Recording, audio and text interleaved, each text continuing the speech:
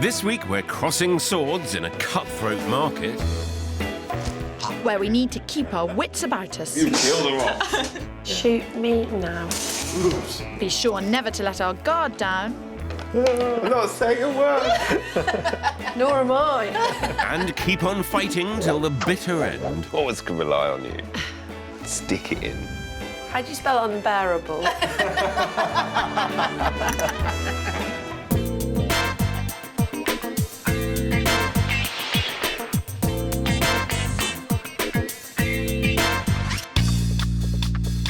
This week we're in the southwest, hoping to bridge the gap between two sets of house hunters and their dream first home. But with demand hugely outweighing supply, there could be trouble ahead. Taking in Bristol and South Gloucestershire, our search area this week is unusual in that it combines stunning countryside with vibrant city living.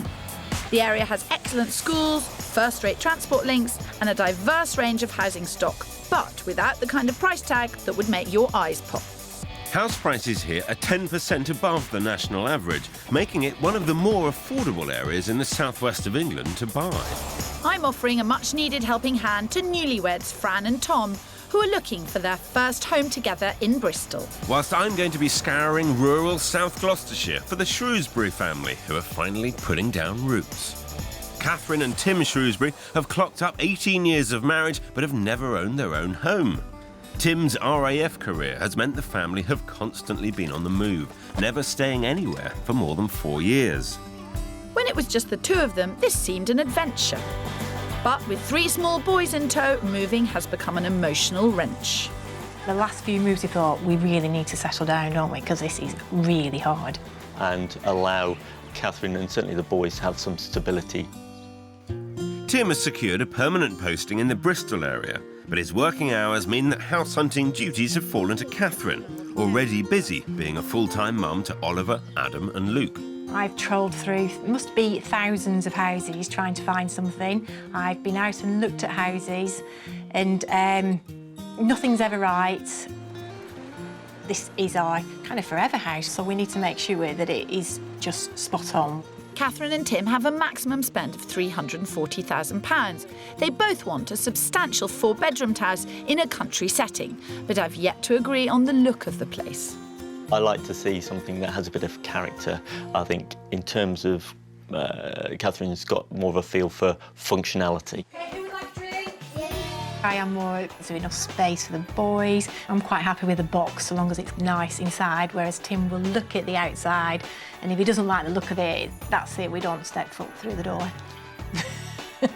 But what's really making things difficult is finding the perfect house within the right school catchment for their eldest son, Oliver. I'm starting to understand why 9 months of searching has drawn them a blank. There's a lot riding on this one, Phil. It's kind of once in a lifetime, this, isn't it? Everything is now aligned. The boys are at the right age. Work is in the right position. It's just got to be the house, and it's got to be the right house. Yeah. Yes. Tim, what would you say you're most looking forward to out of what is effectively a final move? I think very much just putting those roots down and allowing, you know, Catherine and certainly the boys just to settle more into a routine. Given that schooling seems to be the factor that's leading the search, should we make that the priority? Definitely. If we haven't got a good school in the area, then it's going to be written off straight away. Tell me about the timescale. Well, to make sure that we get Oliver, our eldest, into a secondary school, we've got 5 months from now. OK. So there's no doubt about it, we are up against it. This is a seller's market. Good schools put quite a significant premium on house prices. So the time is now. Let's get started. Great. Excellent. The stakes are high for Catherine and Tim. They want a forever family home, but have a deadline and a sizable wish list. With a maximum spend of 340 grand, they're looking for at least 4 bedrooms, a big garden for the boys and plenty of storage. And of course, that secondary school for Oliver. So the epicentre of my South Gloucestershire search is Wootton-under-Edge, where their chosen school is located. And to ensure we're in the right catchment, I'll be looking in the towns and villages within a 6-mile radius. Our other set of house hunters, Tom and Fran Lewis-Smith, are also looking for their first home. But instead of country living, these city mice want to be close to the heart of Bristol. They've been renting together for the last couple of years, east of the city in Redfield. Fran's a civil servant while Tom works at the university. They tied the knot last year and were gearing up to buy their first home together when events took an unexpected but very welcome turn. Fran had cancer a few years ago, and we didn't think she'd be able to conceive naturally.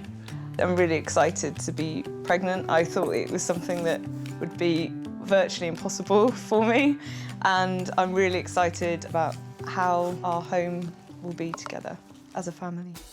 So with the due date less than 6 months away, they need a home and fast. They've got a budget of £175,000 to spend, but their search so far has been frustrated by the cutthroat nature of the market in Bristol. The estate agents are telling you that properties are selling in a day, and they're asking you after 5 minutes of looking around a house to make an offer. With a keen interest in interior design, Fran and Tom want a project where they can express themselves. But doer-uppers like this are being snapped up by market-savvy investors looking for a quick return. We have looked at properties that we've really liked, but we feel like when we get to the point of having to put an offer in, we just lose our confidence. Oh, Tom, look. We've always got that feeling as well, like maybe there's actually something better. So it's hard to know sometimes if we are making the right choice. 7 months of searching and they still haven't got over their fear of buying. At least one dream home has already slipped through their fingers, and until I cure this phobia, who knows how many more will go the same way.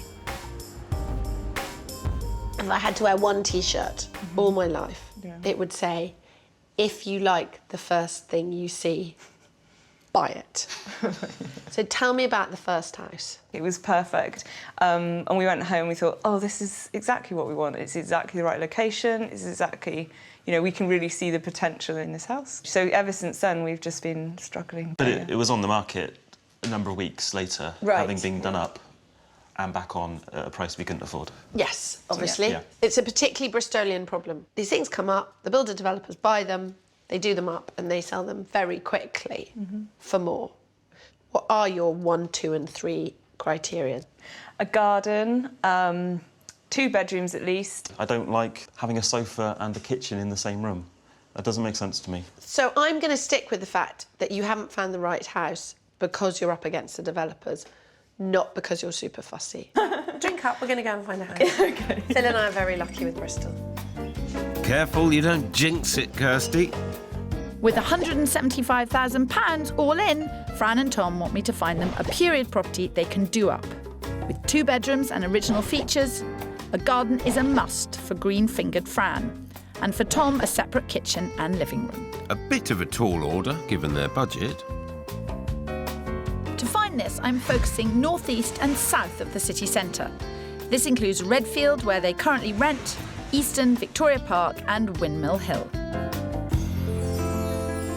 So how are your couple?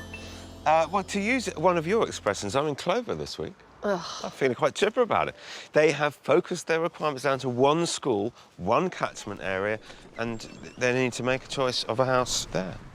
Either I've got a really fussy couple on my hand, or this is going to be easy, but I can't predict this one on any level.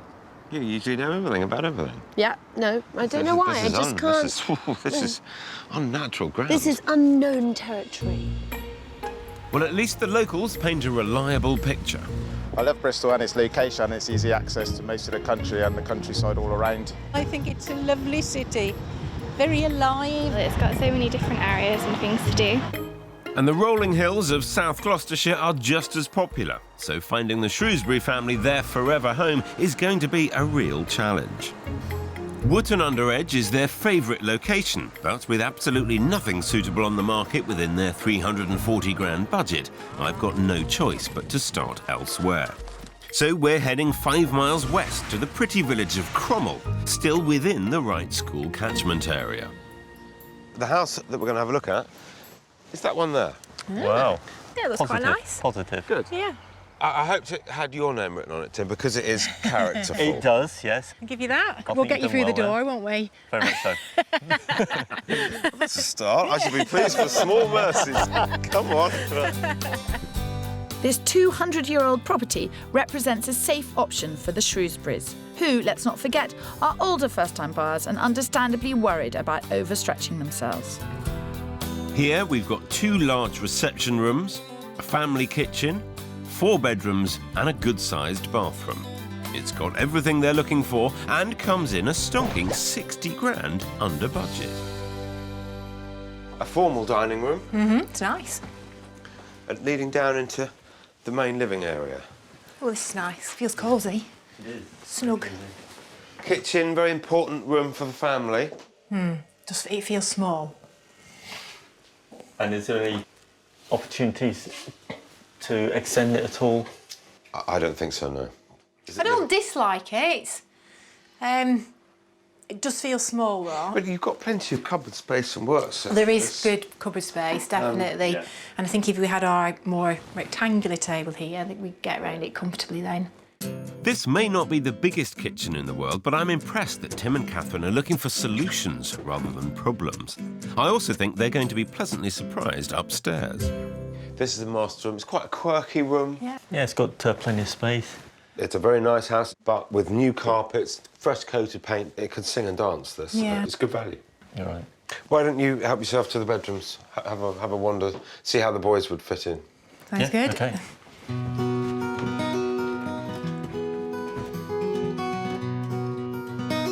I can see Adam liking this room.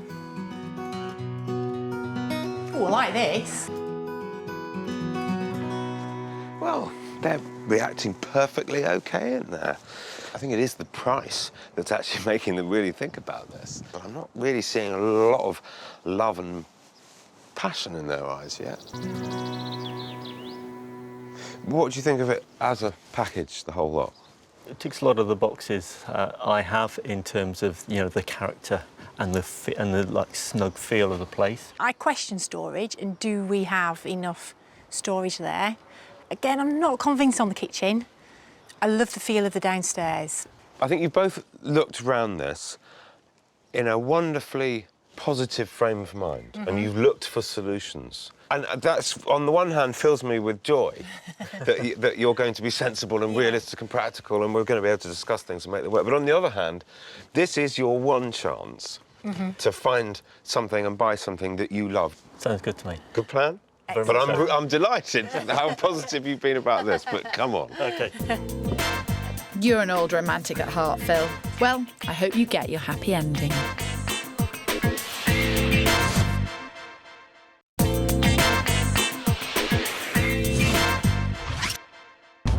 I'm in South Gloucestershire, helping a family put down their landing gear after years of living in RAF quarters. And I'm in Bristol with an arty couple who want to install themselves in a property project they can call home. The first house I showed Catherine and Tim in Cromwell went down quite well. Oh, I like this. But what I'm looking for is passion and excitement. Aren't we all, Phil? Fran and Tom have got a deadline. With their first baby due in 6 months, the pressure's on for them to find a 2-bed doer-upper in a good neighbourhood that'll fit their £175,000 budget. The problem is buy-to-let investors with an almost identical wish list and insider knowledge are getting there first every time. No surprise then that prices are on the move, up 2.8% in the last 12 months. So we need to get weaving. The first property I want to show Tom and Fran is in Windmill Hill, a popular spot with plenty of green space. This 2-bed masonette doesn't need major work, just a bit of rejigging, which is no bad thing considering how busy the coming months are going to be with a new arrival. But they still get to scratch their creative itch. Careful, careful. Okay.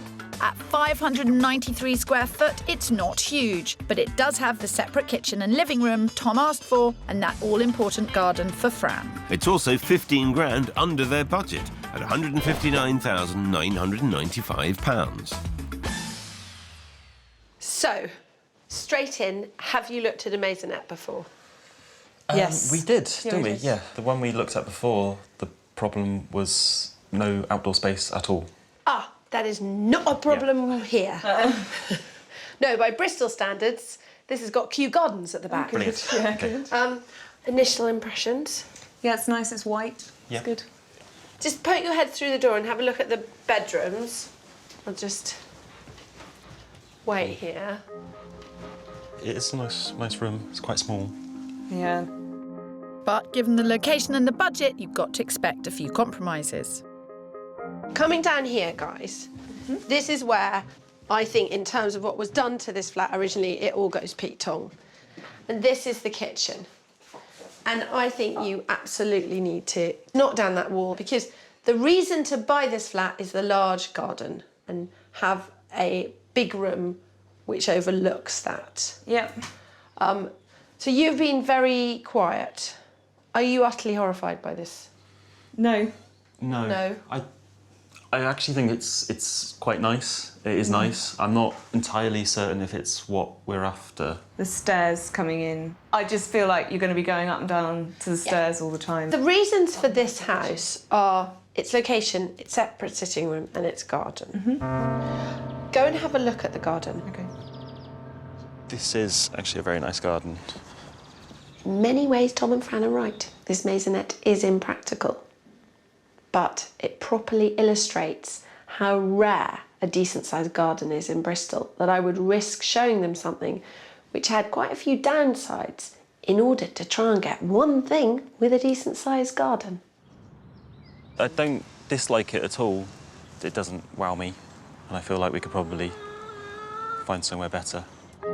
I accept that this property has its weaknesses, but Tom and Fran seem to have fallen back to their default position, wishing there was something better just around the corner.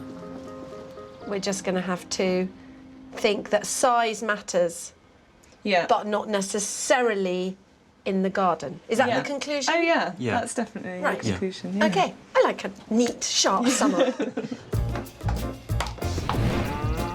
Back with Catherine and Tim, and I'm taking a bit of a gamble with my second property. It's in the village of Charfield, just 3 miles down the road from their beloved Wootton. But here's the catch. They've already seen it and dismissed it on area. Yet both Charfield and the house seem to offer them everything they need. So they're going to have to trust me on this one, because I think it's worth a second look. Rather you than me, Phil.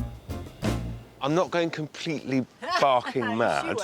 I'm twitching very badly. I know where we are. I know you've seen that house before. A while ago. Tim, I didn't see it. No, so I it's came all on new my to me. own. why didn't you ask Tim to come and have a look?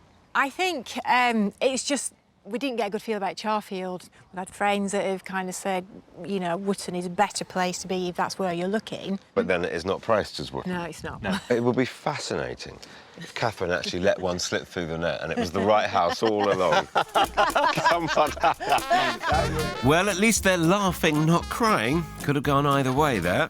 Built in the 80s, this 4-bed detached house doesn't have the character Tim was after, but what it does have in spades is practical family living space and storage. Things they felt were lacking at Property One. Come on in. We're within the school catchment boundaries and it's 40 grand under budget at 299,950. But for this to work, they would need to come to terms with the location. Catherine, coming back into the house second time, do you remember it now? I do remember it, yeah. Yeah, I think I quite liked it the first time round. Kitchen's still a little difficult for the dining table, but there's the dining room through the hatch. Pretty easy to knock through. That'd be good. That'd be a big space there, wouldn't it? Yeah. To be honest, I think it's the area that we'd have to get our head around. But equally, you know, it's not a million miles away to Wootton, to friends and everything else that we've already got it's not. there. So I will take Charfield with an open mind. Catherine? I will do my best.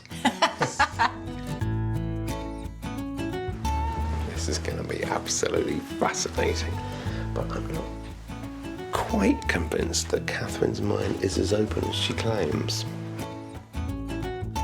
Phil, give the girl a chance. She's still looking round.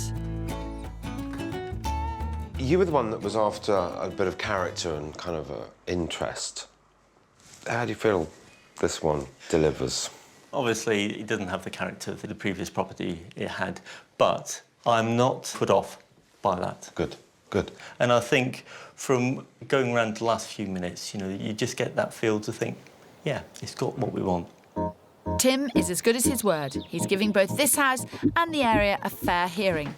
Maybe Catherine will come around too. It's a big good room for the kids. Would, yeah, could have a Monitor there. Kids sat down. They'd be happy. This property has really made them think about their priorities. I'm hoping I've done enough to trigger a change of heart. How's it been for you coming back? Yeah, interesting. I think, you know, it does have a lot of what we want as a family, doesn't it? Yeah. You know, the area as well does have what we need. It's got the schools, it's got playing fields nearby. It's food for thought, really, I think. We've had a bit of a breakthrough. Catherine said she couldn't live in Charfield, but I think we've shown that you shouldn't discount properties on postcode prejudice alone. Back in Bristol with Fran and Tom, and I'm planning a gamble of my own. I've drafted in properties Mr. Lucky for a bit of backup. Well, this is it, Tom. Internal space was an issue in the first flat I showed them, but they liked the location. This time we've turned things on their head. Redfield isn't such a desirable area, but for what they're trying to achieve, I think they're going to be hard pushed to do better. Immediate thoughts? This is not an area that we would normally have even looked at, to be honest. Why's In that? a good way or a bad way? In a bad way. Right. Tell me truthfully, what would you need to find in that house to make it acceptable? It needs to be amazing. Can you walk through that door with an open mind? We Yes. can have a look, Yeah. Go on, Fran. yeah. OK. Her choice, nothing to do with me. Phil sometimes struggles with the team element of things. He's a singles player. I stand by my reasons for bringing Tom and Fran here.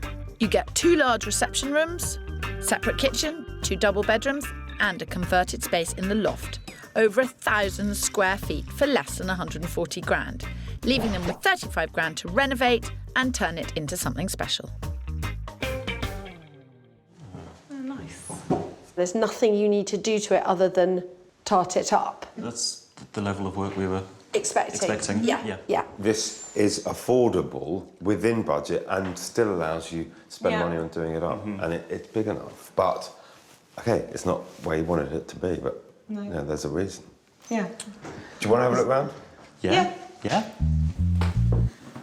Oh dear, this is not going well. I can see they're disappointed, and so am I. I so want to show them something they fall in love with. And then up into the eaves, Oh, yeah. you get this extra room. There is more space up here than I thought there was going to be. It's not going to change what we think about the house, though, I don't think. OK, it's big. It's big.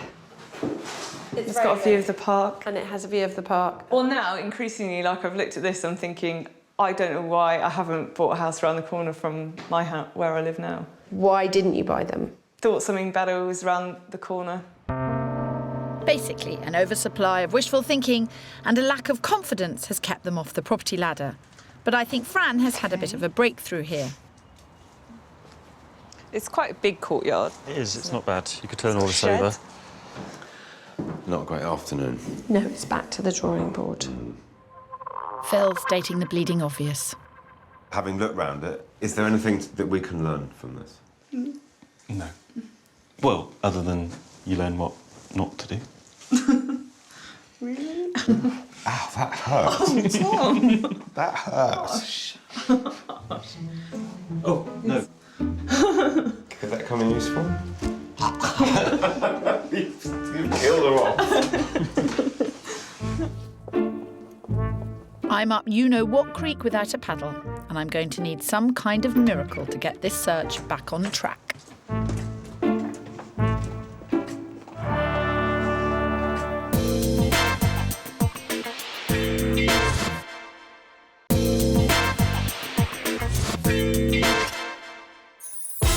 This week, I'm helping Fran and Tom, who need to find a home with creative potential before their baby's born. And I'm with Catherine and Tim, who are looking for their first, but forever, family home. 2 houses down and 2 definite no's. My search for Fran and Tom in Bristol is going downhill fast. So it's back to the drawing board. Well, I'm having a much easier time of it in South Gloucestershire with Catherine and Tim. Both houses we've seen could be pressed into service, but I want to see a bit of passion. And that means exploring the top end of their £340,000 budget. We're going to stop and have a look in this house. OK. And my third property does just that. It's a stunning Georgian bay-fronted cottage in the village of Wickwar, somewhere they know and like, and still in the catchment area for Oliver's secondary school. Ever seen anything like that before? No. No, we haven't. No. But not against it. It looks quite good. It's got the character, it's got the good feel. Let's get on in. Come on. With a stunning kitchen diner, 3 reception rooms, 4 good-sized bedrooms and a large walled garden, it combines the practical family living space that Catherine wants with more than enough character and charm to satisfy Tim. It wouldn't look out of place in an interiors magazine. To get all this, I've had to push them 10 grand over their £340,000 budget. It's a big risk, and I just hope it pays off. Oh, wow. This is nice. Ooh. Proper This is lovely. hub of home family kitchen. Yeah. It is. It's got that very much homely feel. It's very easy to imagine happy family times. Is it listed building? Are we going It to? is, it's grade 2 listed. OK. But there's nothing to do. Yeah. So I don't really think that'll that be causes an too much of a problem. OK. Only 2% of buildings in England are historically important enough to have either grade 2 or grade 1 status. A building with a story is a lovely thing to own, but you are bound by laws regarding the preservation of the building. There are grants, though, to help out with that.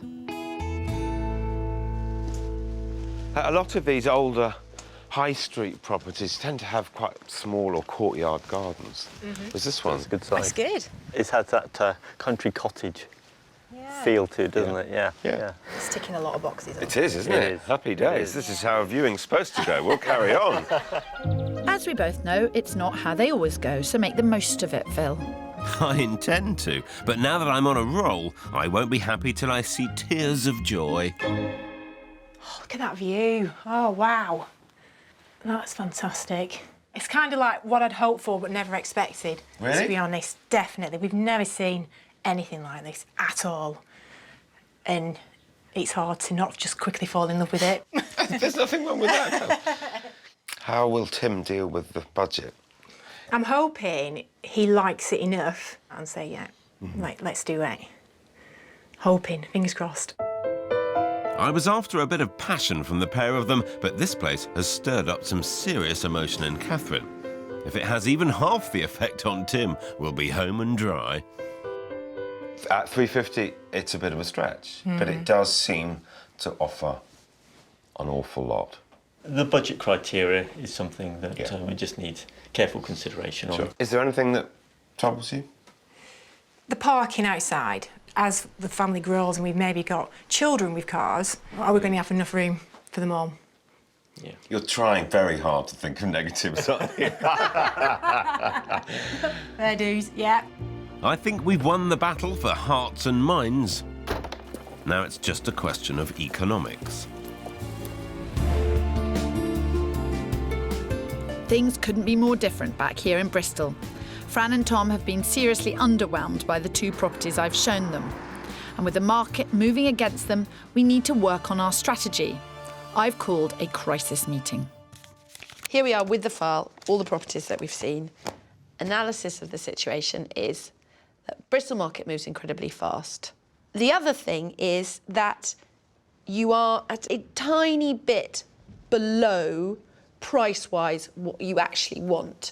Now, there are 2 properties which you could go and see. One of them is 185 and one of them is 175. Do we just take the 185 one and say, no, you're not ever going to be paying 185 and then doing work? Yeah. Now, this one is quite weird because they've opened up the staircase in the middle of it. And I think we've looked at that and thought... Yeah. Right now, with all these details and everything, there isn't anything. What we need to do is just make more calls and just see if there's anything that comes up now, literally in this hour and in the hour after that. I'm not giving up on this search without a fight. Back in South Gloucestershire, and with the character cottage in Wickwar a serious contender, I have to say I'm feeling pretty confident about the last house I've got to show Tim and Catherine, also in the same village. I've asked Kirsty to join us. I'm hoping that my good fortune will help break her run of bad luck. Now, the house is this one. Right. It's not as interesting looking as where we've just come from. However, it's detached and it's got 6 bedrooms and it's on less money. First thoughts? Functional. Yes. Yeah. Yes. That's what your wife wanted. Granted. It's clear their hearts are still at the last place, but as a direct comparison, this viewing should be interesting. In terms of square footage, they're on a par, but they've used the space very differently here, creating more bedrooms, but they're not as generously proportioned. But the real strength here is price. 15 grand under budget at £325,000. Are you seeing this house to be polite? Which is fine, it would be sensible to do that. I think I'm the one that's more concerned with the budget and, you know, and whether it's going to stretch us. And, you know, seeing what we can get. If you're going to stretch yourself, you need to know why you're stretching yourself. If you walk in your front door every day and think, yep, this is why I'm working, this is why we're doing staycations, then that's fine. But you can only judge that with continued comparison. You're right. Very much so. You're talking a lot of sense. Doesn't happen often. make the most of it. It was quite good.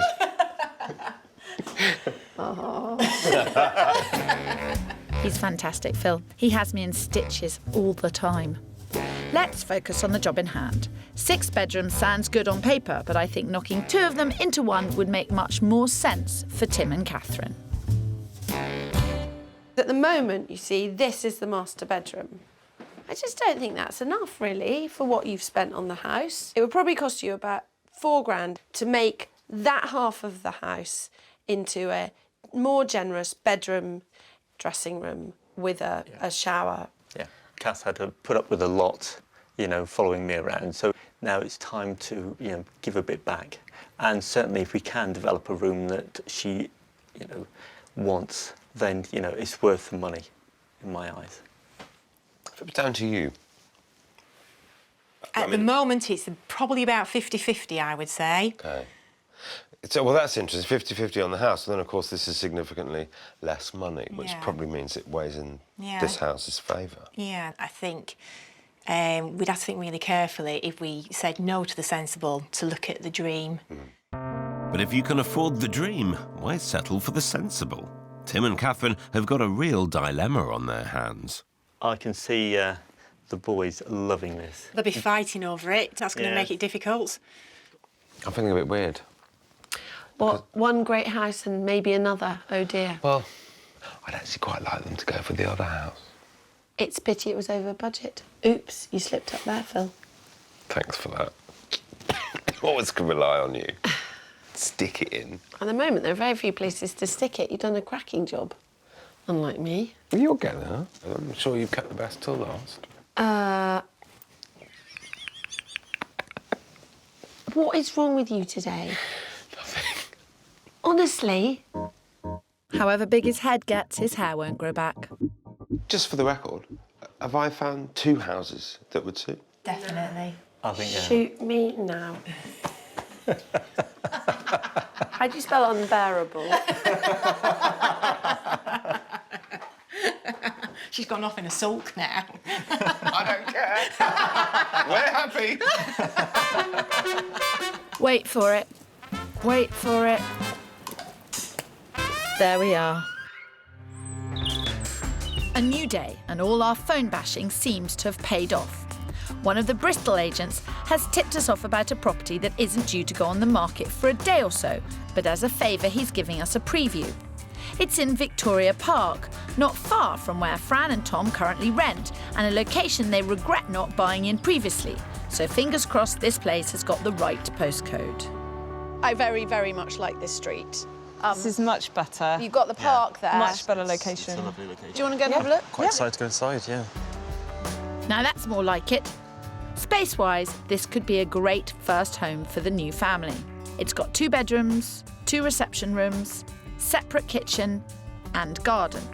However, there is a problem with damp, and that would need fixing immediately. As it's not on the open market, there's no official asking price, but we expect it to go for anything between £155,000 and £165,000, leaving a good chunk of cash free to sort the damp. Now, you can see those damp patches up there. That is coming down, not going up. So it's just the roof? It's the roof, yeah. It's okay. Damp isn't going to be the thing which stops you making a decision about something. I'm not scared. Agreed, yeah. Good. But it is a word that could intimidate less confident first-time buyers. As a rule of thumb, if you can see damp patches inside a house, the cause can usually be traced to some kind of issue with the exterior. How much do I want to bring a baby into a damp house? It wouldn't be a damp house when you brought it in. Okay, that's fine. It'd be sorted before then. It's very reassuring, Tom. Thanks. Yeah, no worries. I'm with Tom on this one. I don't see the damp as a major issue. If this house didn't have this damp, and if it was on the market at 165, would you be buying it? Yes. Yeah. Yeah.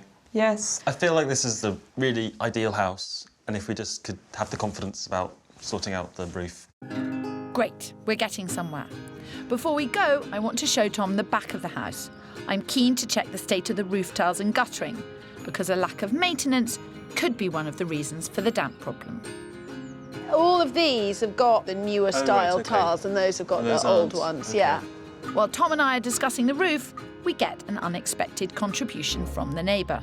Everybody seems to be wanting to buy places round here. They do indeed, they do indeed. Will it? Yeah. This one? Yeah, this is mine. We're getting it all sorted out ready. Be up within a few weeks. Would you mind letting us look at it? You want to have a look? Would you mind? What, now? Now? Come and have a look, by all means. OK, thanks very much. Come on round, have a look. Thank you. There is a God.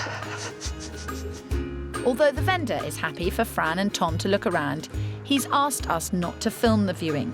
He's in the process of doing work to the interior before it goes on the market. I'm just happy to get them through the door. You want a cup of tea? A friendly hello resulted in a viewing. Just shows.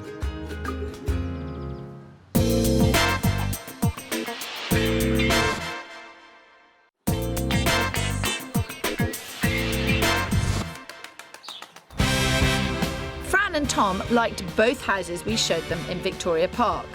The two-bed terrace not yet on the market, and the surprise property that backed onto it. So after a shaky start, we now have a couple of contenders. As for Catherine and Tim, they're still torn between head and heart. Oh, wow. Heart being the character cottage in Wickwar, over budget at £350,000, and head, the modern detached property in the same village, possibly more practical, on at 25 grand less. I can see the boys loving this. They want to second view both.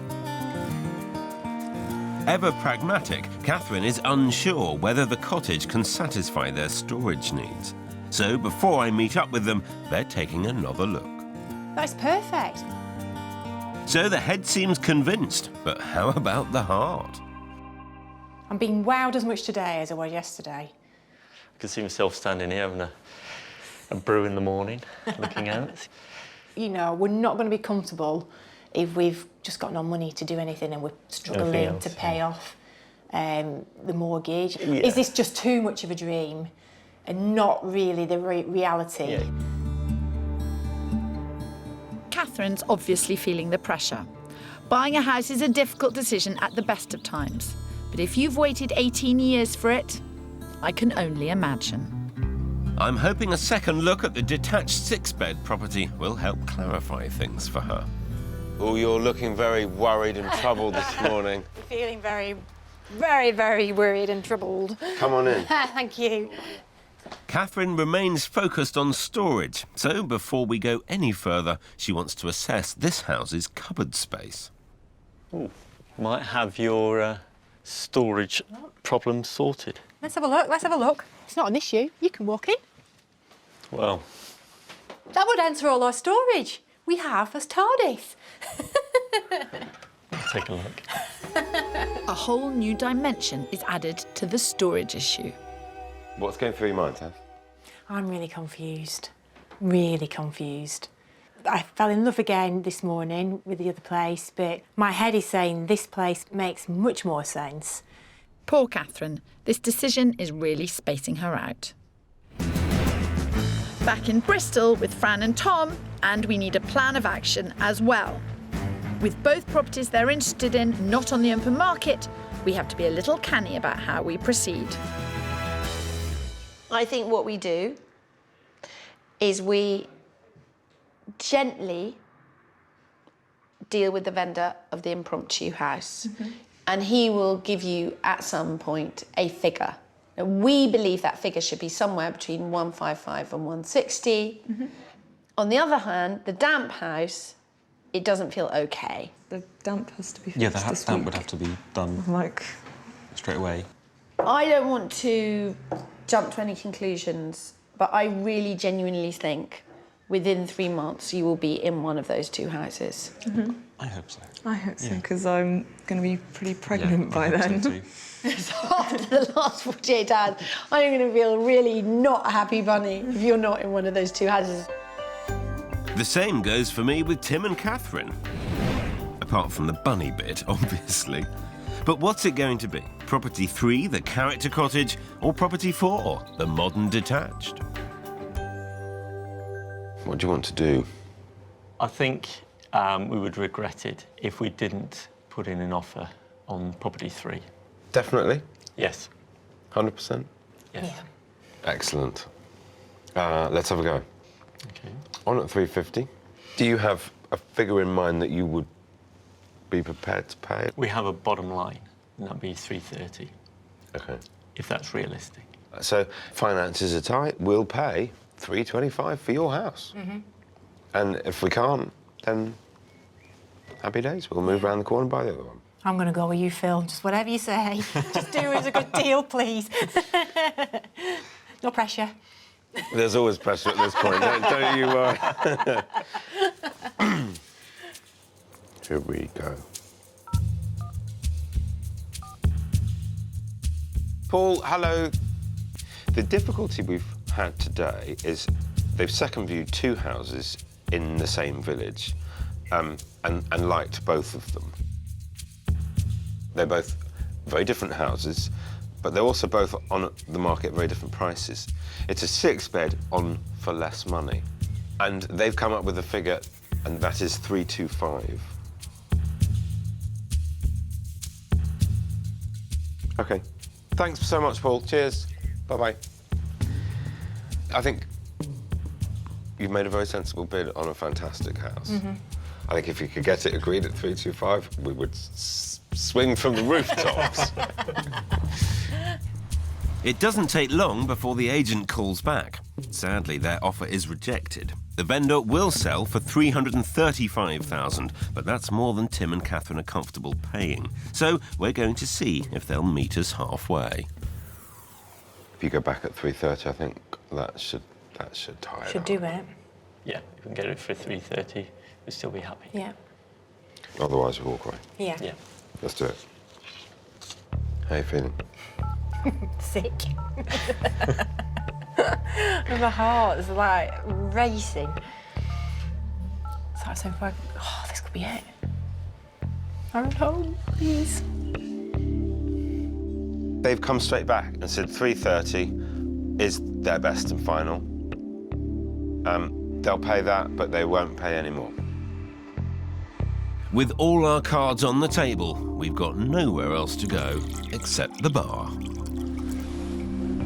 And we don't have to wait long. Let me pass that news on, and I'll come back to you. Thank you. You just bought a house. 330 is accepted. Wow. Oh, thank you. Cheers, Congratulations. Really, really appreciate it. Thank you. Congratulations. It's a lovely house. What a result. As for Fran and Tom over in Bristol, after viewing the impromptu property and liking it, they negotiated directly with the vendor and had an offer of £156,000 accepted.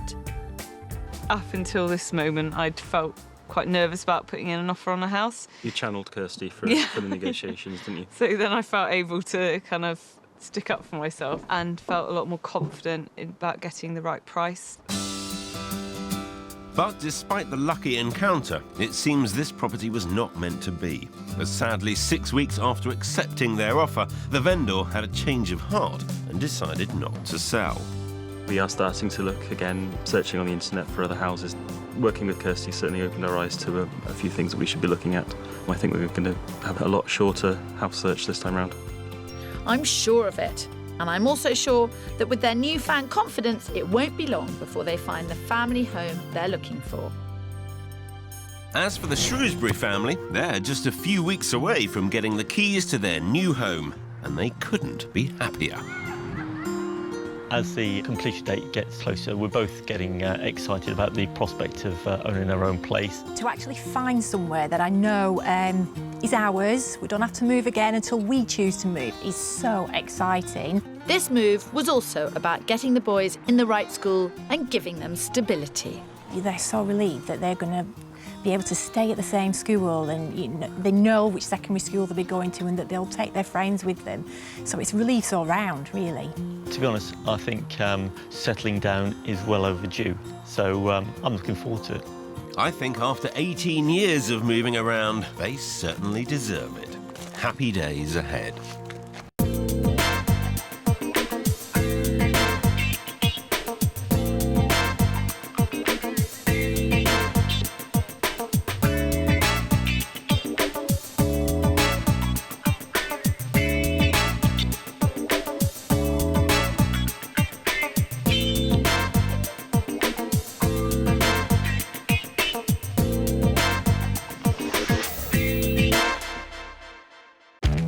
This week, it's a classic tale of love. It's definitely got me by the heartstrings. And war. With our old friend, the London property market. I don't ever remember it like this, in proper boom time. Decisiveness is key. Is that a definite no? And above all, always stick together. I've been doing all the work. You'll have to send someone to get me. What can I say? Except into battle we go.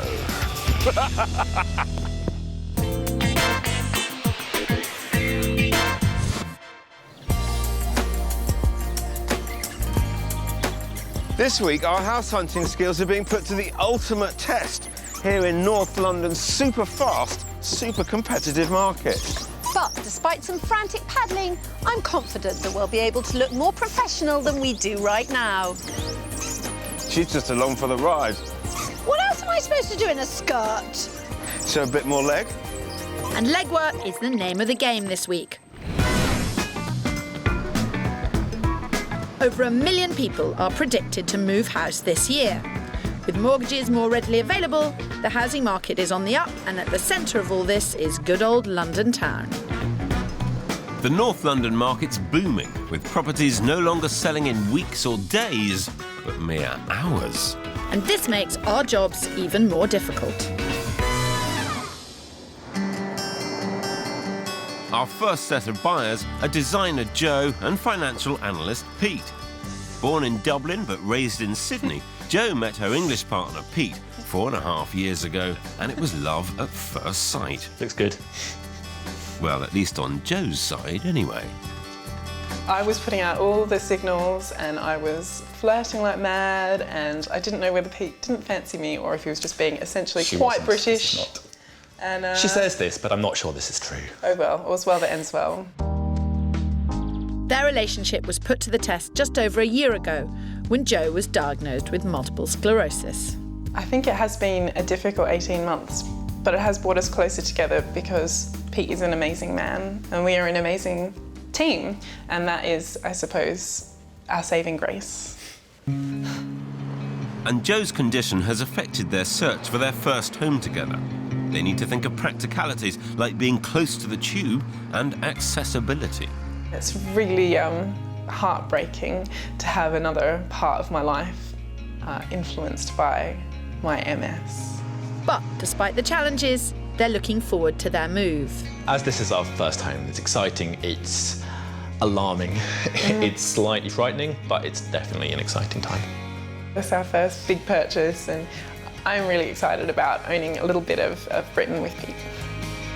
Pete and Joe have £410,000 to buy their first home. And with certain non-negotiable requirements, this is going to be quite the search. I'd better get straight down to business. Your top criteria are absolute must-haves. There's no point showing you anything or even discussing something that doesn't deliver on those. So that's what we'll stick to. Absolutely, that would be great. It's not the case that everybody with MS ends up having to use mobility aids like sticks, frames or wheelchairs, but it is a possibility. So nothing with too many stairs or steep stairs, either down or up. What are your favourite areas? Where do you want to be? We would love to stay in Archway. That's where we live at the moment, and we absolutely adore the area. We'd love to stay nearby, but we're realistic that we'll probably need to widen the net if we're going to find the dream house. I do have good properties to show you, but two of the ones that I was going to show you sold at 5 o'clock last night. It's just such a heartbreaking process sometimes. Which is why we can't sit here enjoying cups of coffee for too long. We've got to be out on the streets, basically, on the pavements, in the offices, creating our own luck. Absolutely. Let's go. Joe and Pete have a budget of £410,000. They're looking for a 2-bed flat, It must be close to the tube not have too many steps up or down, and adaptable for potential wheelchair use. Joe and Pete currently rent in Archway, so it's no surprise that this is their preferred location. But I'm also going to be showing them properties in nearby Holloway. On my side of the search, Tam and Krish are more than ready for a place of their own. We're living in a property that's owned by my family, and we're looking really to buy a property, our first property together. They've been looking for a home for the best part of 3 years, and despite making offers on 4 properties, they've never quite managed to seal the deal. The house is unimaginable for me at the moment. It's an unknown. It's an unknown, but we're looking forward to it. Come on then. Come on. With daughter Parvati getting older, this couple are all about family, community and, most importantly, school catchment areas, which is why they've honed in on the borough of West Hampstead.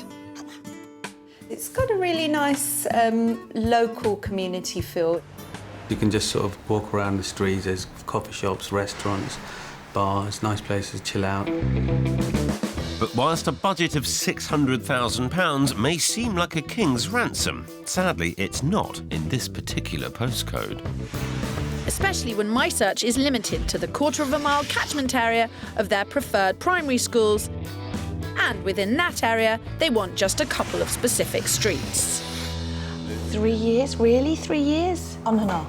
On and off. Not really. Not consistently. Not every 3 years. weekend. I don't think it's been because we've not found the right property that we're that fussy, we never see the right thing. We have seen the right things. It's just been change of priorities for us. And then lots of things happen, like getting married and having a child. You're living in a family home at the moment, which gives you the enormous privilege of being able to do work to something you buy. Yeah. What's your feeling about doing work?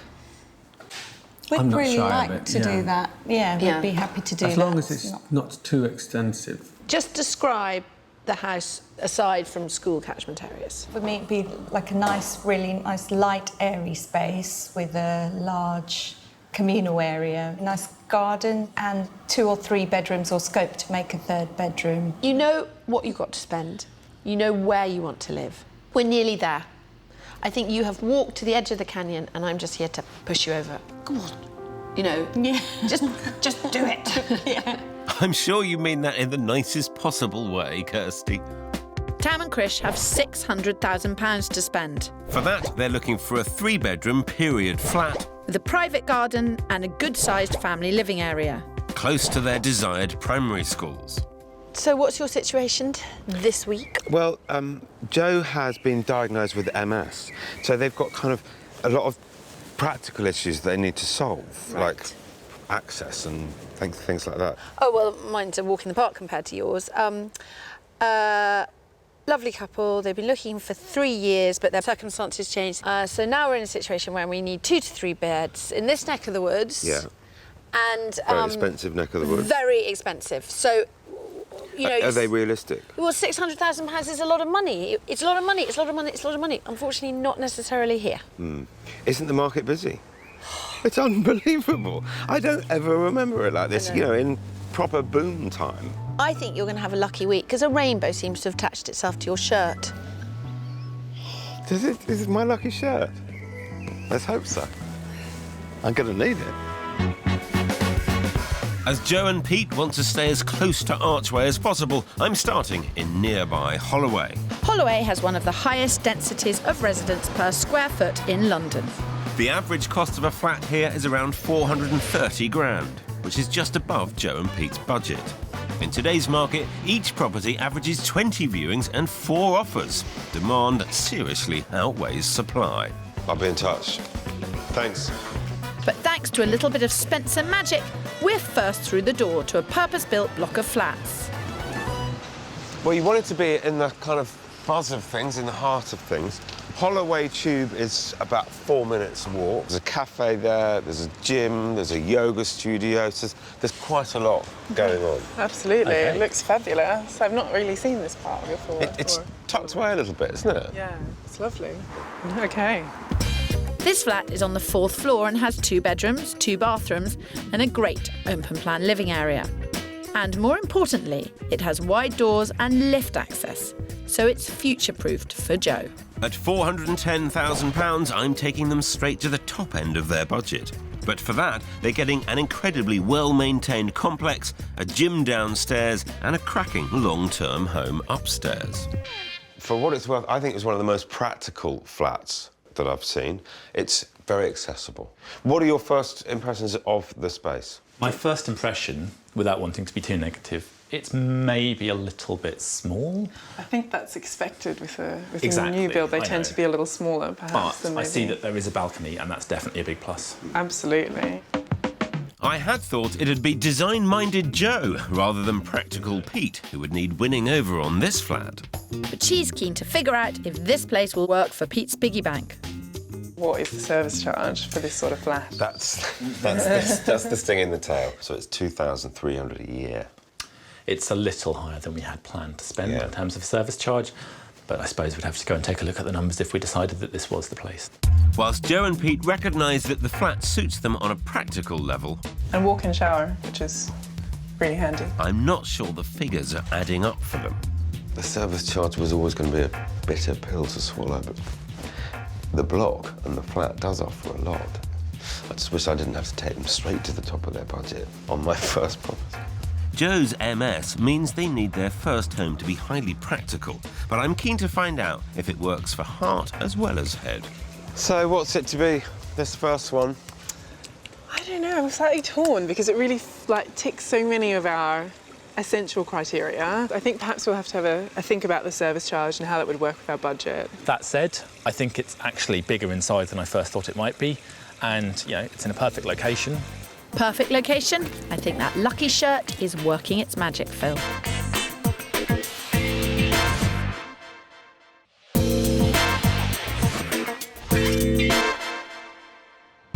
This week, I'm searching for a stoic couple dealing with the compromises that MS brings when finding a dream home.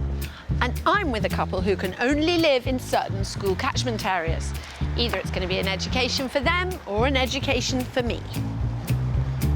At my first property, Joe and Pete loved the area, but were underwhelmed by space and overwhelmed by the service charge of a modern flat.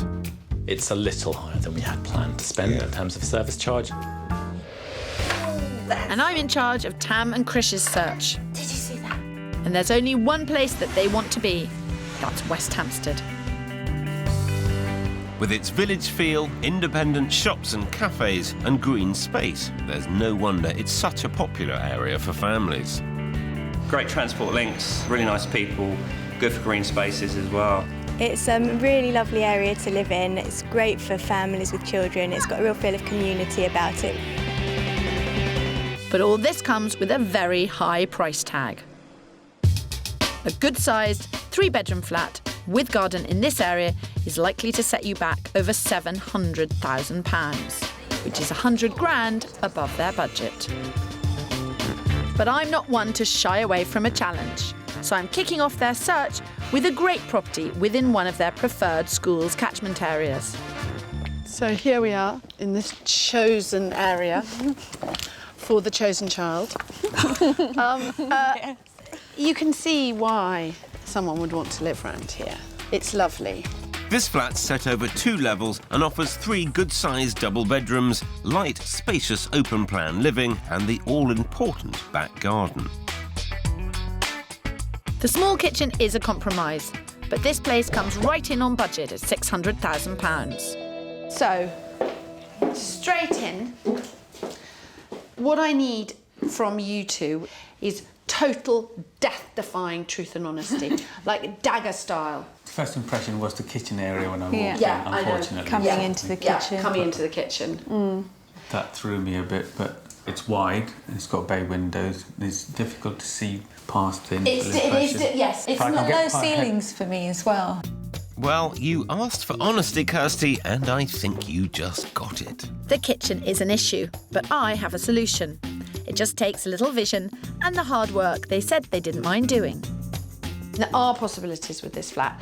I'm going to say this. It sounds like the most arrogant thing you'll ever hear. I'm a whiz with layout. That's my thing. If Tam and Krish really want to move the kitchen, they could convert this room. If you had this as a kitchen, whether you would be able to open up a door here. I'm sure you'd definitely be able to open up a door. There's absolutely no doubt about that. Krish and Tam are trying hard to see how this flat could function for them as a family. But the thought of doing work is obviously causing them alarm. Lots of space, but I'm still unsure about that downstairs Unsure. kitchen area. Yeah. It's got the location, it's got the garden, it's got the 3 beds, but I'm sensing a deal breaker.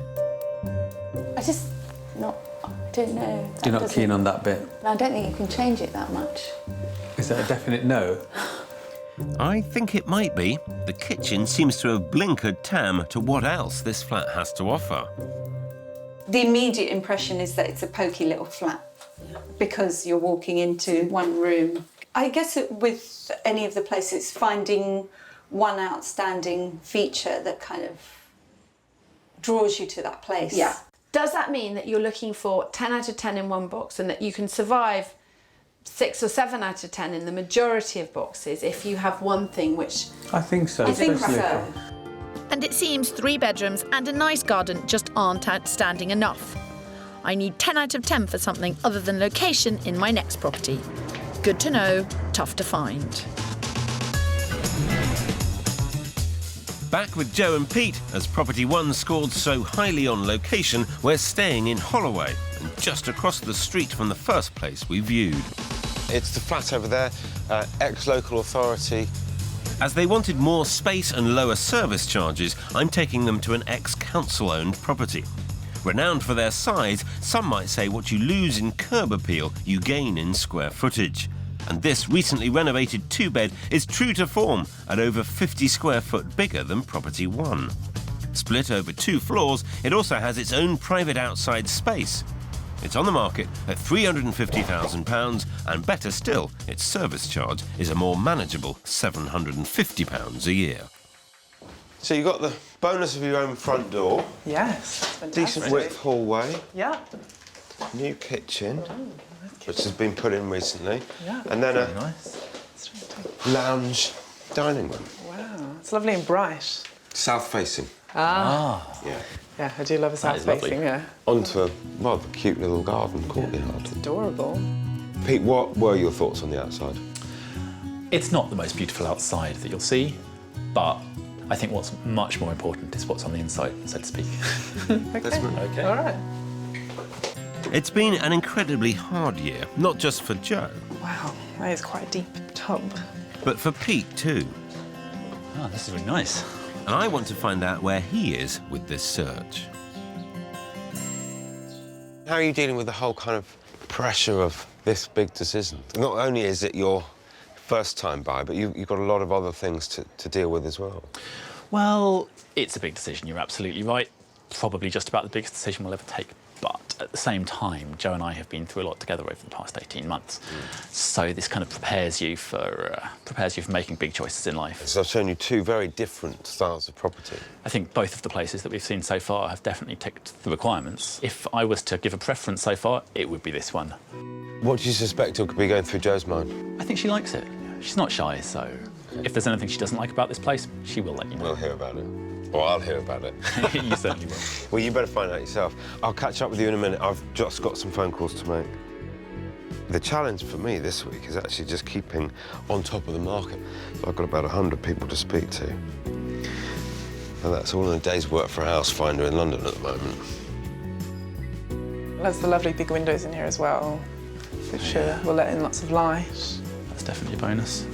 My one worry with this flat was that the stairs might be an issue for Jo, but she seems perfectly happy with them. It's a nice banister to hold on to when I come down the stairs. This place isn't yet on the open market. We've got in early, but Jo and Pete would still need to move fast. It was on the market a little while ago and it went straight under offer at 355. And as a kind of demonstration of how much of a seller's market it is, the seller lost confidence in the buyer. And he's just said, I'm not selling it to you, I'm putting it back on the market tomorrow. I'm going to do my damnedest to put you in front of the queue every time. But we just have to face the fact it is a seller's market. Happy with this? Yeah. Absolutely. I think of all the places we've seen so far, and including the one this morning, it seems most like a home, I think. I would definitely say 8 out of 10 for me. I think it's pretty close. Good. Pretty close to what I'm looking for, and definitely I think the closest that we've seen so far. 8 out of 10, Phil. Not at all bad. Yes, but pretty close just isn't quite close enough for me. That's a man on a mission. I could use a bit of that oomph on my search. As always, happy to oblige, Kirsty. With only 2 school catchment areas in West Hampstead in which to search, I'm limited to just a few roads. So this time we've had to go back to basics in our house hunting. Well, given that we knew you actually liked the street, we leafleted the street. Okay. Oh, wow. And it's only via that the owners of this flat here responded to the leaflet and said, yes, they would sell their flat. Score out of 10 for location? Location is 10. 10. Now, I believe that the last property we said if we could get 10 out of 10 in one of the boxes. Yeah. You shouldn't say things like this to Kirsty. Come back to haunt you. Internal. OK, so if there was a 10 out of 10 for location and a 10 out of 10 for one other thing. One big thing. One big thing, one very big thing. Yeah. Surely they can't help but be impressed with this flat. Not only is it on their favourite street, it's also within the catchment area of both of their favourite schools. A Victorian terrace, it's been extended to create 3 bedrooms. It has a bright, open-plan living area and a fabulous south-facing garden, whilst again coming in on budget at £600,000. Such a prime location comes with a compromise, and again, that's the kitchen layout. It's easily changed, but would mean losing a bedroom. And I'd rather focus on the positives before we discuss doing work again. This is really nice. I like it. 7? No, I'll give it 8. 8? Yeah. Give it Victoria High School. High marks for the living space, Kirsty. Great start. But I'm still after a 10, and hurrying them past the kitchen for now. I'm keeping it going for a reason, because you're going to think I'm crazy. I hope I'll get it in the garden. I want points for this garden, and I want them now. Yeah, top points. She's very bossy. Very nice. Yeah. Really nice and beautiful sunny. Perfect day for it. Gorgeous, yeah. Well, there's your 10 out of 10, Kirsty. Maybe now it's time to discuss the plan for the kitchen. I did notice the kitchen as we walked. I saw a sneak preview Just of it. ignore that kitchen. Yeah. The reason I didn't even mention it is because I didn't want it to be a factor. I wouldn't expect Tam and Krish to live with the current kitchen. But will they be able to accept losing a bedroom to be in this prime location? It's a good 3-bed flat, but we think it would be a much, much stronger 2-bedroom flat. So it's a question of how you feel about taking what is a 3-bed to a 2-bed. To 2-bed. Short term, we'd probably prefer a bigger open space, and 2 bedrooms is definitely fine. But say in the longer term plan, not just for our other children, but even just for ourselves to have a separate room. Spare room. It's not a pleasant place to cook either. No. The kitchen was supposed to be the kind of hub. That's the thing. Of the house.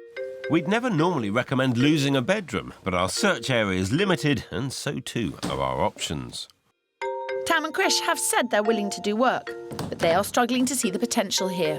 Thought of converting that kitchen to somewhere else and making good use of that space just seemed quite difficult. Get Kirsty to price it up. We've bombarded you with a load of ideas, but what do you think of the flat?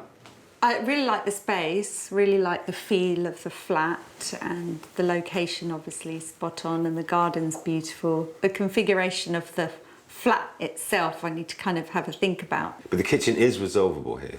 Obviously that comes at a price, but you can solve that. I don't think that's the issue. I think it's just coming to terms with the requirement of the third bedroom. I hope that finally Tam and Krish are starting to realise that everything they want in this area comes with a compromise. If not, I'm sure they can rely on you for a reality check, Kirsty.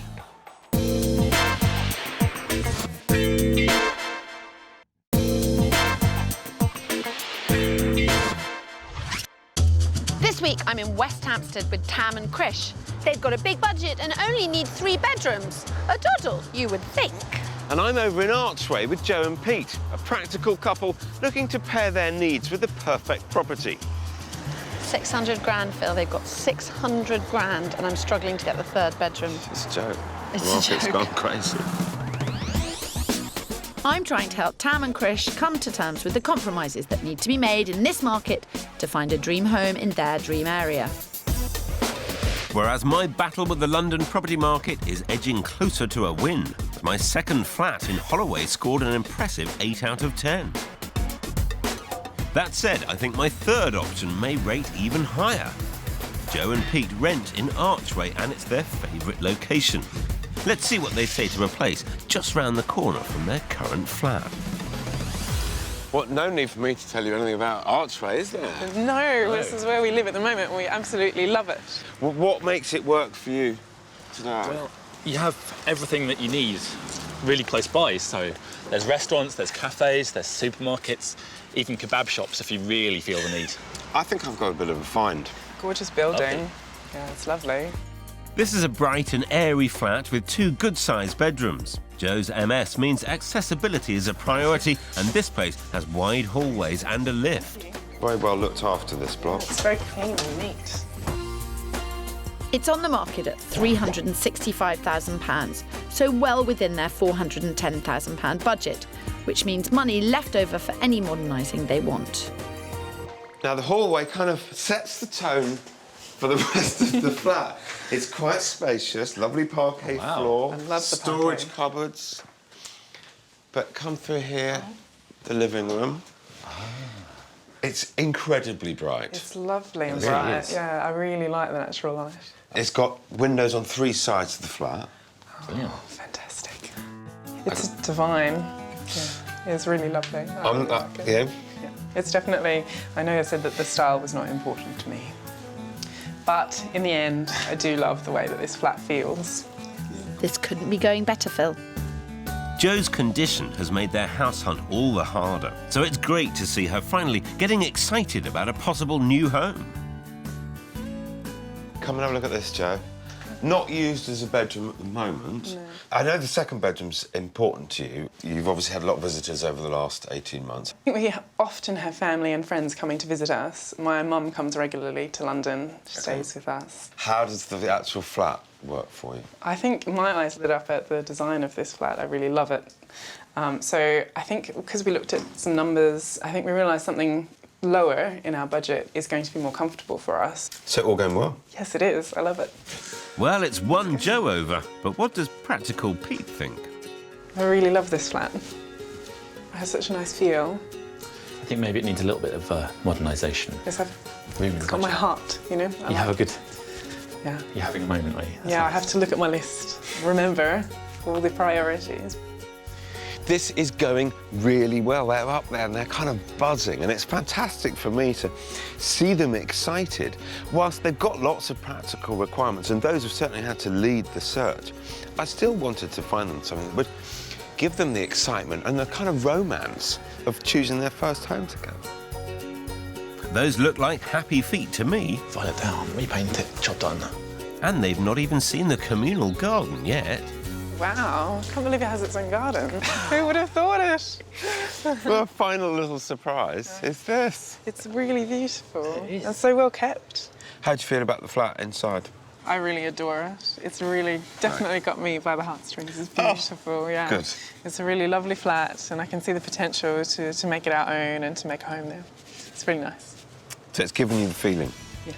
Definitely. And it's working on the spreadsheets? I think the numbers do add up. So happy. Yeah, very happy.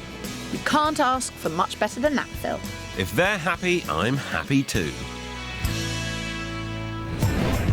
Back with Tam and Krish, and my first two properties scored high on location, but the configuration of bedrooms and kitchens have been a real stumbling block.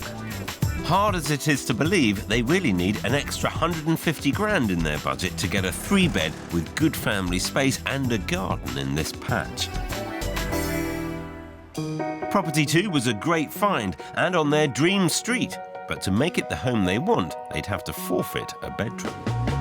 I want them to understand that everything they want just isn't available within their budget. Right, main road. So I'm taking them to a different kind of property, which might prove a bit of a wake-up call. There's a lot of stairs with the pram. There are a lot of stairs with the pram. The flat in this mansion block is again within the catchment area of their favourite schools. Set on the first floor, it offers 3 bedrooms, a large reception room and 2 bathrooms. It's on the market at £650,000, but I've been assured there's a deal to be done. It offers the wow kitchen we've not yet seen, but the compromise is there's no garden. Something high up on their wish list.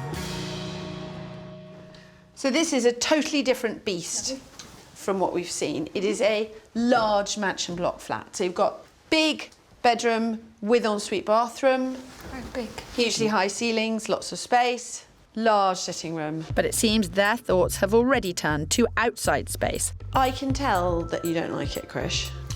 It's just because where it is, a busy road, Yeah. it's got no garden, and those are very big factors for us. After a 3-year search with no signs of a compromise, these two need some tough love. And I know just the lady to give it. The flat that we saw yesterday is the best thing that any of us have seen for a long time. It's got the biggest garden, it's in the best street, it's everything. But to make that flat feel like this, you really need to lose the 3rd bedroom.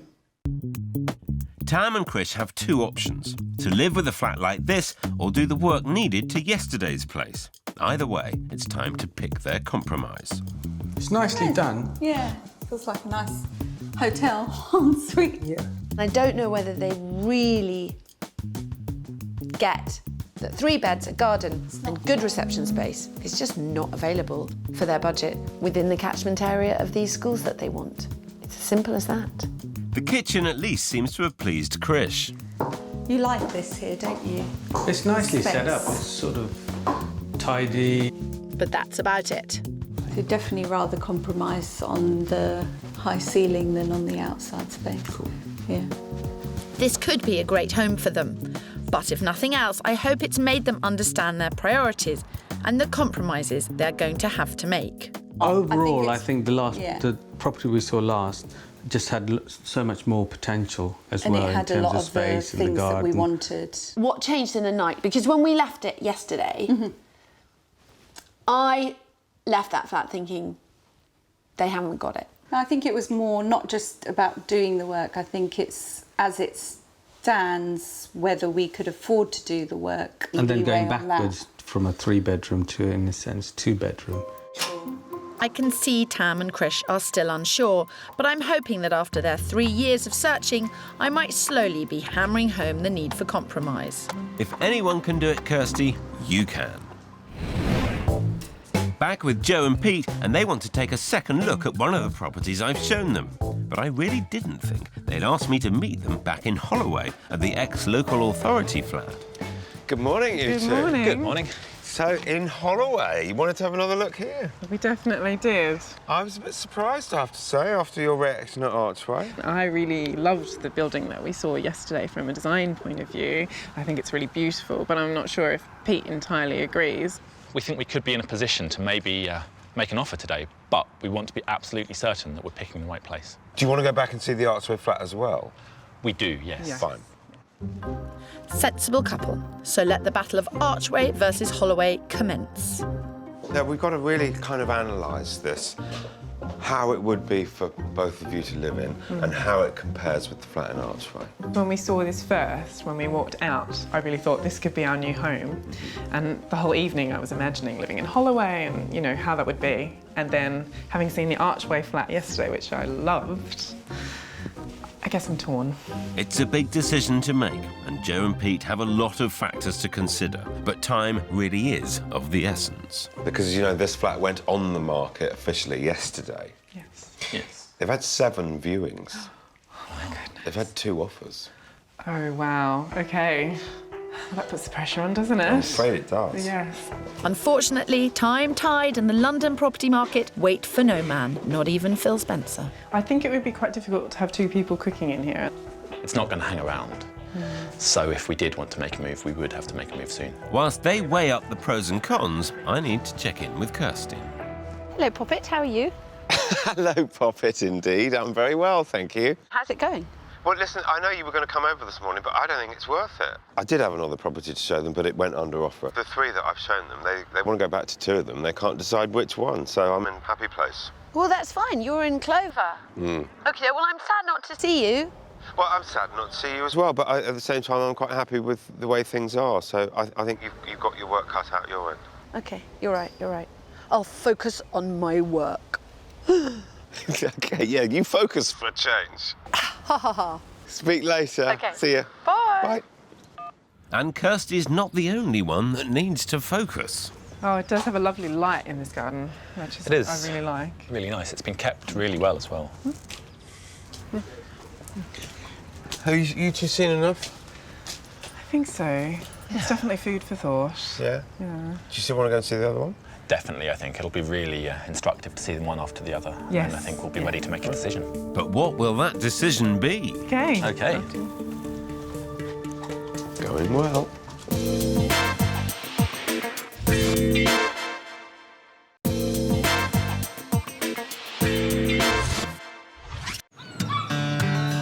This week I've emerged victorious from my bloody battle with North London's ferocious property market, as first-time buyers Joe and Pete are keen on not 1 but 2 of my properties. I've had more of an uphill struggle with Tam and Krish. But overnight they've had a chance to think things over and realise that property 2's location, garden and potential are worth sacrificing a bedroom for. Better still, they've calculated they do have a little extra in the pot for renovation costs. What do you feel coming back here? It feels really nice and it looks lovely. Looking at the street, this particular one looks like it's well maintained. Really And looks nice. even nicer from outside this time. I think it does. This is one of the nicest looking houses in the street, and that makes a big difference. Yeah. Something else I hope will make a big difference is having builder Pete here today. How are you? This is Pete, the Hi perfect there. builder. I want to talk them through the plan for moving the kitchen, Feasible. This is not a load-bearing wall. which will give them the open living space thereafter. We can simply take this all away. Moving the kitchen into one of the 3 bedrooms will give them a much more practical space. That's a part of the load-bearing wall. That's also is part of. You just put simply pad stone and put a steel beam going across there. By moving the master bedroom to the current sitting room, their new living area will open up onto the 10 out of 10 back garden. Get the kitchen out, make it into a bathroom, create a bedroom, and then put a kitchen in there, knocking down the wall. What's the minimum that you think that would be possible for? Between 10 and 12,000. Pretty much as we expected, and a good price to transform the existing extension into the open-plan living space that Tam and Krish so desperately want. Are you feeling more reassured and positive about this property, or less so? More, definitely more. Definitely more so. There's potential when we came round and saw it the first time, and compared to the other 2, definitely. And then having spoken, you know, with Pete, it really does make a lot of difference, yeah. Right, okie doke. Well, I think the answer is... It's not my decision to make, luckily. I do your phone. pudding. Get on that phone. Get on that phone, let's see where... Krish, that is tough talk. Wow, what a turnaround. A new and decisive Krish. I'm a bit nervous now, I said that. Don't speak too soon, Phil. I'd better make this call pronto. I'm taking Joe and Pete back to the flat in the 60s block for a second viewing. They're torn between the Masonette in Holloway and this one in Archway. I'm very excited. On her first viewing, romantic Jo fell in love with the Archway flat. But with her MS, there are practical issues to consider, and her pragmatic partner Pete wants to make sure they make the right decision. Well, gut reactions, I think, are going to be very telling for this second viewing. You reacted very emotionally yesterday. Yes, which is unusual. I don't feel like I've had that reaction to any of the flats that we've seen so far. I think the fact that the properties are so different in their style is actually what's making the decision so difficult. As both flats work in terms of location and accessibility, I really hope they follow their hearts when making the decision. Phil, you old softy. I think there's a lot of flexibility if you were to redo this kitchen and there's more room to work with. I would agree. How do you feel about cupboard space? Do you think we would have enough? We might have to think of a little bit creatively. Still smiling. I am. Yep. I think so. I think been useful. Definitely, very much so. Yeah, it's good to see them next to each other to see what the gut feeling is. Yeah, I really love this flat. Both places have been a hit, but they can only buy one. Been back to two flats, obviously, today. Is there a front runner? There is a favourite. Yeah, definitely. We really love the flat in Archway. Okay. Yeah, we'd like to make an offer on it. Fantastic. Music to my ears. Brilliant. Delighted. I think it's a lovely flat. I really do. How did it come down to that one? I really felt in my heart, as you say. It's my job to be the boring voice of reason, but luckily... You do that very well. Don't worry. Fortunately, it seems that the head and the heart are in the same place on this one. It's on the market at 365. We know that the vendor bought it 3 years ago for 320. Okay. My gut feel is that the 365 asking price is quite ambitious. I think probably 350 would be, ideally, as much as we would pay for that flat. I think 350 is about right, but I'd like to see if we could get it for a little less. Okay. Oh, we'd like that too. Definitely, that would help us. Yeah. 345 it is. Into battle we go.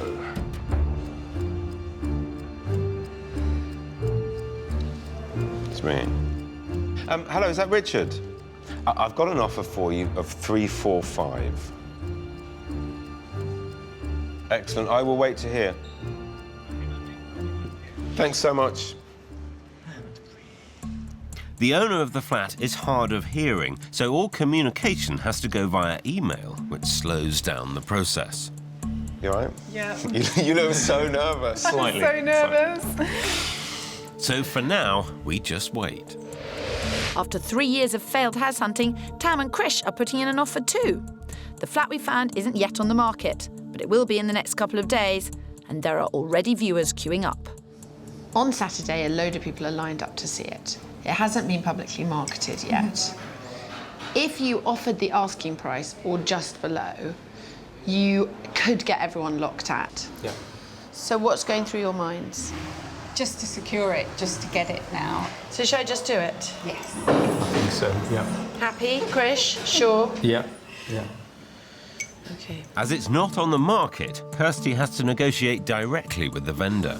Thank you, firstly, very much for letting us come and see the flat.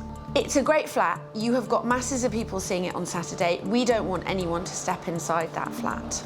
If you turned around to me and said 600 and that's it, deal done, I would say fine, 600 and that's it, deal done. With no agent involved, the owner would be saving around £9,000 in fees if he sold it to us before the open day. But it's still proving a hard sell. You really would have to get an offer of 615 from someone else to make it worth the risk. No. Kirsty's pulling out all the stops, but sadly to no avail. Right. Okie doke. Okay.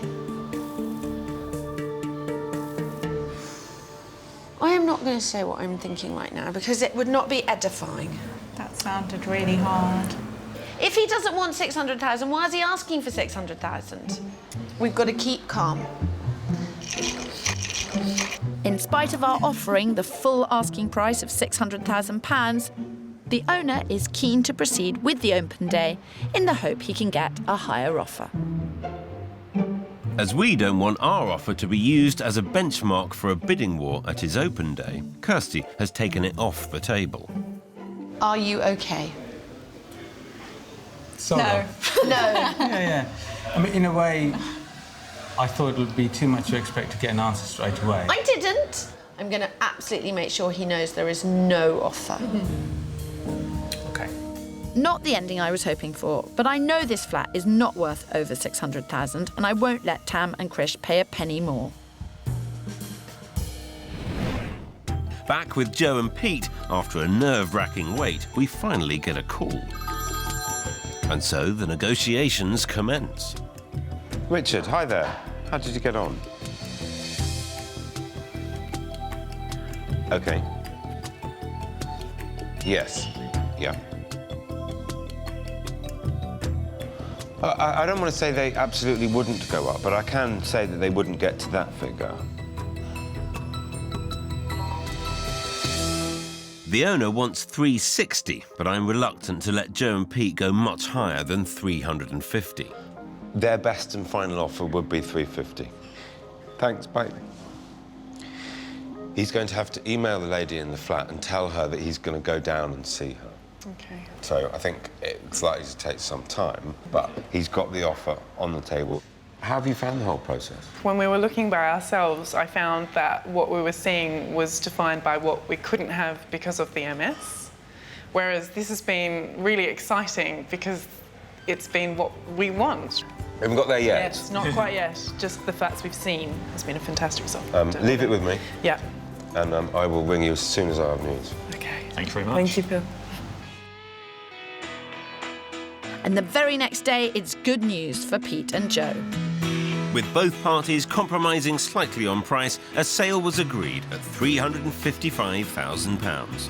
And I'm just so happy to have found this couple a home they love and wish them all the best. In West Hampstead, the open day for Tam and Krish's property came and went. And just as Kirsty predicted, it failed to bring in a better offer. So I resubmitted their £600,000 offer, which this time round was accepted. Well done, Kirstles. You played a blinder. After 3 years of searching, Tam and Krish are soon to exchange contracts on their new family home.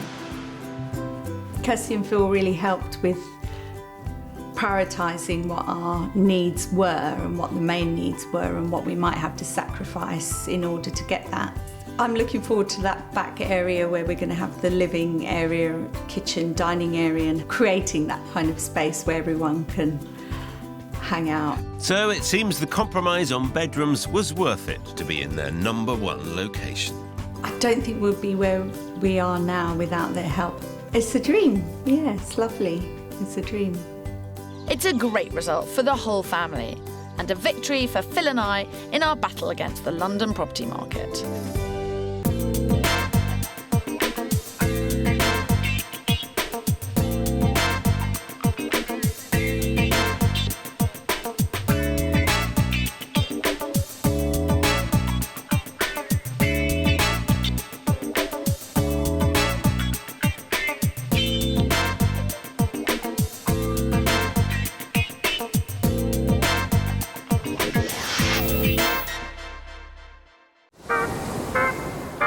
This week, property therapy in Norfolk.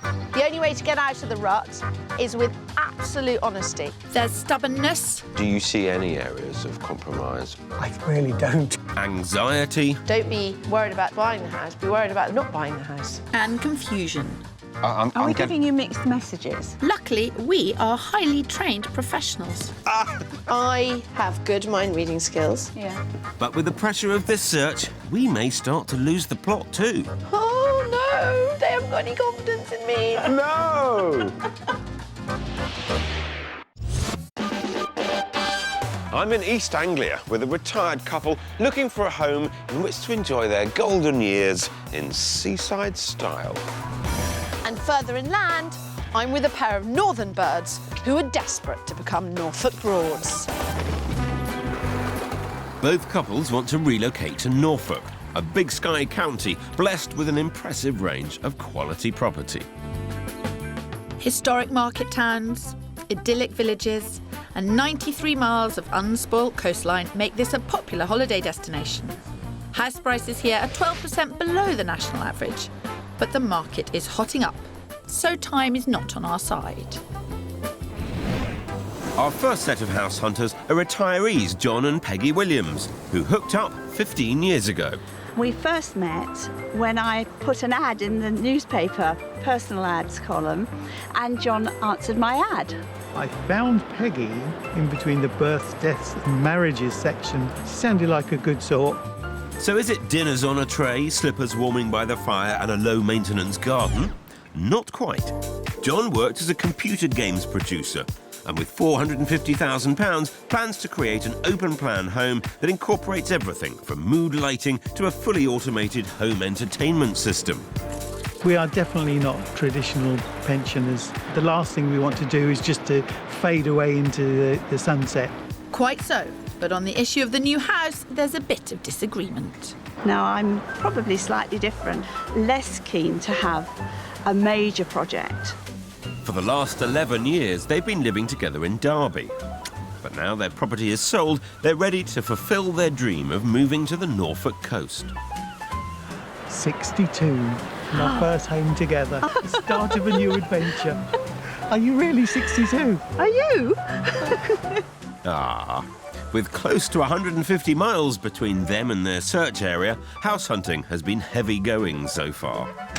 But with you on board, Phil, it should be plain sailing. Now, the budget's $450. Yeah. Decent sum of money. Yes. But there's quite a lot of requirements that come with it. Tell me what the priorities are. What have we absolutely got to get right? We want to be able to walk to the sea. It needs to be a nice, quiet location, peaceful, but not isolated. Tell me about the house itself. Something with character, but also something with potential, something that we can actually do a lot to. I love technology, but of course I can add that at a later stage. He's got it all mapped out, hasn't he? John is looking for a big project. Now, I'd be quite comfortable with a less big project. OK. It's just I have concerns about living in a building site. What do you think my challenges will be? We're so remote from the Norfolk coast that we haven't actually had the ability to look around all the areas, and we're hoping that you can actually find somewhere that we would possibly not have even considered. But we have faith in you. You've been watching too much TV. I think so, possibly. I think we do.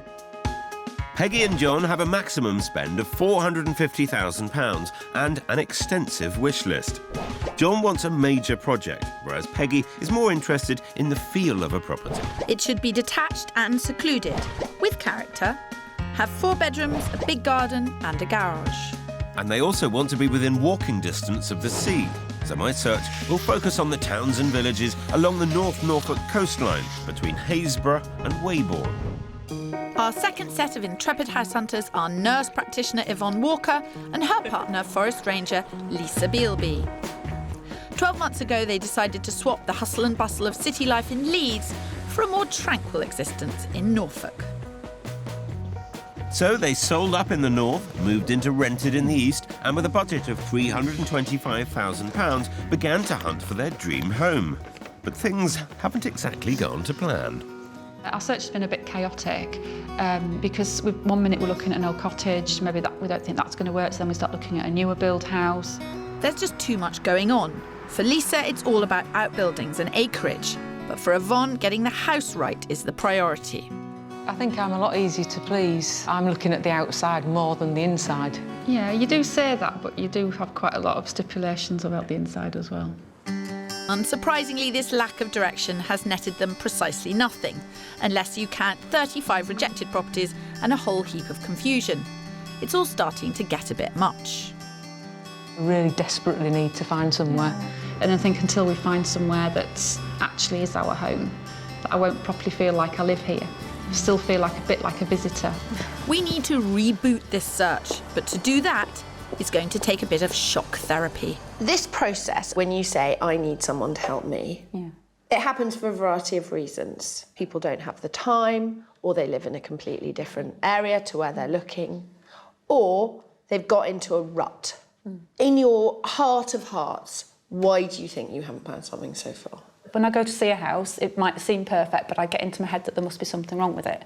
Lisa, would you say that Yvonne was risk-averse? I would say she's definitely risk-averse. She worries about everything. She'll find a problem with anything. Top 3 most important requirements off the top of your head. Detached. Yeah. Large, decent-sized garden. Quiet road. Quiet road. Detached houses in this neck of the woods have gone up since you started looking. We are uncomfortable not being on the market at the moment. I think the answer is let's use Yvonne's risk-averseness to our advantage. Don't be worried about the risk of buying the house, be worried about the risk of not buying the house. Yes. Definitely. Resuscitation underway. Yvonne and Lisa have got a maximum spend of £325,000 and want a detached house in a quiet location, close to a village pub. The property should also have at least 2 bedrooms and a big garden. Lisa's pretty handy, so she wants a double garage and outbuildings to store all her tools. And she's happy to do renovation work if required. I'm focusing on the villages southwest of Norwich, between Wymondham, Thetford and Diss, an area singled out by Yvonne and Lisa, as it keeps both their work commutes below half an hour. I thought I'd pick the easy gig here. Couple of pensioners moving to the sea. I thought, how complicated can it be? A nice little bungalow or something? Nah, forget it. Forget it. No. Massively energetic. Yeah. Want a project, want it all going on. They want to really kind of bling it up. It's going to be... It's not quite what I had in mind. Nice day out at the seaside, it ain't. No. How I, about on you? the other hand, have got 2 girls. They're meshed, but their house hunt isn't meshed. What, they're looking for different things, or they worry about different things? They worry about different things. Yeah. Lisa's very adamant, it must be detached, it must be this, it must be that. And Yvonne's like, and I'm worrying about this, this and this. I'm happy with my pensioners. Almost 10% of properties here are second homes, and there's a bit of a shortage for the eager buyer.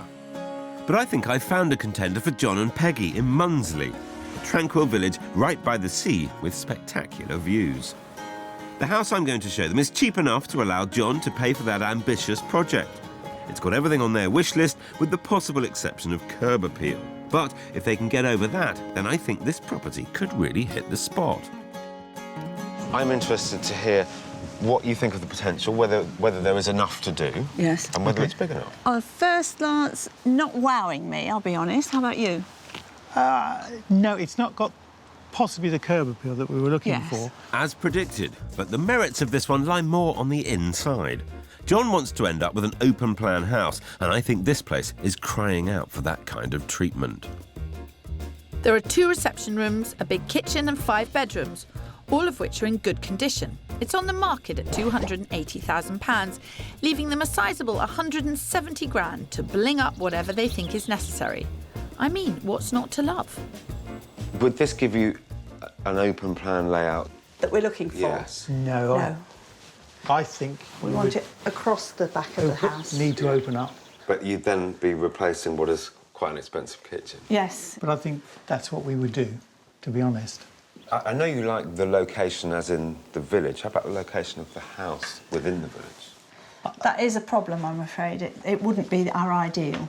We would prefer something that had a little bit more space between the properties. They are rather particular, which is fine as long as there's a dash of realism. But to be fair, they haven't actually seen the best bit of this house yet. The view. Oh, wow. That is amazing, isn't it? And a large garden, too. The garden's Beautiful garden. 200 foot. This is a lovely idea, isn't it? I think it's fantastic. There's a lot more that you could do with it. I mean, there is potential out here to improve it. No, Definitely. absolutely. I like this. And general levels of work? I think you could turn the property into something wonderful. It could certainly be extended, and the downstairs could be opened up, which is really what we're after. I guess a lot of it boils down to money. What would it cost to make it the house of your dreams, and then what would the house be worth? Exactly.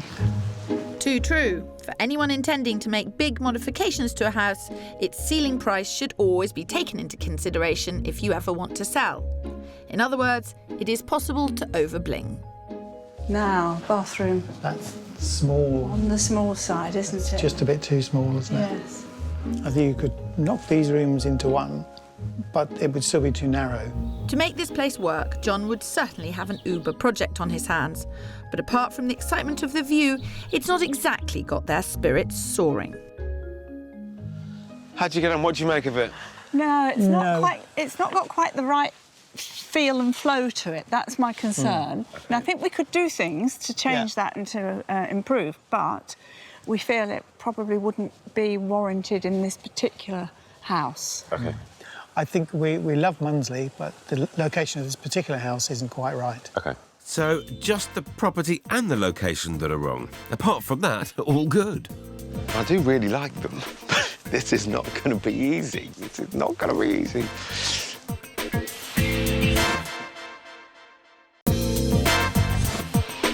I'm in Norfolk with house hunters Yvonne and Lisa, who've made the leap from Leeds but have yet to land on their feet. And I'm with young at heart retirees John and Peggy, who are leaving behind the Midlands to fulfil their ambition of life by the sea.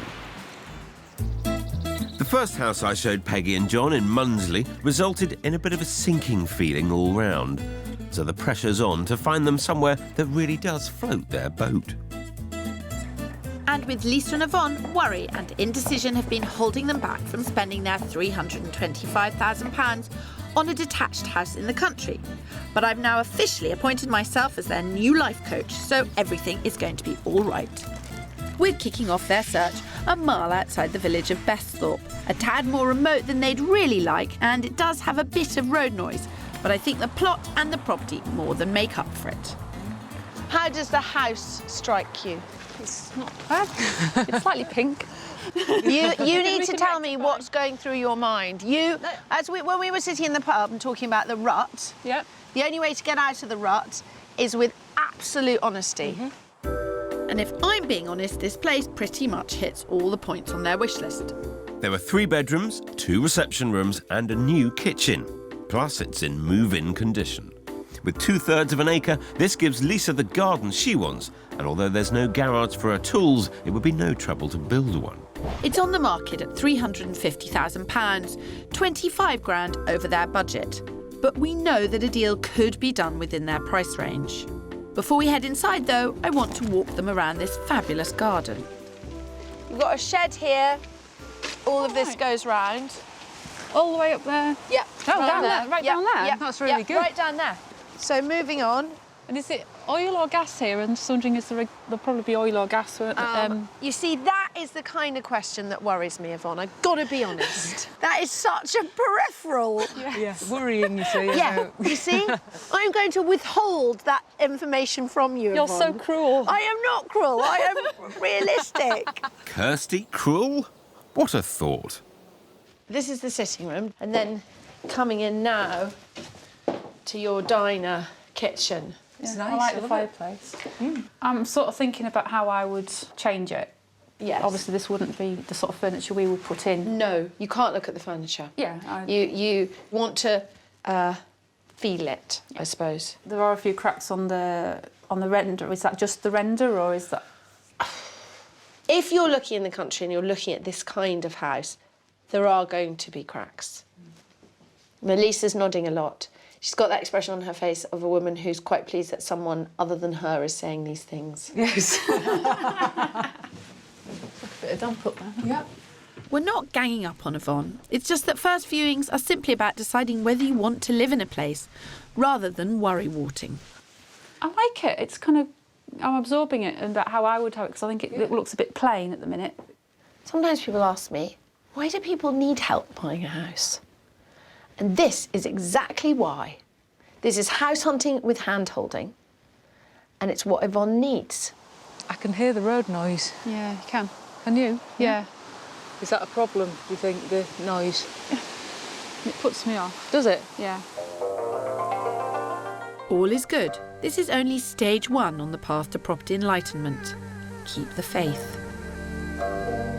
So, what's your feelings? Really like it, but with the road, the A11 is making quite a lot of noise out there at the moment, and it just kind of doesn't give me that kind of we're in the middle of nowhere sort of feel. There's always a compromise. Yeah. And what you have to do in a house hunt is find out what is a compromise too far. I'm not prepared to say no to this. Oh, really? House, I don't think. Okay. Okay. I'm loving this whole life coach thing. Go me. Back on the coast with John and Peggy, and I have to say, I'm pretty hopeful about the second property I've got lined up. We've come to the village of West Runton, still walking distance to the beach, and having taken their comments on board, this time the position of the house is better, with more of a gap between the properties. Much better. Oh, far better. This is exactly what we're looking for. Sorry, say that again, John? Exactly what we're looking for. And we're going to have a look at this house. Yes, that's Yes, nice. that sort of hits the spot much better. Now that we're over the first hurdle, let's tackle the inside. There are currently 4 bedrooms, 2 reception rooms and a separate kitchen. But as we know, this configuration means nothing to John. No wall is sacred in his bold plan. But the big garden should strike a chord with Peggy. It's being marketed just short of £360,000, 90 grand under budget. So there's enough money left over for John to let his imagination run wild. Come on in. Thank you. All right. But come through to the main room. Oh. This house could be opened up very easily and very nicely. Yes. Yes. With the kitchen currently through there. Looks to me as if we should go out that way. It's got the aspect already on the garden, hasn't it? That's all we were talking about, pushing out at the back. Yes. John is a man with a plan. There's no denying that. And I'm pleased that he can see the potential here, as can Peggy. But I'm concerned that what I have to show him next might derail his enthusiasm. I wanted you to see where the railway is at the end of the garden. It's sunk low. It's a local railway, so it's not intercity or anything. Yes, I think we're looking for somewhere sort of tranquil, and I don't think having a train line at the end of the garden quite hits that mark. We'll see. It'll be interesting to go out Can't there have it and all, John. You can't have it all. I'm seeing a big, bright warning signal. At some point, you'll definitely have to rein him in, Phil. I would actually use this as a different room. Oh. And have the social kitchen where the living room is at the moment and push out. I think this could could make a good office, actually. Oh, right. Do you see out the window? I do. And the railway is just there. You know, there is always going to be the compromise, isn't there? But that's going to be far worse in the summer. I know. So Peggy understands the need for a bit of give and take. At least that's one of them on board. Now, I'm not going to have a moan, I promise, because John is making very valid points. It's just that he's got a very long list of requirements, and the most important of them was going to be walking distance to the beach and ability to do a project. Not going to say any more than that. He's a very clever man. It's just he's missing one word out of his vocabulary, and it begins with C. I've got one beginning with C for you. Confrontation. So, how are we doing? What's the verdict? There are some downsides, as you pointed out, but the property itself actually could be turned into something wonderful. I've got other houses to show you, so I'm happy with that. We should move on. And I should just kind of emphasise, I am absolutely here to find you the best possible house that I can. But you do realise you're not going to get everything, don't you? No one ever does. You really do think you're going to get everything? No! Where's the emergency escape hatch? Please tell me there is one.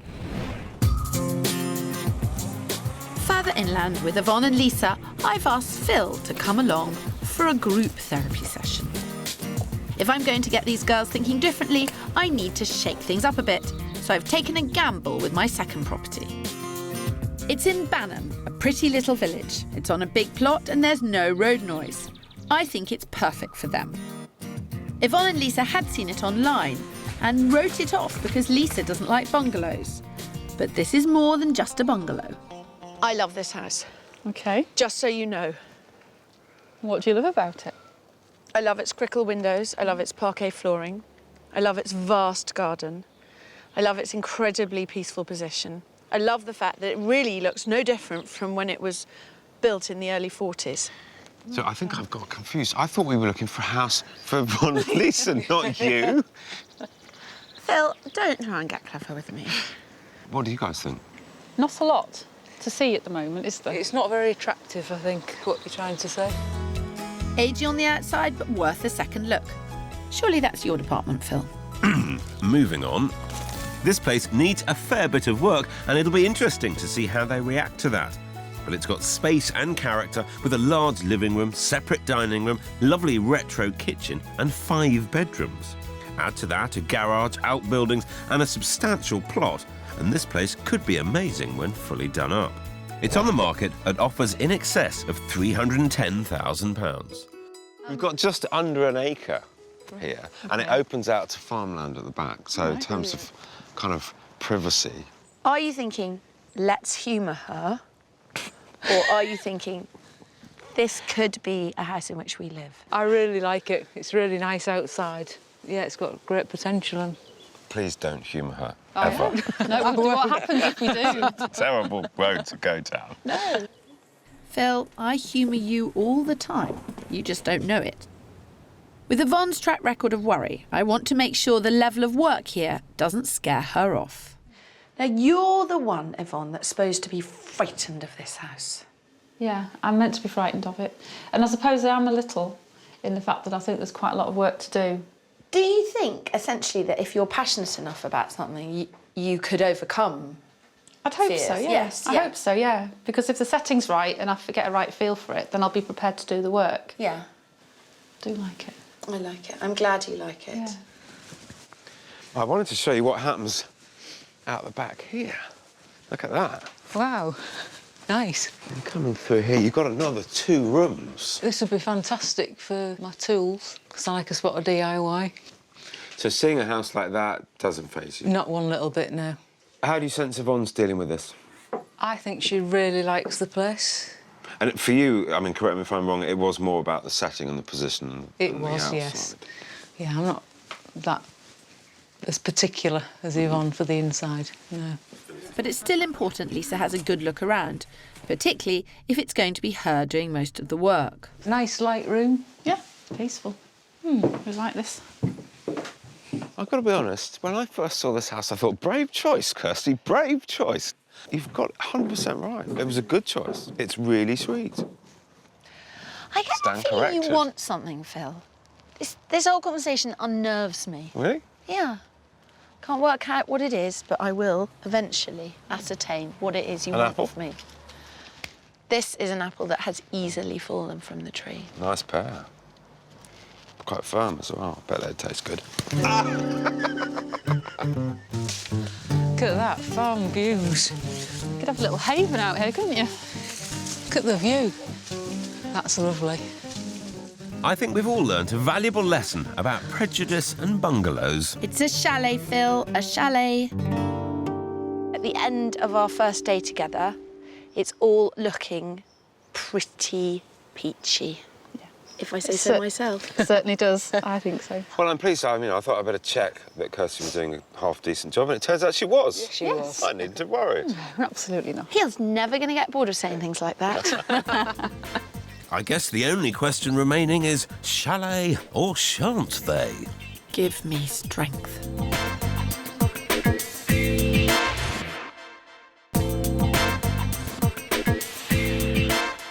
I'm in East Anglia with hindered house hunters Lisa and Yvonne, who are struggling to make a fresh start in a stale market.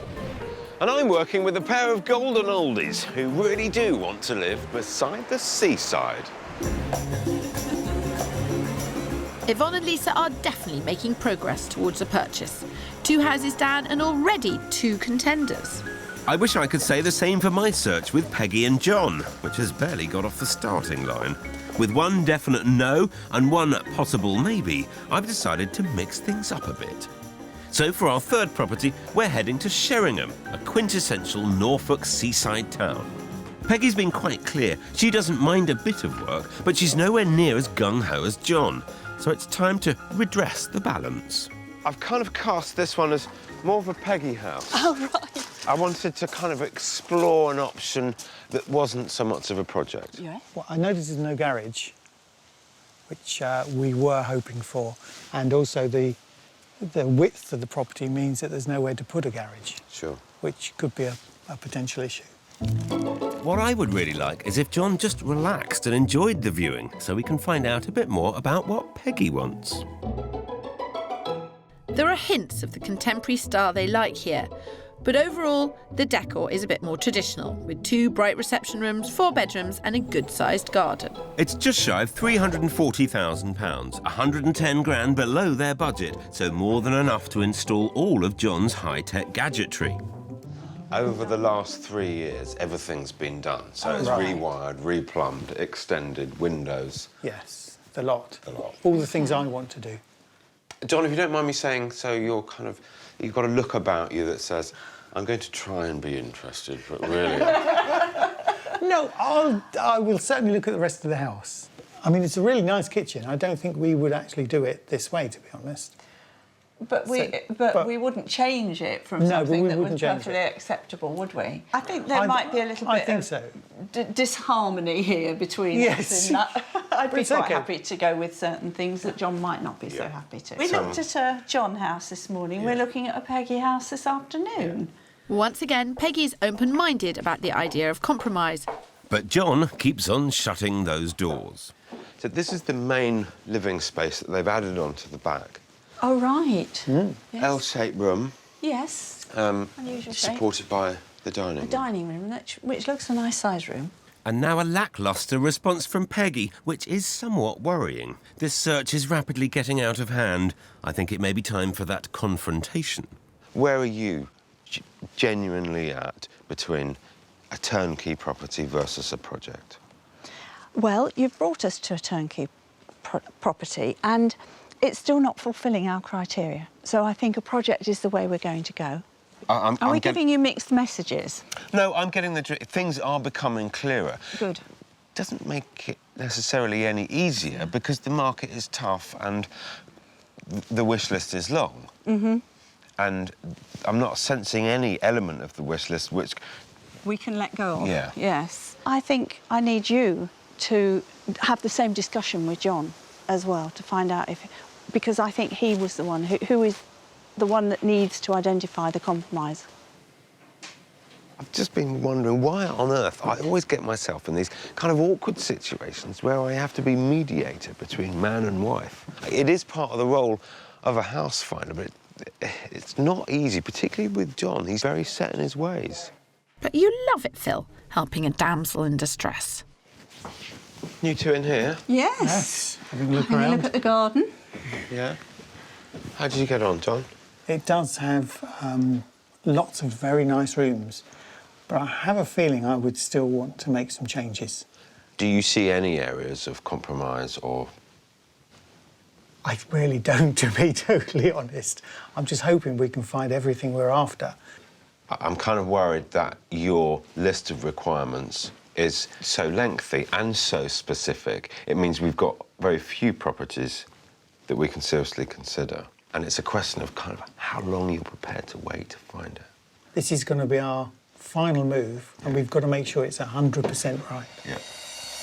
Well, I've done my best, but I'm not sure it's enough to bring him round. And I'm running out of places to show them. Well, I'm not one to gloat, but we're in a great place, both mentally and geographically. North Lopham is a lovely village with a shop and a pub less than 10 minutes walk from this final house. Unlike property 2, the retro chalet, this place needs no work and it looks pretty smart as well. I think we could be onto a winner here. I feel Lisa's been very patient, but she did want a house with curb appeal. Okay. And so here we have it. Beautiful. It's very nice. Is that what you had in your mind? Yes, definitely. Oh, it's one of those weeks, isn't it? I'm excited. Come on. I think this house could be perfect for them. There are 3 reception rooms, a kitchen diner and 4 bedrooms, so plenty of space. Lisa gets her garage and there's a large mature garden. It's on at £349,000, 24 grand over their budget. But we've been led to believe there could be some movement on this. Needs a new kitchen. No, I think it needs new kitchen tops and the doors need painting. This house needs nothing doing to it except everything that is painted or stained dark wood needs to be painted white. It's not a project. You could just move in, that'd be brilliant. Just move in. And this surely should be good for Yvonne. The less they have to do, the less she has to worry about. This is far beyond what I was expecting to see. And it's better than the other two properties. I mean, what are we saying? House number 1 out of the picture. Yeah. House number 1 out of the picture. House number 2. It's getting that way for me personally. House number 2 out of the picture. Why do you say that? Because this is a much prettier house. It's in a great village. There's a pub just round the corner. The garden looks amazing. It's private. I think you've sold it to Lisa, haven't you? Yvonne, where's your mind at? Because this morning I was planning what I would do to the other house. But this is kind of a completely different kettle of fish. Totally different kettle of fish. And I think I probably like both of them in their own way. It looks like my therapeutic pairs have reached a new high. They've gone from liking nothing to being spoiled for choice. I hope it doesn't start Yvonne worrying again. I'm liking it. I'm thinking it is quite big. Are you still thinking about the other place?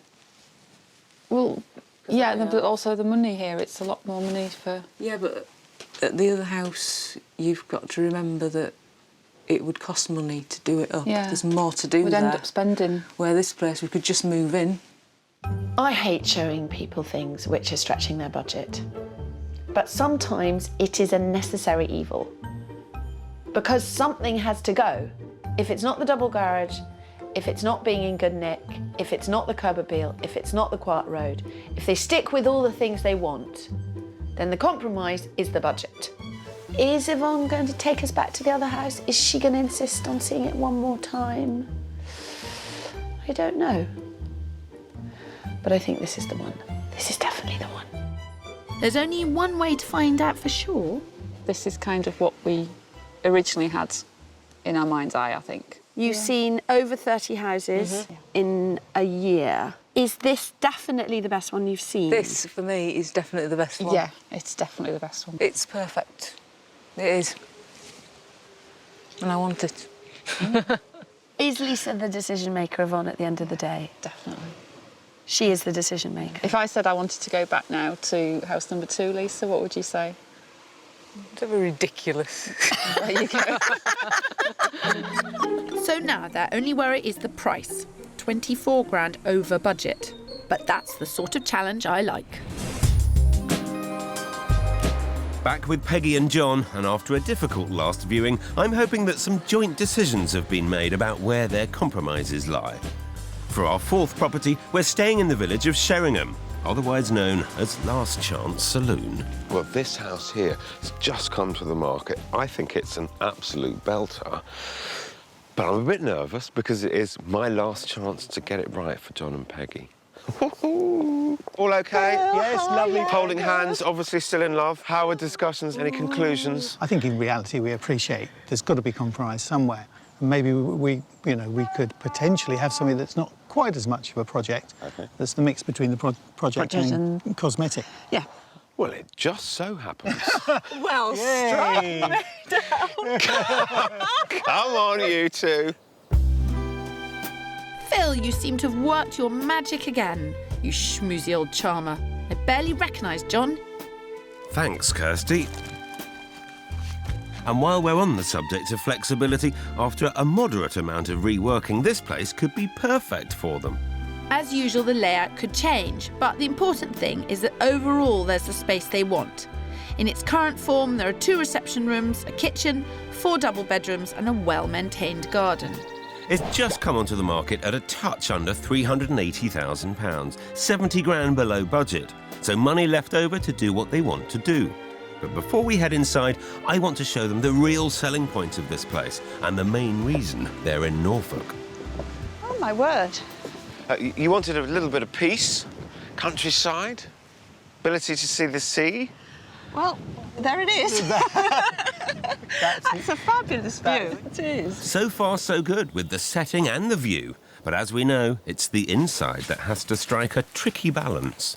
I've kind of pictured this as the middle ground between the two of you, if you like. Yeah. It's big enough for you. Yes.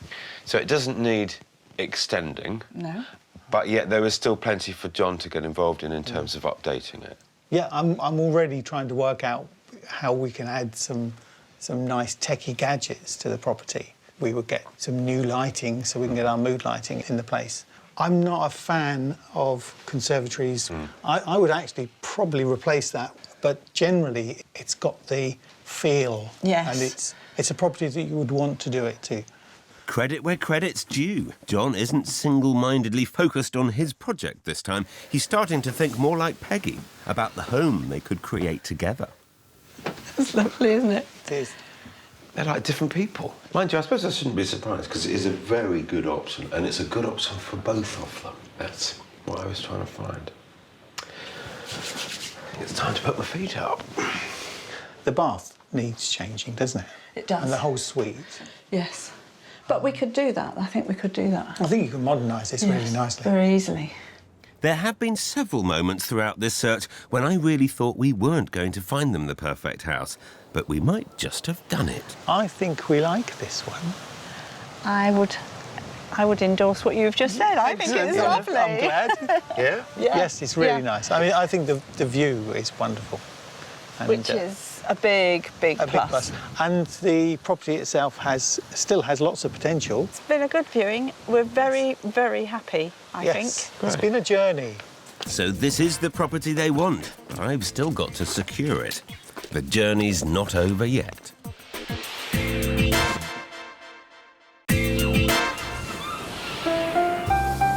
After a year of house hunting indecision, Yvonne and Lisa had reached maximum frustration.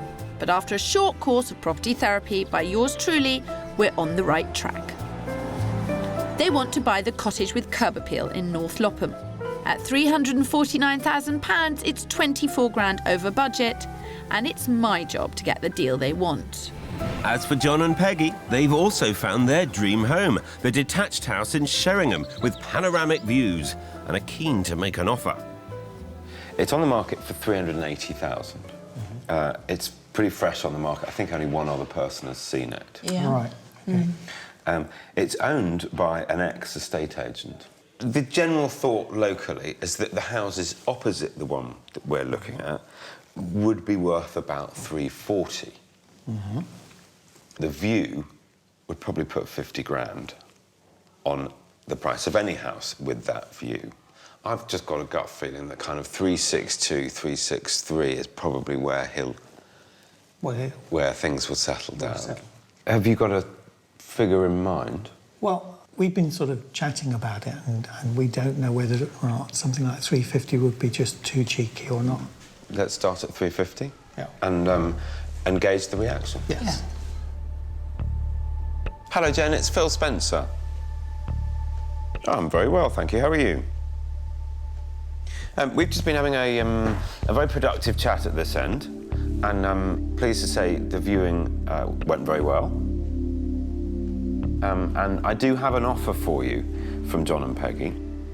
The figure that I've been asked to submit to you is for £350,000. Thanks, Jen. Thanks.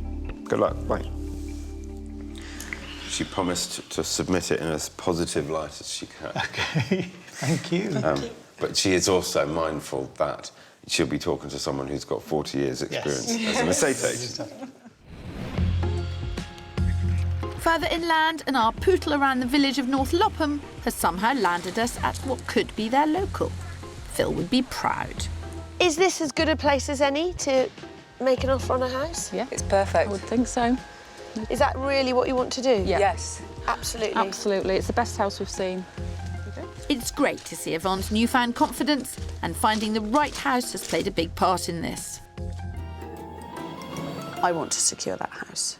325 is the top of your budget. 325 isn't a million miles away from what they're asking. Let's take it off their hands. You happy to go ahead? Yeah, definitely. Hi, Mike, it's Kirsty. We've sat down and had a bit of a chat, And the upshot is that Yvonne and Lisa really want this house. They are looking to stay within their budget as agreed by their mortgage company, which is £325,000. Now, I know that the house is on the market at just under £350,000. Do you think there is a snowball's chance in hell? OK. Thanks so much, Mike. Brilliant. This is the bit I hate, when we just sit here and wait. Meanwhile, with Peggy and John, my opening gambit of £350,000 has been rejected. The vendor says he's looking for something in the region of £370,000. So we up our offer to £360,000 and wait patiently for a response. Hello? Hello, Jen. If I could just ask you to hold the line and we can discuss this openly. He's come back and said 365. Should take the board down in 5 minutes. Nobody would see it. Jen, in between times, we have obviously debated what ifs and at what point is a best and final and at what point is a walk-away price. 362 was the figure that they came up with as a walk-away price. OK. Jen, we're not trying to play games or be cute or, you know, chip away and be silly. I promise you that was the figure that was the best and final price. Thank you, Jen. Bye-bye. She's not best pleased about that, but there we go. That's her difficulty, not ours. As for Yvonne and Lisa, they have also bid the maximum they can afford, £325,000. Tension is running high. Hello? Oh, that's not good news that you've rung back so quickly. OK. OK, I will get straight back to you. I will pass that message on to my client and I will get straight back to you. Thank you very much. Okie doke. OK, bye. They said yes. Oh, brilliant. I know where. I know, nor did I. I no way expected that. Yep, excellent news, Kirsty. But excuse me for not getting too excited until we're over the final hurdle as well. Hello? Hi. Hi, Jen. OK. I'll pass that news on and we'll see where we go. Thanks. You've just bought a house. Yeah. 362. All agreed. Thank you. Off the market. The board's coming down this afternoon. How about that? Cheers, everybody. Cheers. Congratulations. Thank you. It's been 2.5 months since Lisa and Yvonne secured their new home and they're gearing up for the big move. Finally, thankfully, we should be in... In about 2 weeks' time. Yeah, 2 weeks, 3 weeks' time. I'm feeling very excited about moving in. We're really looking forward to it. I can't wait to get going with the garden. I've already decided on a lawnmower, a ride-on lawnmower, so I can't wait for the spring. It's by far the best house we have seen. It's, without a shadow of a doubt, it is. It's what we were looking for, really, isn't it? As soon as I saw it, I just knew that it was the one. They're using the time between now and moving to get to know their new area and, importantly, the pub where they sealed the deal. We've met some of the neighbours as well, and they're really friendly, and the pub's great, just down the road, so we're really excited. And already having chatted to people, it clearly feels like I think we'll be really at home here. I've kind of come to the conclusion that the decorating part will be Yvonne that's doing that. And I'm picking paint colours for the kitchen and things like that, so I'm getting excited now. It's just what we wanted. It is.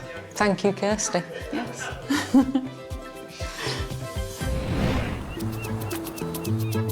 And on the coast, an overjoyed John and Peggy are celebrating. It's 10 weeks after their offer was accepted and the house is finally theirs. We felt really excited when we got the keys to the property. It's sort of a dream come true, really. It's perfect location.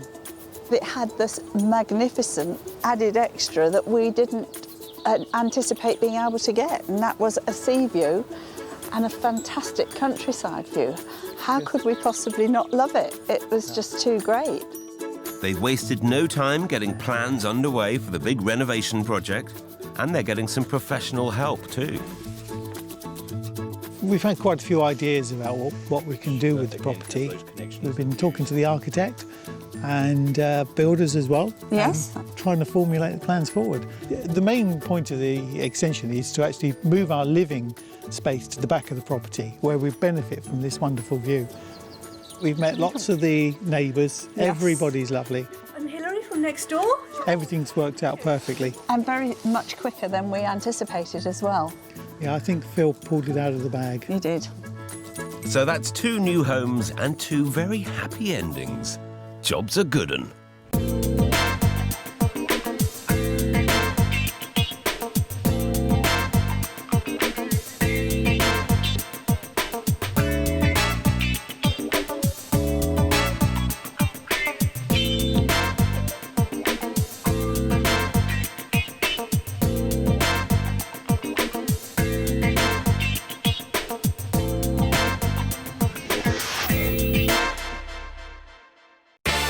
Into battle we go. We're back. Buongiorno. Hello. In the property rat race. Is that a definite no? We'll need to use all our years of professional expertise. And face up to some home truths. I may have gone backwards. That's a first for me. Are we giving you mixed messages? But although our house hunters may push us to breaking point, Oh no! We'll get through. You've just bought a house. As long as we can count on each other. This week, the stakes are high, with 2 sets of house hunters who aren't afraid to speak their minds. Initial thoughts. I don't like it. to stay on the right track... Come on, give us a smile. We need to use all our charms. I was a bit cross with you. Be prepared for any eventuality. That has a huge impact on the rest of the search. And not be afraid to deliver some tough love. You can't go on the way you've been. It's just not realistic. But could the house hunting process prove too much for some? Sometimes in a flat, you just need somewhere where you can hide.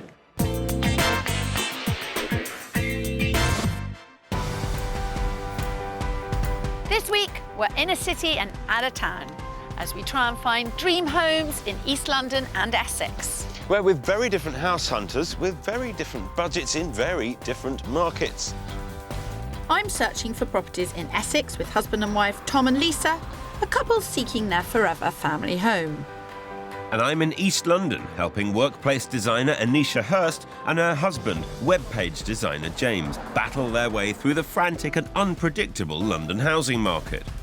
This arty pair met at university studying sculpture and are keen to get on the property ladder while staying in the creative buzz of the city. We currently live in Whitechapel and we absolutely love it. We love the kind of vibrancy of where we are at the moment. And I suppose in our house search we realised we're slightly scared of suburbia. And it's not just the area that's important. What's inside is also key. We are both creative, from education, creative now in our own jobs. And so we would want a house that we can sculpt ourselves into what we want. They've been married 3 years and are beginning to look to the future. We're not looking at it purely as a family home immediately, although we would like it to become that. This couple openly admit they've hit a stumbling block, having viewed more than 50 properties and losing out on the 5 they've offered on in the last 2 years. Not good news, considering London house prices have risen by 9% in the last year alone. I think we have started to lose not only our minds, but also track of what we're trying to achieve. Yeah, we have got decision paralysis and I think we just need Phil and Kirsty to boss us around a little bit and just tell us how it is. Careful what you wish for. Phil, it's over to you. Let me get this straight. You guys have been out and you've looked at 50 properties, you've lost out on 5. Yep. And now you call me. Yep. What is this? A case of all else fails, call Phil. I'm not sure if it's the areas or if it's our criteria, but something's not working. There's an element of we know the market's moving really quickly and we're just not sure we're getting there quick enough. I'm here to help. I'm absolutely on your side. But let's talk about what you're after. I understand you're happy to take on a project. I was just unsure as to the level of work that you would accept. Yeah, we're not scared of work as long as it's not too much structural work. But interior, something we can put our own mark on, walls, that's fine. Ideally, what kind of a house would you be after? I think we know more what we don't want, so we're not after new builds. So we better get started. And fast. As you sit there with your tea, property prices are only going up. Anisha and James are after a 3-bedroom property. They'd love a place with plenty of character, and that means that new builds are a no-no. They'll consider a degree of work to really put their own stamp on the place, but it's got to be found for under £425,000. No mean feat in such a competitive part of London. They're searching in Upper Walthamstow, Bushwood and Wanstead flats, but aren't as keen on nearby South Leytonstone. With housing stock around their price bracket in short supply and demand high, properties can be under offer in a matter of days, so time is of the essence. Although I don't envy Phil's task in East London, I doubt mine will be any more straightforward, despite having £1 million to spend. I'll be searching for Tom and Lisa Gregory, who live on the London-Essex borders in Woodford Green. Tom's a business executive, and Lisa set up her own online reward and loyalties business 3 years ago. They both work hard and are hoping a move out of London will bring some well-earned respite. Owning your own business, you just never switch off. My mind's always going. So for me, this is a case of having that peaceful, quiet place where I can work as well as switch off. With boys, 15-year-old Joshua and Kaya, who's 11, approaching exam age, there's one sticking point that's driving the search. We don't want to move our children from their existing school, so we took a radius point round the school, and we can drive probably about half an hour, I think. Yeah. But location isn't going to be the trickiest problem. Lisa's a little bit picky, so there's been some where we've rocked up and I thought this is quite nice, but Lisa kind of gets a instant, no, this isn't right. I can instantly tell when I walk into a property whether I'm going to like it or not. Good. I prefer decisive to dithering. Seems like it'll be up to you to find a property that's served to their liking, Kersels. Kai, do you want a sausage? It's not just Lisa that needs satisfying. The plan is to find a property with a separate space on site so Lisa's mum can move in with them, but still retain her independence. The annex for my mum needs to be her own space where she can do everything there. I love my mum to death, but, you know, there can't be two captains of a ship. Kirsty, take note, or you could find yourself without the proverbial paddle. Aye, aye. Lisa, Tom, this search seems to me to encapsulate the dilemma that so many people have. It doesn't matter what your budget is, you can't necessarily get what you want. One of the main problems has been that this is our forever home. So whereas we've moved before and been able to make compromises because we know it's not going to be the final one, this time I'm sort of going, I don't want to compromise. I want the home of my dreams. What are you searching for from this move to a more rural area? Somewhere where we can go and just really relax and just chill out as a family. That's what I grew up with. Yeah. And you always had a little bit more space around you, a little bit of tranquility there. Right, drink up.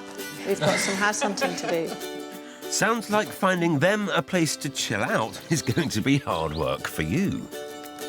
Yes, especially with this wish list. My couple are searching for a 5-bed family property. A self-contained living space for Lisa's mum is essential, as is a sensible drive to the boys' school. And they want somewhere semi-rural with their own land. With a sizable £1 million budget to work with, or even up to 1.1 at a real stretch, they've set the search around Nazing, Loughton, Ongar and Matching. But properties fulfilling all of their criteria here can easily command asking prices of up to £1.5 million. And of course, Tom and Lisa will need to factor in stamp duty. At 5% for properties over £1 million, that's a minimum of £50,000 once the £1 million mark is hit. Ooh. But no matter what the budget, both our couples have high expectations, and it's up to a certain duo to deliver. Buongiorno. How do? How's it going? Well, interesting situation. They've been looking for 2 years. They've seen 50 houses. But what strikes me is 2 years ago, they could have bought exactly what they wanted. Snap. Yeah? Snap. What's your budget? 425. Oh, not so much Snap. What's yours? $1 million. Great. But super, super, super fussy. So you're not going to have a quiet week? Nah. When do I ever get a quiet week? When I'm not around. Yeah, that's true enough. Well, Kirsty, while I leave you in peace, I'll be starting my search in Wood Street in Walthamstow, an area popular with young creatives and well within James and Anisha's prescribed search area. In 3 days' time, this house will have an open day, but we've managed to get them in ahead of that for an early viewing. How does that strike you to start with, just the look of it? Yeah. It's quite sweet. Yeah. It's looking a bit skinny, if I'm honest. Skinny as in small? As in slim, as in narrow. Let's get on in. Come on, let's see what happens inside. Not the most enthusiastic response I've ever seen, Phil. It may seem slender outside, but through the door, I hope they'll find a lot to love. This Victorian property has the character I know they're after. Downstairs, there's a living room and a dining room leading to a galley kitchen. Upstairs is a good-sized master bedroom, bathroom, and it's perfect for the future with 2 additional bedrooms. This is a cracking property that they can really put their own stamp on. Price-wise, it'll be marketed at its open day with a guide price of $325,000 to $375,000, which would mean they'd have plenty left over to unleash their creative flair. What do you think of this front Yeah, room? proportionally, it works. Like with the windows, there's nothing weird going on, which is quite nice. James, you're looking worried. I always look worried. It's my default look. It does seem, again, quite compact. Yeah. OK. Let's see some more. Anisha seems keen, but it looks like you'll have to work harder, Phil, to get James to turn that frown upside down. So this house is quite a rare find in that it is in its original layout. Most of these around here would have been opened up. Yeah, this makes sense for us, having that separate dining room linked with the kitchen, and it's a good-sized dining room. Head on upstairs. Great. Check out the bedrooms. 3 of them. It's going OK. Got a lot to learn. I'm here to teach. I hope the space in the bedrooms puts this house top of the class. Oh, this is really, really lovely. Yeah, very airy, very light. This is cool. Fireplace feature. At last, could James be seeing this property's merits? I think this is a really good house. There's a lot of opportunity here as well. Is it big enough for them right now? Perhaps not. I mean, they're already talking about it feeling a little compact. I think they're being polite. But they could make it bigger. Other properties on the street have extended upwards to create more space, and they could fill in the side return to make a bigger kitchen, as and when time and budget allowed. It's a cute little single. Yeah, it's definitely a single room there. It is on the smaller side. Hey. Welcome to the garden. Yeah. How did you get on upstairs? It still feels quite small up there. Our flat in Whitechapel actually has more space in some areas. So, like, the bedroom is bigger and the living room's bigger. And that's a situation that I've come across recently quite a lot in London, is that people are renting quite nice places, and then when it comes to their first time buy... You're having to downsize in a way. But you're upsizing in life. You're paying off your own mortgage as opposed to paying off somebody else's. This slimline house has given them food for thought, but I think I'll need to work a little harder yet to satisfy James and Anisha's property hunger.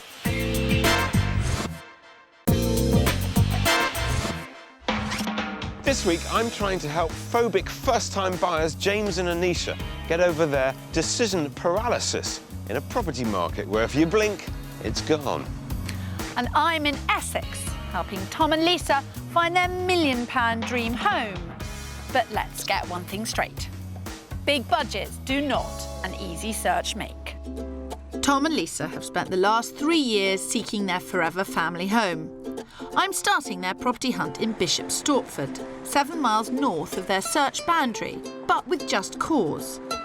This market town on the Essex-Hertfordshire borders is popular with those wanting a bit of peace and tranquility, but still embarking on the daily London commute, with direct trains taking just under 40 minutes. I want to show them this 16th century Grade 2 listed barn conversion, which could be the semi-rural property that satisfies all their criteria. The initial house itself, I think... That looks lovely. That might be a problem. Yes. A turbulent start, but the inside really should make up for a little noise.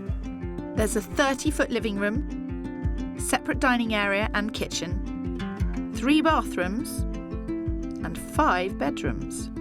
Outside, the plot boasts 4 acres of land, which should satisfy Tom, as well as a self-contained annex, perfect for Lisa's mum.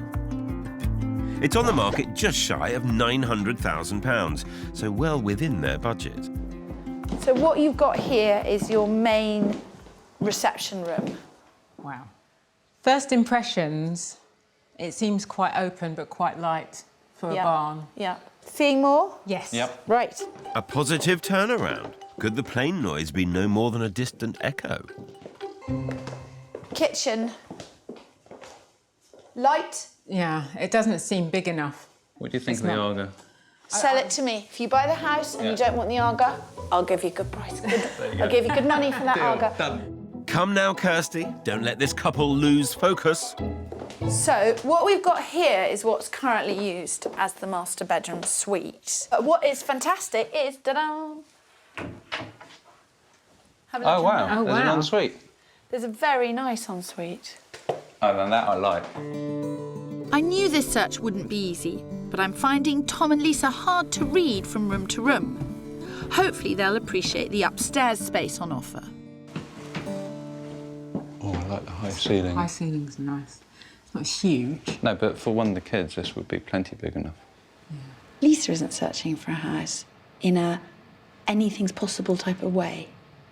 She is genuinely searching for problems. And if you're searching for problems, you are always going to find them. Possibly there's nowhere to put a desk. But Tom is clearly just wanting to get on with it. And I think that is what is going to push this search. Don't fret, Kirsty. If they didn't find upstairs big enough, they're sure to be won over by the annex for Lisa's mum. Already in a good state and with well-proportioned rooms to boot. It's big enough in terms of the footprint, I'd say. It's also very nicely positioned in terms of... You don't think so? What? She pulled a face. You don't think it's big enough for your mum? No. Really? That has a huge impact on the rest of the search. Because this is a big space in annex terms. It's certainly a lot bigger than my one-bed flat, which I lived in very happily for about 12 years. At almost 650 square feet, finding larger annexes in budget could be nigh on impossible. But I suspect it's not just the space that's playing on Lisa's mind. This space, for me, is the easiest space to sort out within this house. I think there's other compromises in this house as a whole, but this isn't it. I can't get over the noise. The noise of the planes. Yeah. Right, moving onwards, moving upwards, hopefully. It just goes to show, £100,000 or £1 million, the hunt for the perfect property is never simple. And it's hardly plain sailing with my couple. Despite being full of character, James and Anisha felt property 1 wasn't quite big enough for them. But I'm hopeful that my next option will deliver on space. It's in Leytonstone, a little bit out of their preferred search area, but it has plenty of opportunity to get this pair's creative juices flowing. I'm hoping Kirsty will help them see its merits. Well, here we are. The next little piece of joy for you. It looks like it's got potential, definitely potential, and some nice features. And you're familiar with where we are? This was in red zone, actually. It's just that rows and rows of houses that affects us a little bit, or maybe me more. Okay. It is a lot bigger than where we've come from, and that was, I know space was something that you were grappling with in the last Yeah. house. And it's got very respectable neighbours. Yeah. Judging by their garden. Right. Let's get on in. Come on, follow me. Neighbours not included, this end of terrace house is on the market at a scrap under £385,000, comfortably within their £425 budget. But here, they'd need every penny they could save.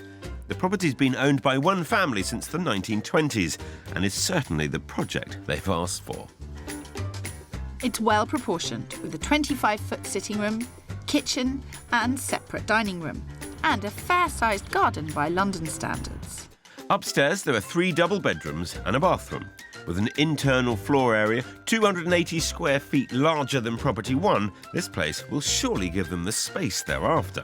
But will the amount of work be too scary a prospect? Well, you wanted somewhere to put your own stamp, and this, you definitely put your own stamp on it. Yeah. Spatially, it feels much better. And I'm loving some of the retro features. I love those lights. Yeah. I've actually bought a light very similar to that very recently. This is a house that you would want to do all of the work straight away. It's on the market for just under 385. Right. By the time you've done the work, you've spent all the money. Right. Yeah. At the moment, it seems manageable. This is looking promising, Phil. Anisha and James don't seem to be put off by the task at hand, but they haven't seen all of it yet.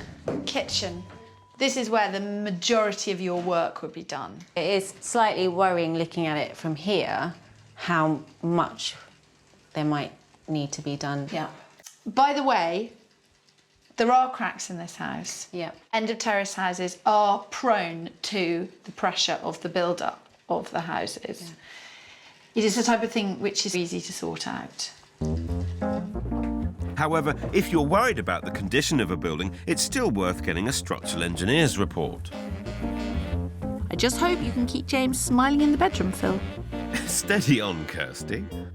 So you've got great sized bedrooms? Yes. Unlike the other place, it was a bit thinner. This feels a lot wider. The niggling feeling is the terraced houses, because you can't change that. We can change everything internally, but we can't pick the house up and put it anywhere else. What do you feel Anisha will be saying about this house? I grew up in London, so I'm used to terraced houses. I'm used to rows and rows of it. She comes from more open spaces, and it's something that she's never really adjusted with. But I'll leave wife management to you. I have enough trouble with mine and Kirsty. You don't know the half of it, Phil. I was a bit cross with you because you told them the price before they asked. Yes. Well, don't. Well, it's just such an indicator of whether someone's interested or not. True. You do not check out the price of a dress until you're genuinely interested in trying it on. But if you needed to alter that dress substantially, like you need to alter the house, you need to... Yeah, but you'd still have to ask. You'd ask. Interest is shown when people ask the price. That's how we can read people's minds, Phil. If you could read minds, Kirsty, you'd know I'm doing all I can to bite my tongue right now. It may be irrelevant. Seems James and Anisha's interest could be waning. I think for me, the concern is end of terrace. Cracks. Yeah. Something we'd need to look into. Yeah. Could the prospect of some structural work be putting Anisha and James off?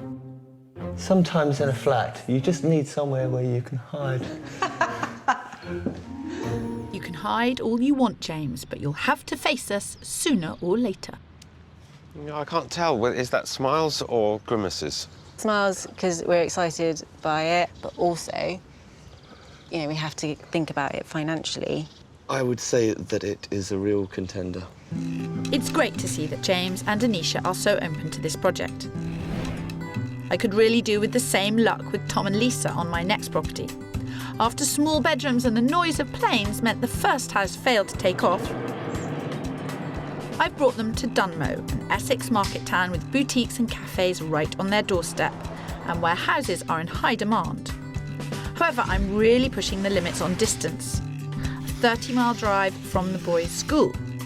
But if they want a spacious, semi-rural property with land and room for Lisa's mum within budget, compromises will have to be made somewhere.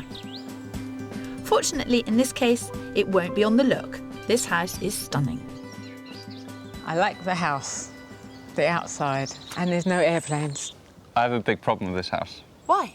I love it, but I'm worried that it's going to be too far away. It is absolutely too far away. Yeah. But it is the forever family house. This is exactly how I would envision my forever home to be. That's just the reaction I was hoping for, Lisa. Inside, there are 3 reception rooms. A dining room, a large kitchen, and a conservatory looking out onto an acre of garden. There's a master bedroom, boasting an ensuite bathroom and dressing area, and 4 additional bedrooms. But unlike the pre-built annex at Property 1, the garages would need converting into a self-contained space for Lisa's mum. It's on the market at over their £1 million budget. But as the vendors have already purchased their next house and are ready to go, we think there'll be room for negotiation. It's very old-fashioned, this house. It's grand. This is a handsome house. Yeah. Yes. Lots of light as well, Yeah. which is nice. I think the downstairs space is really nice. It feels like it's a big house. The previous house lost some ground on the bedrooms. Yes, definitely. Let's see how these bedrooms match up to the downstairs. Okay. I hope for your sake, Kirsty, this fits the bill, as they'll be hard-pressed to get more space for their budget while satisfying all their other criteria. And this is the master bedroom. This is a decent better size. size. Yes, double windows, high ceilings. This is more like it. Yep. A big thumbs up, but the space for Lisa's mum could prove problematic. It's over 100 square foot smaller than the annex she rejected at the last property. So you've got the 2 garages there. Obviously what you would do is you would have this as a sitting room. Yes. So you totally have French windows there. And then here, you'd have the bathroom at this end. And then you'd have the bedroom with some windows out. It's big enough. Lisa hasn't vetoed the size of this space for her mum, so surely the house has won her over. So what do you think? It's a lovely house, Tom. Yeah. For me, the house is not in doubt. I love the house. Yeah. It's the location. It's very pretty. It's all Kirsty's fault. Happy to take the rap for this one. I've just stolen something from your new house. Good apples. Oh, wow, apple tree as well. Yeah. You love that. Where are your heads at? It's a lovely house. I think what we've got to get past is the location. The reason this is available at your budget is because of where it is. Are you, by trying to remain close enough to the boys' school, creating an impossible situation for yourselves? One thing this has brought home to me, this house, is how important location is to me. Because for me, this is the nicest house I've seen ever, probably in my life. So I think I'd make a different compromise to get a better location, even if it's not the loveliest house I've ever seen. I am determined that we crack this search in some way. Yes. Because you can't go on the way you've been. It's just not realistic. Well, something's got to crack over there. I just hope it isn't you, dearest.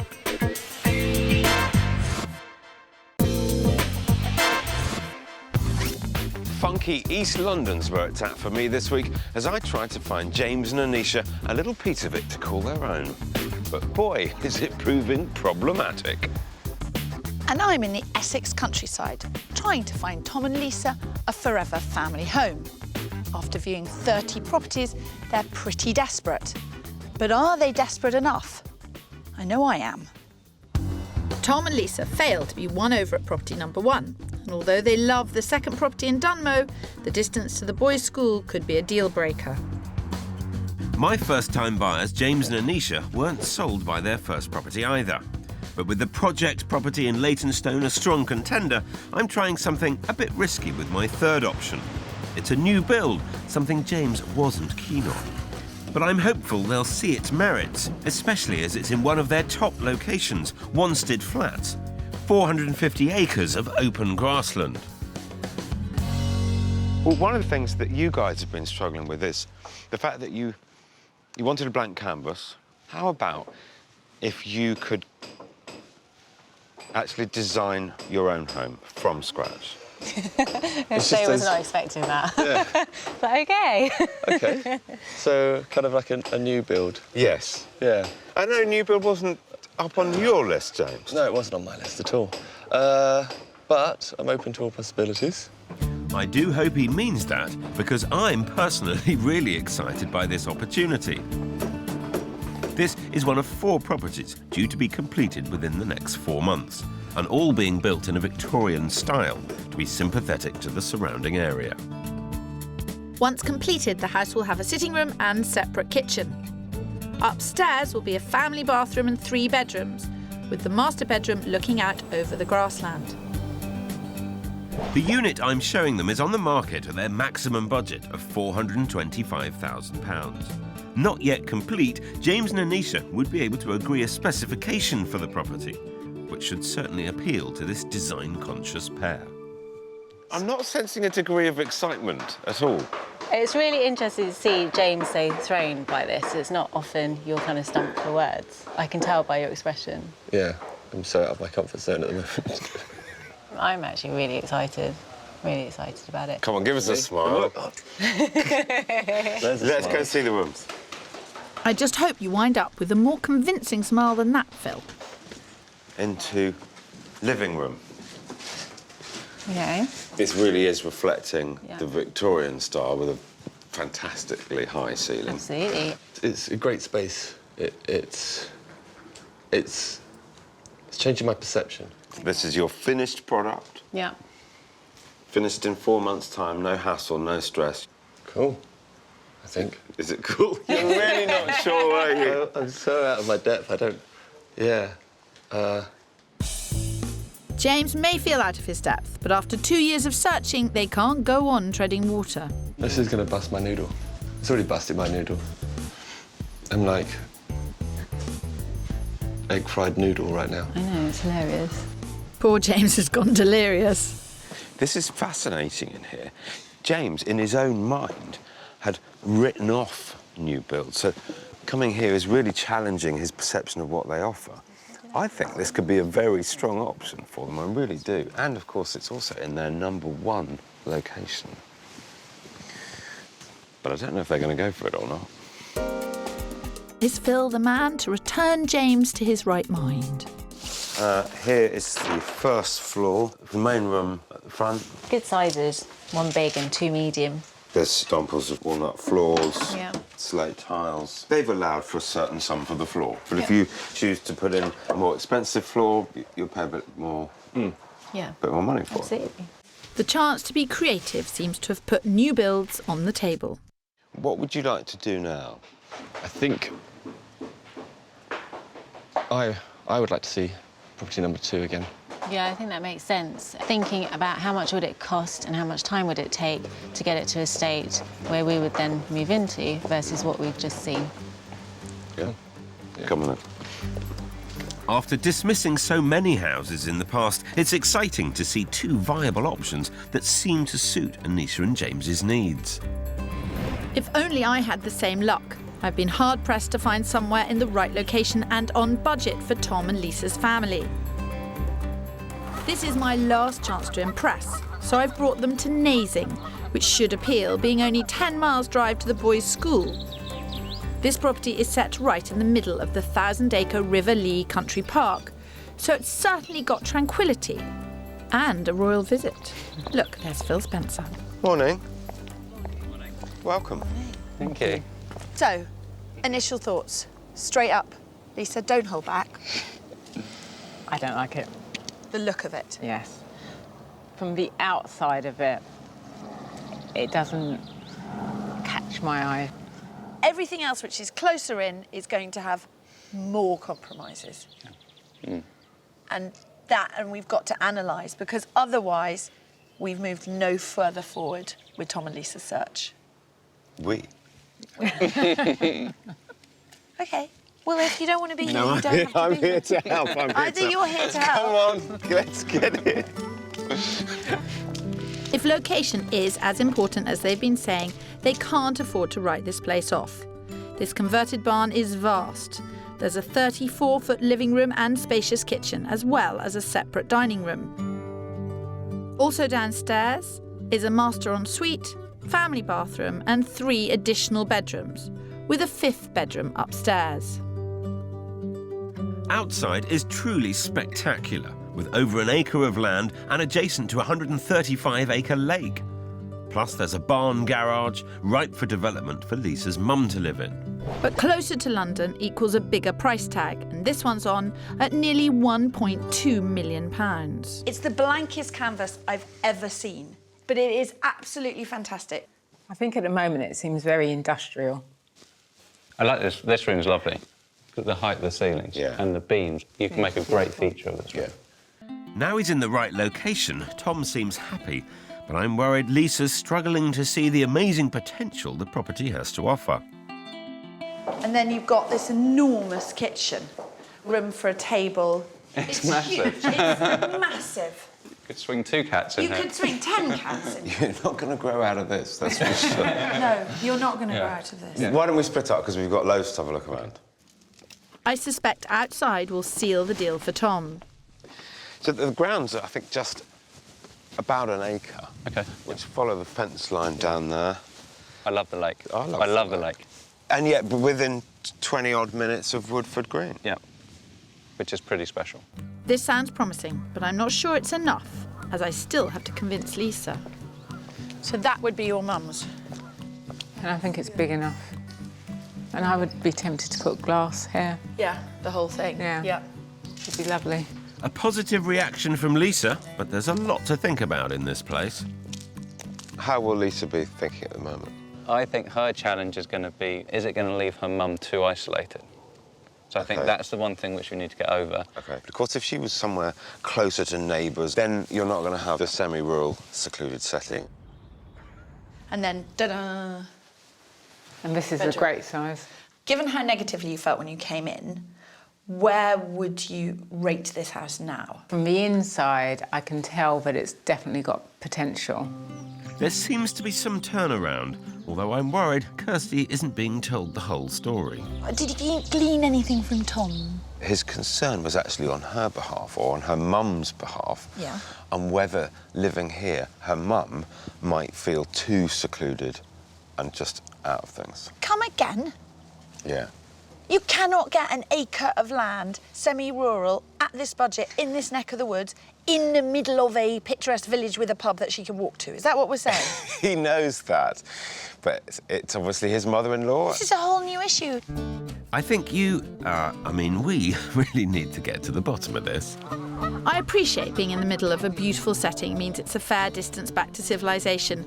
But as I've said a million times, you can't have everything. Lisa, I talked to Tom and I'm interested in your thoughts. Tom was concerned on your behalf and on your mum's behalf whether she might feel secluded. Is that something that has been a challenge, yes, and it's something that we have been talking about as well. I think on this one she may feel secluded. I think the three of us need to go and have a chat. And Phil, you need to go back to Leytonstone. I do indeed. 3 fab houses, yet it seems none of them are quite hitting the mark. While Kirsty, Tom and Lisa head off to mull things over, I'm heading back to property number 2 with James and Anisha, as the new build in Wanstead Flats has definitely given them plenty to think about. I reckon it'll come down to a question of the amount of work and money that would be needed to get the Leytonstone property up to scratch. So we're meeting up with Anisha's contact, Mindo, a construction estimator, who's helping them price things up. Approximate budget for everything, including the windows, new electrics, bathroom, kitchen, and so on, we're looking about £60,000. Yeah. That's plus VAT. And in terms of project duration, it's about between 2 and 3 months. How do you feel about that? In my head, I had to figure about 50k to get it to a stage of how we'd want it to be. So 3 months renovation would take us into the same arena as the new build. In terms of costs, add that onto the asking price. Again, that takes us into the new build. So then now it just becomes about back down to the property and the area again. It's also worth considering that unlike the new build, which would be completed before they moved in, if they went for this one, they'd be paying a mortgage and still renting while work was carried out, massively increasing their monthly outgoings. In terms of satisfaction, this one would give us more, but the other one, it would be nicer to be walking up to because of its location. But this is an old period property. It's going to have problems. You know, you put a nail in one wall and the other side something else could fall over. However, it is vast. You could probably put the other house in here twice. Yeah. Well, not quite twice, although this property is almost 200 square foot bigger than the new build. Poor James, his head is spinning so fast now, he's no idea what's going on any longer. And the danger, of course, is that they'll end up not doing anything. And that's where they've been for a very long time. That's why they've called me in to try and help. Well, let's go and have a bit of a chat about it. See what you want to do. James, you look as though you need a drink. Yeah, I think that could be well received. Poor you. Oh. Looks like you and I are in the same boat, Phil, each with a very confused couple.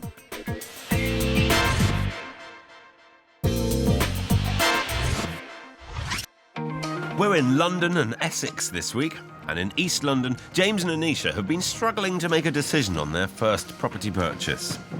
I'm so out of my depth, yeah. And with a stringent wish list, Tom and Lisa have also had it tough. The Nazing property was full of potential, although it was too isolated for them, whereas they were wowed in Dunmow, but travel time to the boys' school was a sticking point. It's high time we thrash this out once and for all. I think I know the answer to this question, but I'm going to ask it anyway. Are you any further forward in your search? I think I may be a bit confused. I may have gone backwards. That's a first for me. You've shown us a house that I've fallen in love with, but is a fair distance away. So now my head is muddled. You've got conflicting search requirements, and that is a fatal cocktail. So the desire for peace and quiet, the desire to be near the boys' school, and the desire for your mum to be in a community that she can access without driving. Yesterday, the house was the best house we've seen. Is it good enough? Is it worth the drive? Yeah. That's exactly it. Yeah. The compromise is the boys' school and just having to work out the logistics of getting them to school. That's the one thing which you know will eventually go away. Yeah, it is the country house that we wanted. That is our dream home. I really hope they don't throw away this property for a school run that won't last forever. So what do you do now? Cry. I can't tell which way this is going to go. And James and Anisha have a decision to make too, with the dilemma of a period property in need of substantial renovation in Leytonstone or a new build, not yet completed, but in their top location, Wanstead Flats. Is the way ahead any clearer now? Yes and no. So please don't feel any pressure from me to make a decision on either of those houses or right now. These last couple of days have probably been more insightful than the couple of years of searching we've done before that. Take the weekend to think it through and really crunch it between you. I hear what you're saying, but I don't think we're far off making a decision. Personally, I've always bought houses for location. To me, as an individual, location wins every time. And I will adapt a house to make it suit me. Anisha, what are you veering towards? I am veering towards Wanstead Flats. James? I'm veering towards Wanstead Flats because location, there are no gremlins in the walls, there is no cracks. It allows us to have a sense of creativity without the risk of unearthing more that a period property brings with it. Another reason why we're veering towards a new build is we're a bit tired, you know. 2 years ago, if the project house had come up, we'd be okay, great. Yeah. So we're a bit knackered of it all, and we sort of just want to move in. You want to get on with your life. Yeah. How do you want to leave it for now? I'd like to put an offer in. Anisha and James seem to be making headway, but Lisa and Tom are still struggling to commit to the property in Dunmow. I think we need to decide whether or not we go for that one. I think once we did that drive a couple of times, then we'd know pretty quickly in our minds whether or not it is doable. Yeah. In which case, I am at the end of a telephone. Okay. Thank you. I would be thrilled to see you in that house. With no immediate decision from Tom and Lisa, it's down to me to see if we can get things moving for at least one set of our house hunters. However, given the Wanstead Flats property is a custom specification new build, it won't be as simple as just putting in an offer, as the finishes they want will affect the price. So you want me to set up a meeting? Yeah. As soon as possible, go in, just start the ball rolling. Yeah. Yes. Yeah? discuss the finishings, and then we'll make a plan from there. Yeah. But cheers. Cheers. Really pleased to have got us to this point. Thank you. It was a time or two, and I didn't think we would. After meeting the developer and after a bit of negotiation by yours truly, James and Anita secured the new build for 420 grand, 5 grand under budget. And 2 months on, their new home is really taking shape. They hope to be moving in 3 months' time. The building works have been progressing and we've been choosing and changing and redrawing a couple of things so we can get them in before completion date. The fact that we got them in early means they can now tailor the design and layout so that it's perfect for them.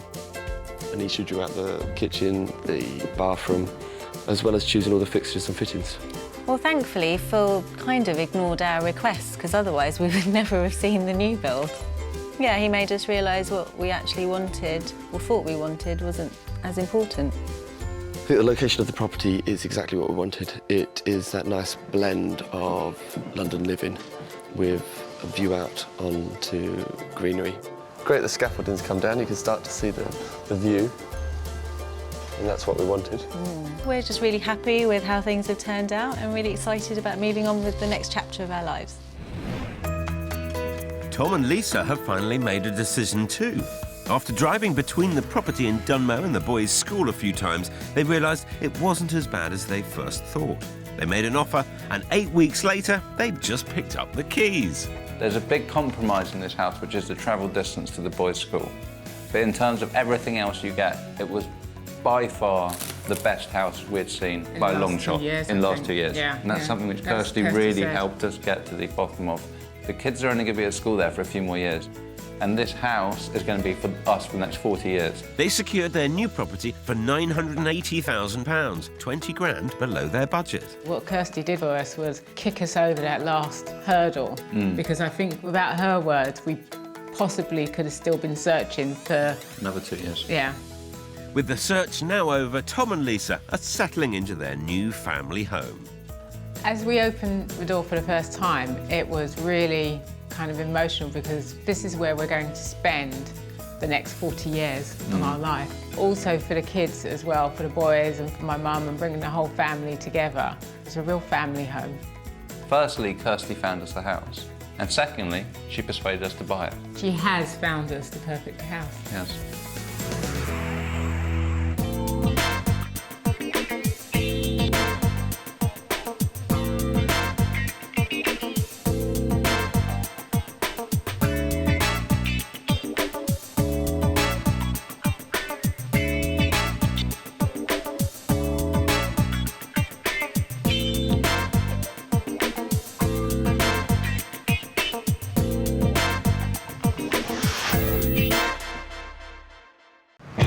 This week we're back in London and the royal pickle of space versus location.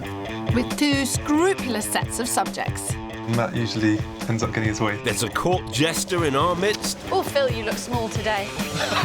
But would our choice of residences be granted the seal of approval? Absolutely astonished. It's very small. Or were we simply courting trouble? Ian's looking worried. No, I'm not worried. No. I always look like this.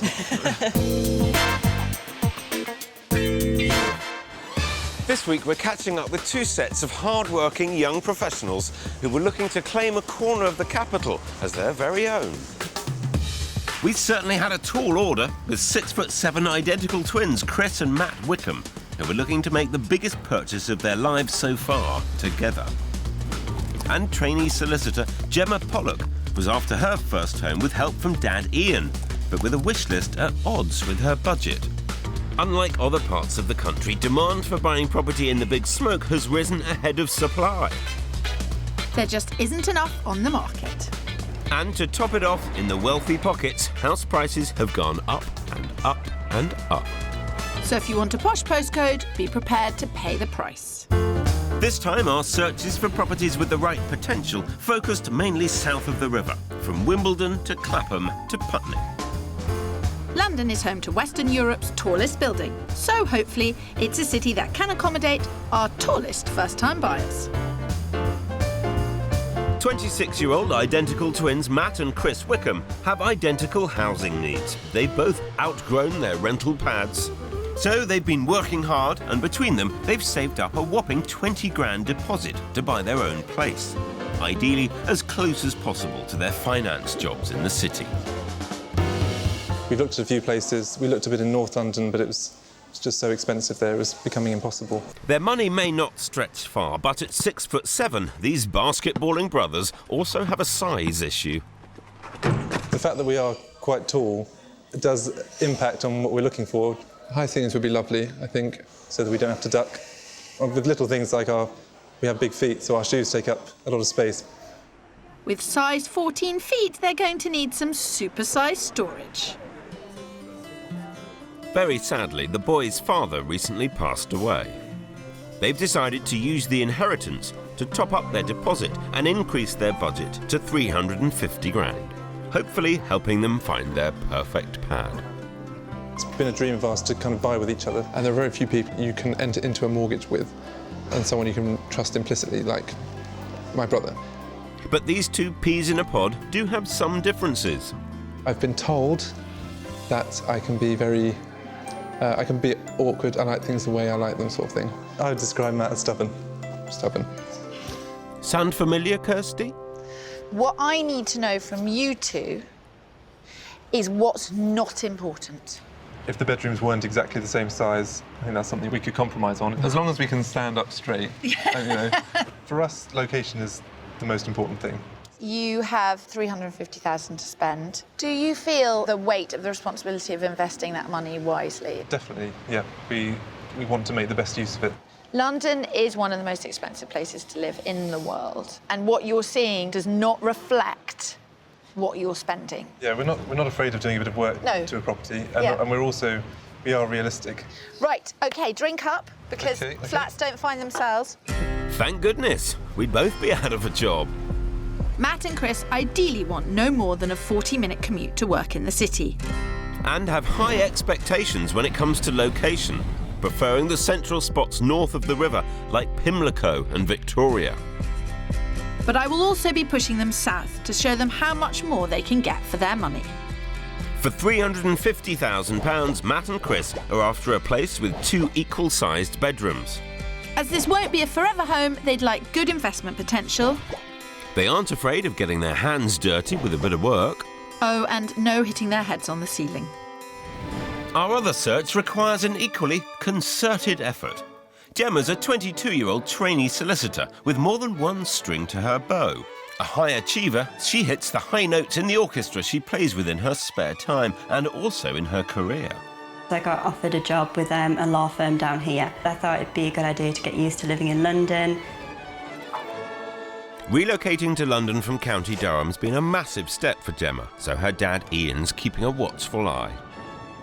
She thinks she's cleverer than me now because she's a big Irish shot lawyer with a degree, but she doesn't know as much as she thinks she does.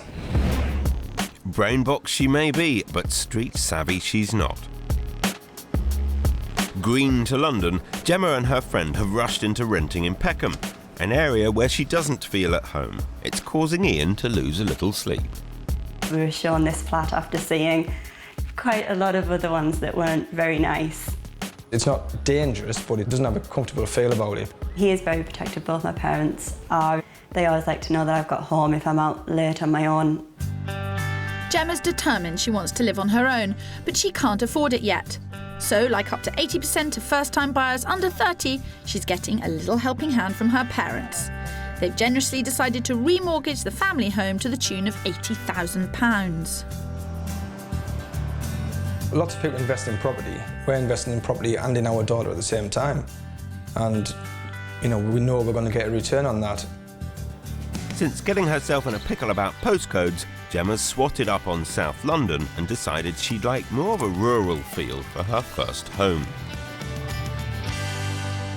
So, Gemma, it's your fault we're standing here in a freezing cold, windy Wimbledon Common. Because this is where you'd ideally like to live. In an ideal world, yeah. You want somewhere that you can come home to, which is yours and which is cosy and safe. Yeah, but also that's got the space for a big sofa bed for my family to be able to come down and stay when they can. Ian, what's most important to you? In terms of For security for Gemma, we want somewhere where she'll be happy. In terms of the investment side, we want to be able to sell it at some point and hopefully get our money back. Do you think with our help and your increasing knowledge of London, we might be able to find you something in an area that you feel a bit better about? That's what I need. I just need someone to point me in the right kind of areas to where I'll be better off for commuting and things like that. Gemma's a woman who knows exactly what she wants. Sounds like someone I know. So the sooner we get off this blustery common and start searching, the better. Gemma and her dad have got £200,000 to spend on a one-bedroom flat. It needs to offer decent inside space, resale potential and be in the Wimbledon area. And while you're at it, please may I have a full head of hair? The only plus on these searches is that we have a home advantage. Yeah, Nice completely layout. on home ground. Know what I'm talking about, know the streets, know the areas.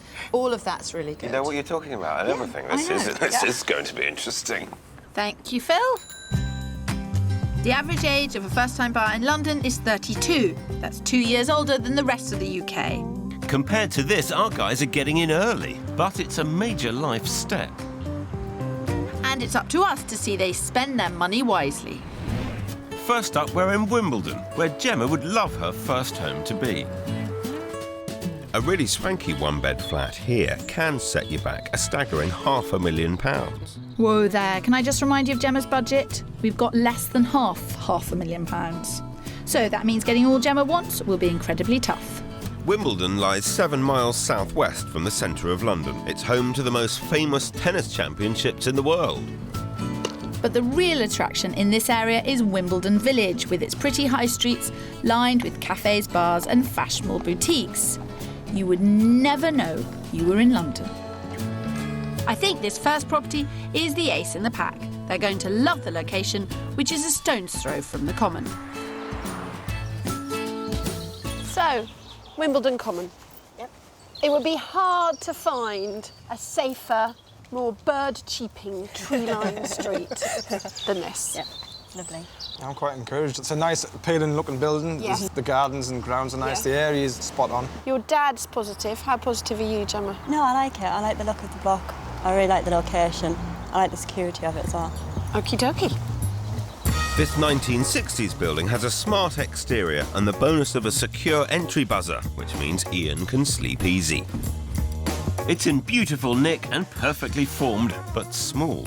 Will it have enough space for Gemma and her extensive collection of books? It's on the market at £195,000, so it is in budget.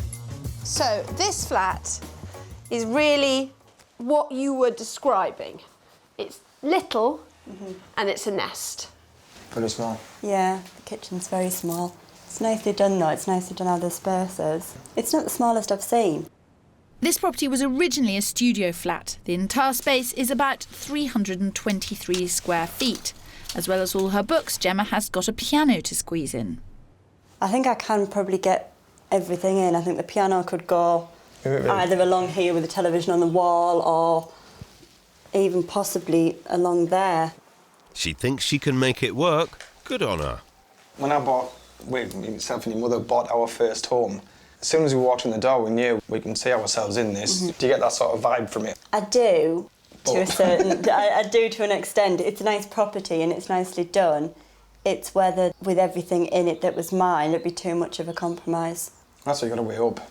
It's location over size, isn't it? It's always going to be the case. Put your feet up, Kirsty. Sounds like they don't need you on this search. So, first flat. Yep. Quite impressed. The only compromise is the size inside, but as you said, there's always a compromise. Well, let's go and see some other flats which need a bit of work, and then see where you're at. Okay. But good start. I've got to admit, what worries me is the fact that she's got more books than clothes. Because You've scored on location, Ms. Alsop, but Gemma's clearly holding out for a bit more space.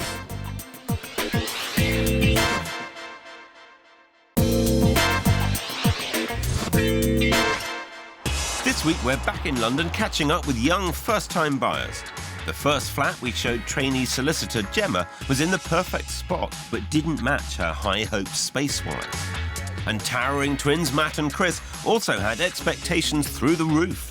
For their first property, we were staying south of the Thames in the bustling area of Putney. Here, the average price of a flat is 100 grand over the boys' budget. But the place we found in East Putney is affordable, partly because of the work that's needed. Oh, Phil, you look small today. Thank you, Kirsty. How to make me feel nice. Oh, no, we're here. We're kind of equidistant between Wandsworth Town train station and East Putney Tube Station. So you've got both of them within a 10-minute walk from here. Oh, fantastic. We've got long legs, we can walk. You've got long legs, We can so walk under a 10-minute walk is probably a 2-minute walk for you too, isn't it? Yeah. Okay. Right, in we go. Thank you. They may not mind a morning stroll, but their commute to work from here could take up to an hour, longer than the 40 minutes they'd like. But this 2-bed first-floor flat is in a great area and is bang on budget. The living room is a great space for our lads, with plenty of scope to make it their own. The compromise lies in the bedroom size. Oh, this is lovely.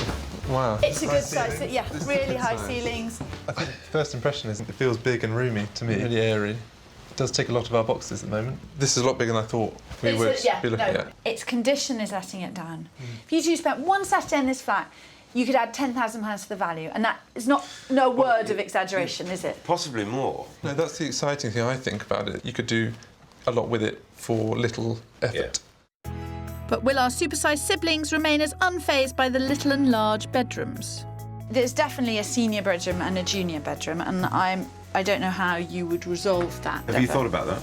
I'm not too fussy, and Matt usually ends up getting his way, so we'll see what happens. Do you agree there, Matt?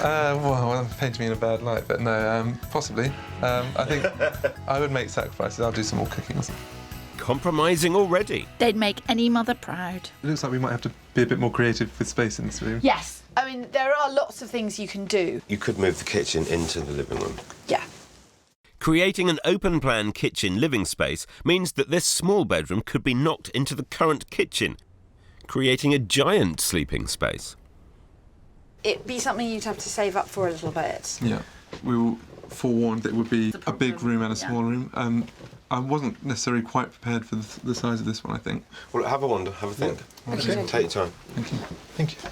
So size does matter in the bedroom. This room is massive to me. Yeah. Makes me wonder whether we actually need the space. Yeah.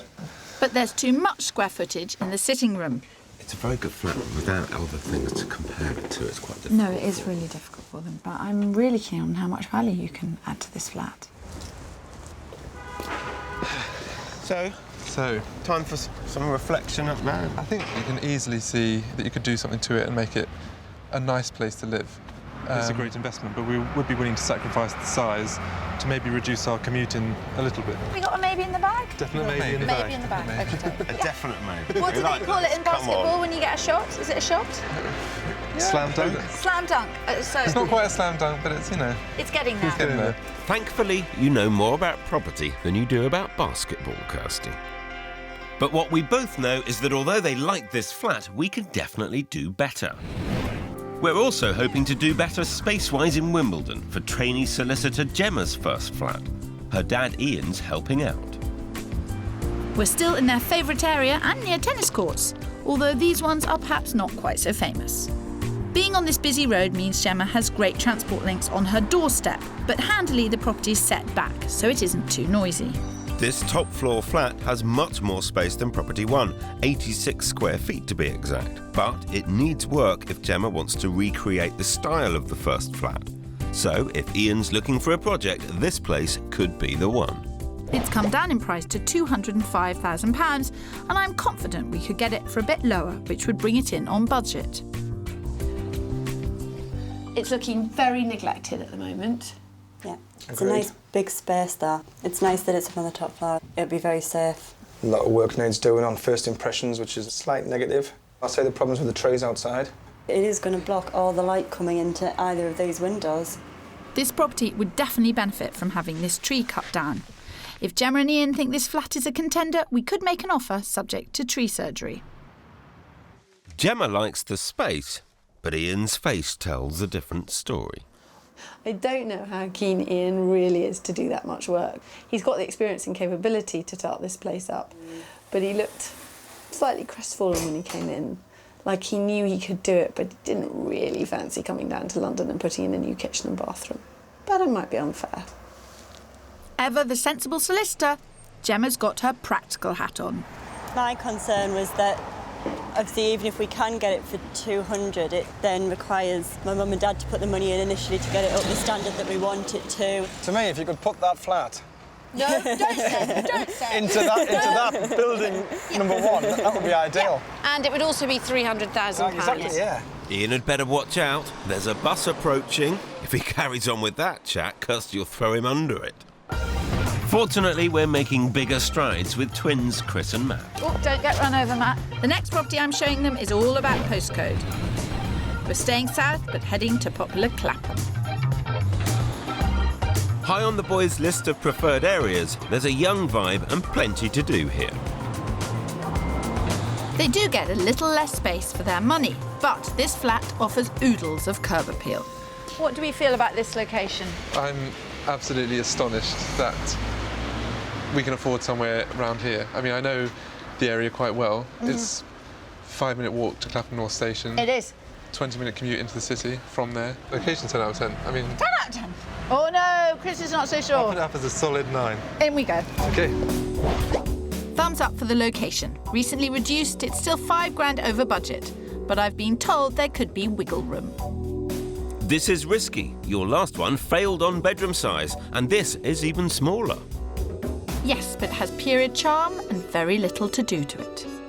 So, a smaller sitting room, but equally high ceilings, very light and in lovely nick. I can't believe we could afford somewhere like this. There are basically 2 bedrooms, neither of which would take 2 cats swinging around. Right. You know, 1 cat, fine. Little mouse, fine. Yeah. 2 cats, no. Yeah. It's a lovely space. I think you've got practical use of shelves and things, so you can take it's everything all done. you need. Yeah. Asking price, 355. I mean, if it's top end of our budget and it doesn't need work doing to it, then who can All the argue with better, that, eh? exactly, yeah. In terms of investment potential, the boys would struggle to add much value here. So they could just sit back and enjoy it. So, this is the smaller of the 2 bedrooms. I'm not as shocked as I don't know, it might be thought in a room this size. I've lived in a small room in my current location as well. And Matt's supposed to be the awkward one. I mean, I know it seems like a cheap trick, perhaps, if you put a mirror on there. On where?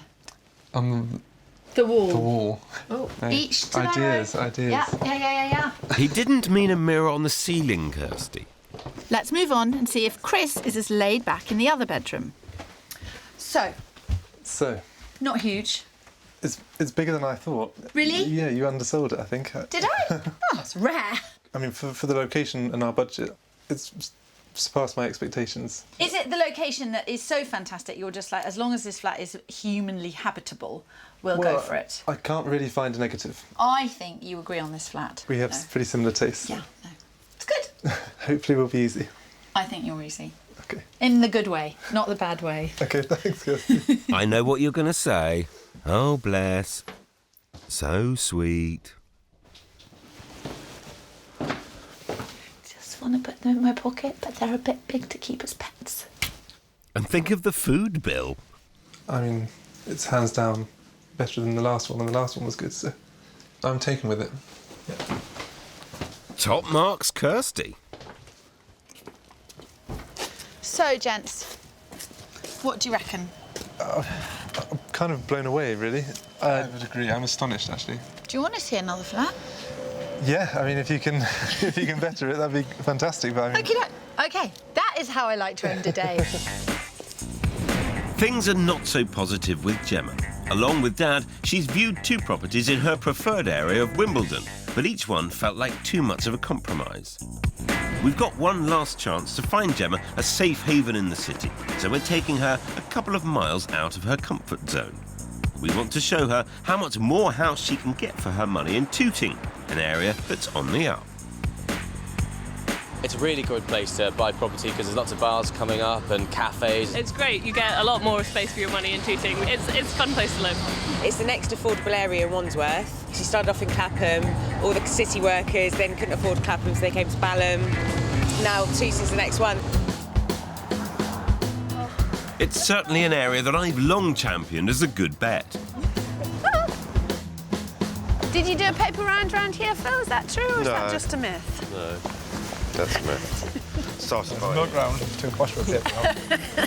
Well, this is the one, number 67, double fronted. We're going to have a look at the flat up there. The front of this Victorian villa looks a little neglected, but work to tart it up will be done, dusted and most importantly paid for before any sale goes through. If the communal parts of a property clearly require work, check whether there are any existing plans and funds to carry this out. This upper conversion flat has a lovely communal garden at the rear, and inside there's plenty of space. There'll be no problem fitting all Gemma's books and her piano in here. It's on the market for £195,000, which is £5,000 under Gemma's budget. This is the largest of the 3 properties by far, but is the space enough to tempt her to tooting? Come on in. Welcome to 480 square feet. Oh, massive. Well, it is. It's certainly big enough for you and for guests and visitors to stay. It's spacious, that's the first thing you say, because of the high ceilings make it look bigger. It's nice, this space would be big enough for people to stay, which is good. I've got an idea how Gemma could make the most of this space. This is currently the bedroom. Okay. I think it should be the sitting room. Right, okay. There would have been a fireplace there, which you could reinstate. You could have all your books there. Switching the bedroom with the sitting room would allow Gemma to use this attractive space for entertaining. And the ceiling height is so good. It's lovely. Yeah. It really is nice. And it does make it feel bigger and lighter. At this point, do you want to run back to Wimbledon? Initially, but I think the flat's making me hesitate slightly because of how much potential there is in it and how big it is. Gemma's coming round to this place, but although she won't be living with her dad, if he's not smiling, she won't be taking on tooting. I know the 2 things that are most important to you are safety of Gemma and safety of your money. I'm not saying we don't think she feels safe. It's just somewhere where she doesn't feel nervous walking back on a night. And She doesn't feel nervous, or you don't feel nervous about her? Probably the latter. If I had a daughter, I would be wanting to make sure she was absolutely safe. Yeah. Well, in your honest opinion, you think she's better off buying a bigger place further away? I think your money would be safe in both. Yeah. I think you probably make more money here, but there are greater risks involved because it's not absolutely prime. So, location, isn't it? Yeah. That's what she has to look at. I think this is a cracking flat which delivers on both space and investment potential. But is this location right for Gemma? What do you reckon? I like it. It's very big. It's the area I'm not entirely convinced on. Sure. It's not Wimbledon, which Sure. is what I know and what I like. It's absolutely fine. And from a safety perspective, really no problem at all. Phil Much says safer than where you tooting's want okay. it. Gemma says she's not sure. Just leave your number with Gemma. If she's got any problems, she'll give you a call. OK, see you soon. See you. Before making any decision on a property, it's important to do your homework. Revisit the location at a different time of day to get a feel for the dynamic. And if, like Gemma, getting to work fast is top of your list, it's a good idea to road test your journey. There seems to be plenty of buses going from this area. Yeah, I think there's several that go to central London as well, which could be quite useful for a night and things. Oh, yeah. Gemma and her dad Ian seem tempted by the space on offer in Tooting. But will she feel confident taking a leap into the unknown?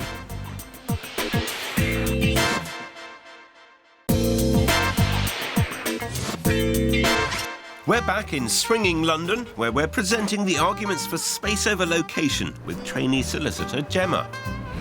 And it was virtually an identical case with twins Chris and Matt, who were favouring a popular postcode over extra space in the bedroom. We had one last chance to score with both location and size for the brothers' first flat together, and Kirsty took them to the final property by rather unconventional means. She's always known how to travel in style. How would you feel if this was your daily commute? I would be pretty happy with this as a commute, a lot better than the tube. The method of transport's floating Matt's boat, and you'll get points for postcode. Yep, and we've gone north of the Thames and ended up in Pimlico, a central spot I know they're going to love.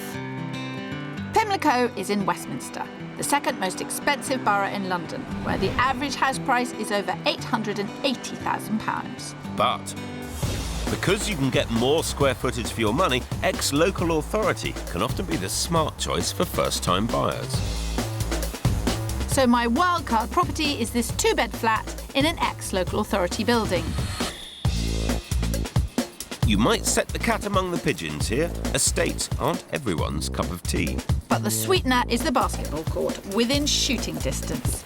Slam dunk. Ooh, you're learning. What do you feel about the block? You've seen that this is a flat that comes with a basketball court. It is. Yeah. It's an amazing area. I mean, it's beautifully maintained. This flat is still 10 grand over budget, but I have it on good authority that the vendor is open to offers. It has a bright, spacious sitting room, the biggest kitchen I've shown them. And there shouldn't be any squabbling over the bedrooms, as both are a pretty good size. The only downside is right outside the window. This is amazingly big. It is really big. I think it's massive. Oh, here's the train. Absolutely. Well, you had to point it out. Compared to my last flat, where it took me about 2 months to get used to going to sleep with the noise. But you did get used to it. Absolutely. Yeah. I sleep through anything now. I think you two should go and look at the bedrooms. These two are so laid back, they're almost horizontal. It's a slam dunk. That's what I reckon, anyway. I can't get over the size of it. What do you reckon? 1 massive bedroom. Good. 2 massive bedrooms. 2 massive ones. Kirsty. I didn't say it, they said it. That's a double bed with room to run around in. Yeah. Yeah. Yeah, well, I definitely didn't think we'd find somewhere with that much space. Yeah. Hasn't Chris said that in every place you've shown him? Yes, but here it's true. This flat has over 200 square foot more than the last. Kitchen could do with the tart up. It's a really good size. It's a really good size. The answer to this flat is that some people are put off by the idea of living on a council estate. I'm actually astonished. I'm still slightly staggered about how massive this place is and the location. The only thing for me is the Clapham property was such a good one. It was such a good one. We know that area well, and so it's a good dilemma to have. A well-played game, but which flat will come out on top? Over in Tooting, Gemma and Dad have managed to get to grips with an area they knew very little about. They've decided to forego her fixation with location in favour of a second view at property number 3. So it's back to the spacious Victorian villa in Tooting. Is this little oasis of tranquility enough to lure Gemma away from her beloved Wimbledon? We spent a long time looking around Wimbledon. I think we realised then that we weren't going to get what I wanted size-wise in Wimbledon. From my perspective, I think it's a good investment. This is a very good investment, yeah. If it wasn't my daughter, it was just a cold, hard investment, no problem at all. But she's got to live here. Right now, interestingly, guys, when you come in here, it will not look like that. Ian, just behind you, just pick up that piece of... In the next 6 to 8 months, those are going to be restored. Make a hell of a difference, won't it? Yeah. It will be fantastic. I mean, that's beautiful. Lovely. Want to go and have a look up in the flat? Yeah. One last time? OK. Ian ain't letting the grass grow under his feet. He means business. He's just through the door and he's already decided what he wants. Me personally, I think it's worthwhile putting an offer in on it. I think Gemma's come around to that way of thinking as well, if I'm right. Yeah, I do like the flat. I really like the flat. We wouldn't want to go away and say, well, think about it, and then you lose it. Okie doke. Well, let's go and find somewhere we can make an offer. OK. Yeah. For Gemma, it's all starting to sink in. The dream of owning her first home is in sight. Bye-bye, building. Hope to see you when you've been repainted. That could be ours. Yep. Can a deal be done to make it theirs? Brothers Matt and Chris also opted to go back to the third property we showed them, the ex-local authority flat in the swanky spot of Pimlico. It's a block that's only 5 stories, and this would go in the twins' favour. Any higher and some mortgage providers may not be willing to lend. But inside, the bigger the better. There seems to be a lot of storage space. I know you're concerned that you have more clothes than most girls, but I think you've got the place to put them. Yeah. Plus any other pieces of equipment. Yeah, agreed. Like the balls. Basketballs, of course. So it's pretty scruffy, the bathroom, isn't it? It is, but I think with a little bit of money saved up over a few months, we could probably do what we wanted with it. We're not talking a lot of money. And the tiling you could probably do yourselves. Yeah. Once you get your own drill, there's no holding you back. A second viewing of a property gives you the chance to look at things without rose-tinted spectacles. Look at the practicalities. And come up with any questions you may want to ask the estate agent. How does it feel now? It's quite nerve-wracking because this is a realistic possibility. That's the compromise, I think. Yeah. It doesn't bother me at all. Some people will walk into the sitting room and say, no way. Just because we're not bothered by it, would it affect the ability to sell it on? Do you want to go somewhere and have a drink and discuss? Yes, please. Right. After you, sir. Chris and Matt loved the space and potential of the Pimlico flat, but they also loved the style and location of the flat in Clapham. This really could go either way. Where are you at the moment? The Clapham's the safe bet. We know the area very well. The only concern is whether we get in there and find that it isn't big enough. And I think in comparison to the one we've just been to revisit, it seems like it may be one that will increase in value. Matt and Chris are going to think about this huge decision overnight. And all I can do is make sure we have all the information on both flats to help them. I'm very conscious that you feel, in a good way, the responsibility of the money that your father left you, and we've got to make sure we do it right. Yep, agreed. 48 hours ago, we thought we'd never find anything that you could stand up in and have equal bedrooms. So we're in a really good position. Tomorrow we will chat, and hopefully I will make an offer on one of those flats. Yay! That'd be fantastic. Having initially set their hearts on Wimbledon, Gemma and her dad have been seduced by the extra space and investment potential of the Tooting flat. We've heard an offer has already been rejected, so there's no time to beat around the bush, Kirsty. Property number 3, do you want to make an offer on it? Yeah. The asking price is 195. It's going at 187. It's an offer at 182. 187 is 5 more than that. 187? Go for it. Okay. Riz, it's Kirsty. I've had a conversation with my clients. We think that an offer of 187 would indicate to your clients that we're very serious about it. Okay, bye. Ian's looking worried. No, I'm not worried. No. I always look like this. The agent is quick to return my call. Riz. Right.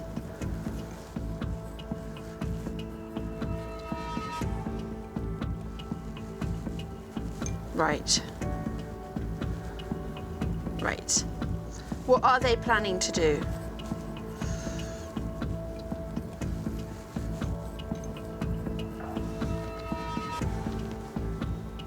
Thank you so much. Obviously, you know. He said they want something nearer to the asking price. You don't want to go any higher, do you? If we up it, Yeah. it's got to be a final offer.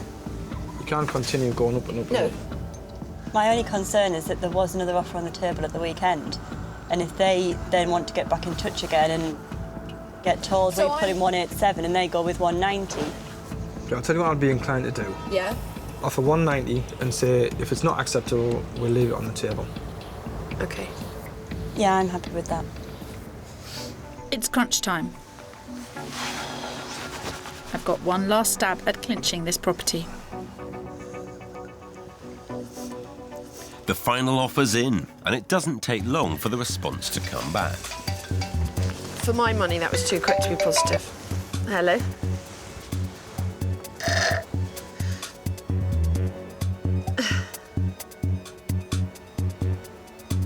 Wow! That's remarkable. You said no. Thanks so much. Are you pleased, Ian? I'm pleased, yeah, of course I'm pleased. You're pleased? Yeah, that's brilliant. You're happy with the price? Yes. Gemma, are you pleased? Yeah, very pleased. You've got yourself an apartment. Cheers. I've got the last of mine left. I'm just going to have to do this little...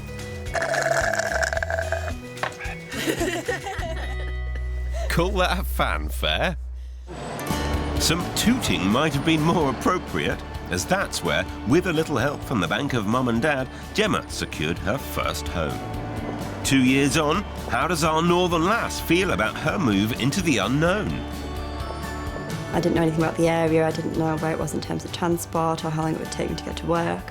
So when they showed me a flat here for the first time, I was a bit unnerved by it. Luckily Phil was on hand, he knew a lot about the area, he could give me a lot of information and guidance on it, and I absolutely loved the flats. Big enough to even accommodate musically minded Gemma's cherished piano, the flat hit all the right notes inside and out. I think the communal garden was a big swing for me because it meant that I did have the outside space and the green area that I couldn't necessarily afford in Wimbledon, and that was the compromise that I was willing to accept. In her original search, the Wimbledon dream was one that Kirsty and I had to gently shatter.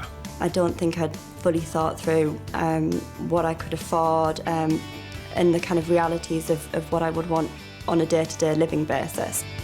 I ended up with a much bigger flat than I'd ever thought I'd be able to afford, simply from moving slightly out of my search area. Since she moved in, Gemma's been working long hours. Downtime is precious, and these days often spent with a fellow trainee solicitor. But the doors are always open to accommodate visitors from the north, which was a priority on Gemma's search. Having this flat's just given me the space to be able to do it, which I didn't think I'd be able to. I've got a sofa bed in my living room, which means that my parents can come and stay with me. My sister stays with me quite regularly, as do a number of friends who, when they're visiting London. One of Dad Ian's priorities was that Gemma would feel at ease wherever she chose to live. I think, in comparison to where I was living before, the area feels much, much safer. It helps being near the main road, so there is a lot more people around looking out for each other as you come off the tube on a night and things like that. Dad will be happy to know that. Tooting's also fantastic socially for me. I think being on the Northern Line's been really helpful because all my friends can get here quite easily. There's a large number of cafes and bars and things, and it's just quite a relaxed atmosphere. Gemma's worked out her property's already gone up in value by more than 10%. So perhaps the parental investment in her well-being may pay off in more ways than one. It's actually worked out really well. It's helped me get on the housing ladder for the couple of years that I needed a hand from my mum and dad. And it's also meant that they've had a little bit of return on an investment to the level that they probably wouldn't have got if they'd just put the money in a bank account. So it's worked out really well for everyone involved. Great to hear. I think we can give ourselves a wee pat on the back. If I'd been left on my own, I wouldn't have found the flat just simply because I didn't know anything about tooting. A little bit of a risk, but as it turns out, it's fantastic for getting into work, and it's still got that nice buzz without being Wimbledon where I can't afford to live. So tooting is suiting our soon-to-be qualified solicitor very well indeed. Gemma's story is a good reminder that if your cash can't buy you what you want where you want it, then it could be time to stretch the search. Board a bus or take a train to the fringes of your favourite area and you might find some real property gems. They could have character and more space than you've ever dreamt of at a fraction of the price. Twins Matt and Chris had a similar dilemma to Gemma, but after much agonising, they went for location over space and chose the Clapham flat. Kirsty had the go-ahead to offer £345,000, which was rejected. I upped it to 347, but sadly this was also turned down. After going back to the flat for another look, Matt and Chris decided not to re-offer at the top of their 350 grand budget. Was that the end of their home buying dream, or did it go on to new heights?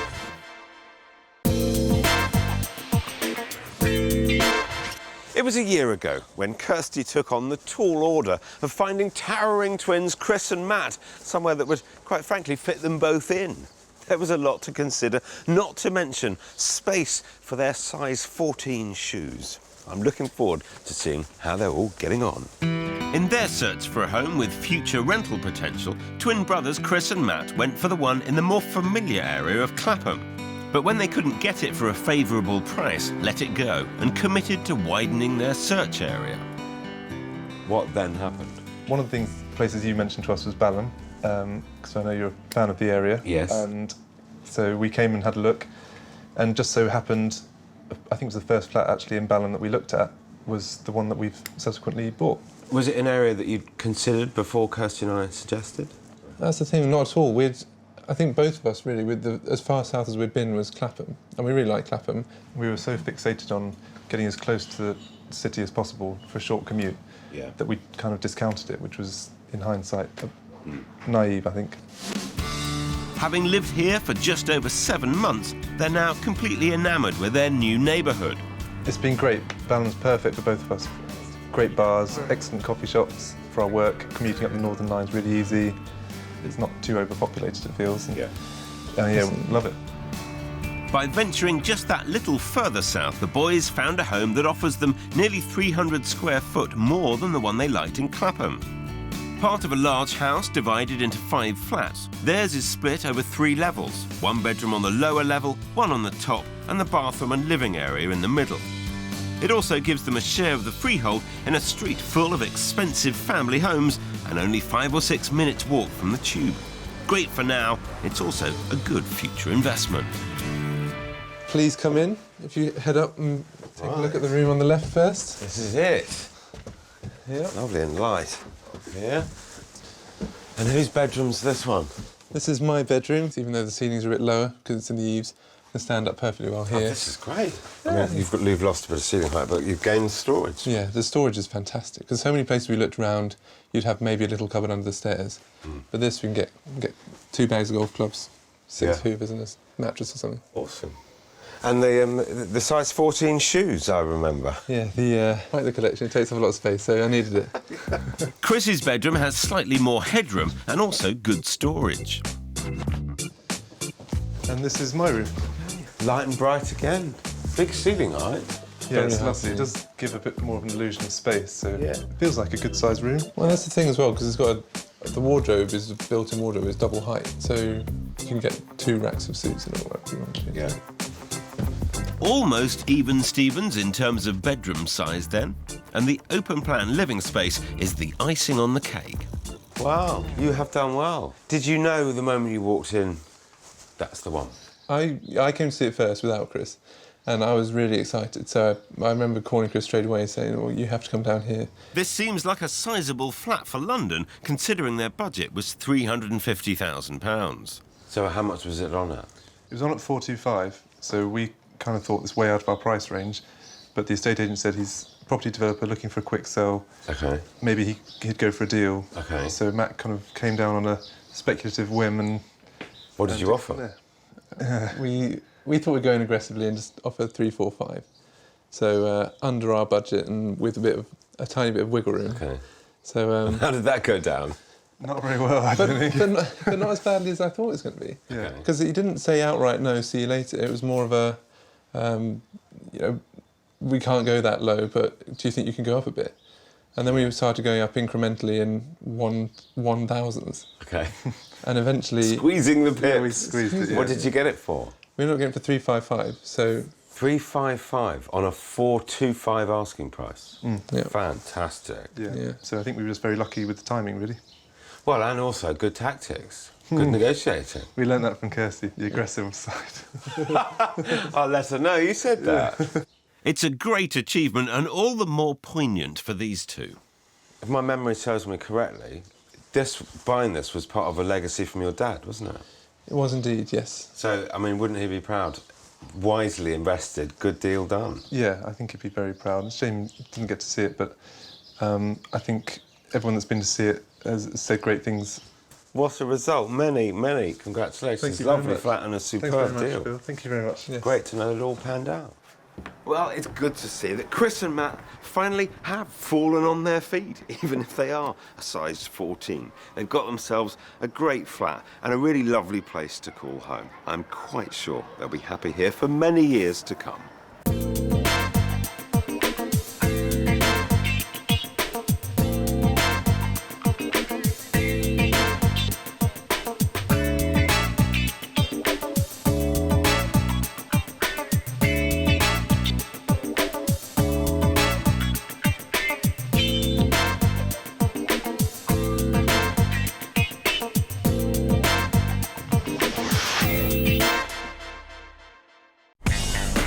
This week we're back catching up with 3 damsels with sizable demands.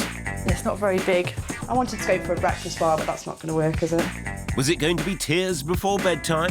That's a £2,500 breakfast bar. Your job is to find a house. It's not to tell her how to live. Clearly, something has gone really badly wrong. Or did we ultimately get the measure of them? Always big up there. There's only one thing you need, and that's me to hold your hand.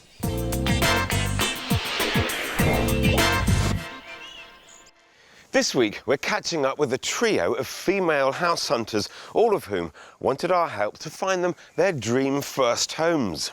But these were searches that came with a fair amount of emotion. Emma Wilcox and Kelly Price were searching southeast of Reading, where Hampshire meets Berkshire, for a home together.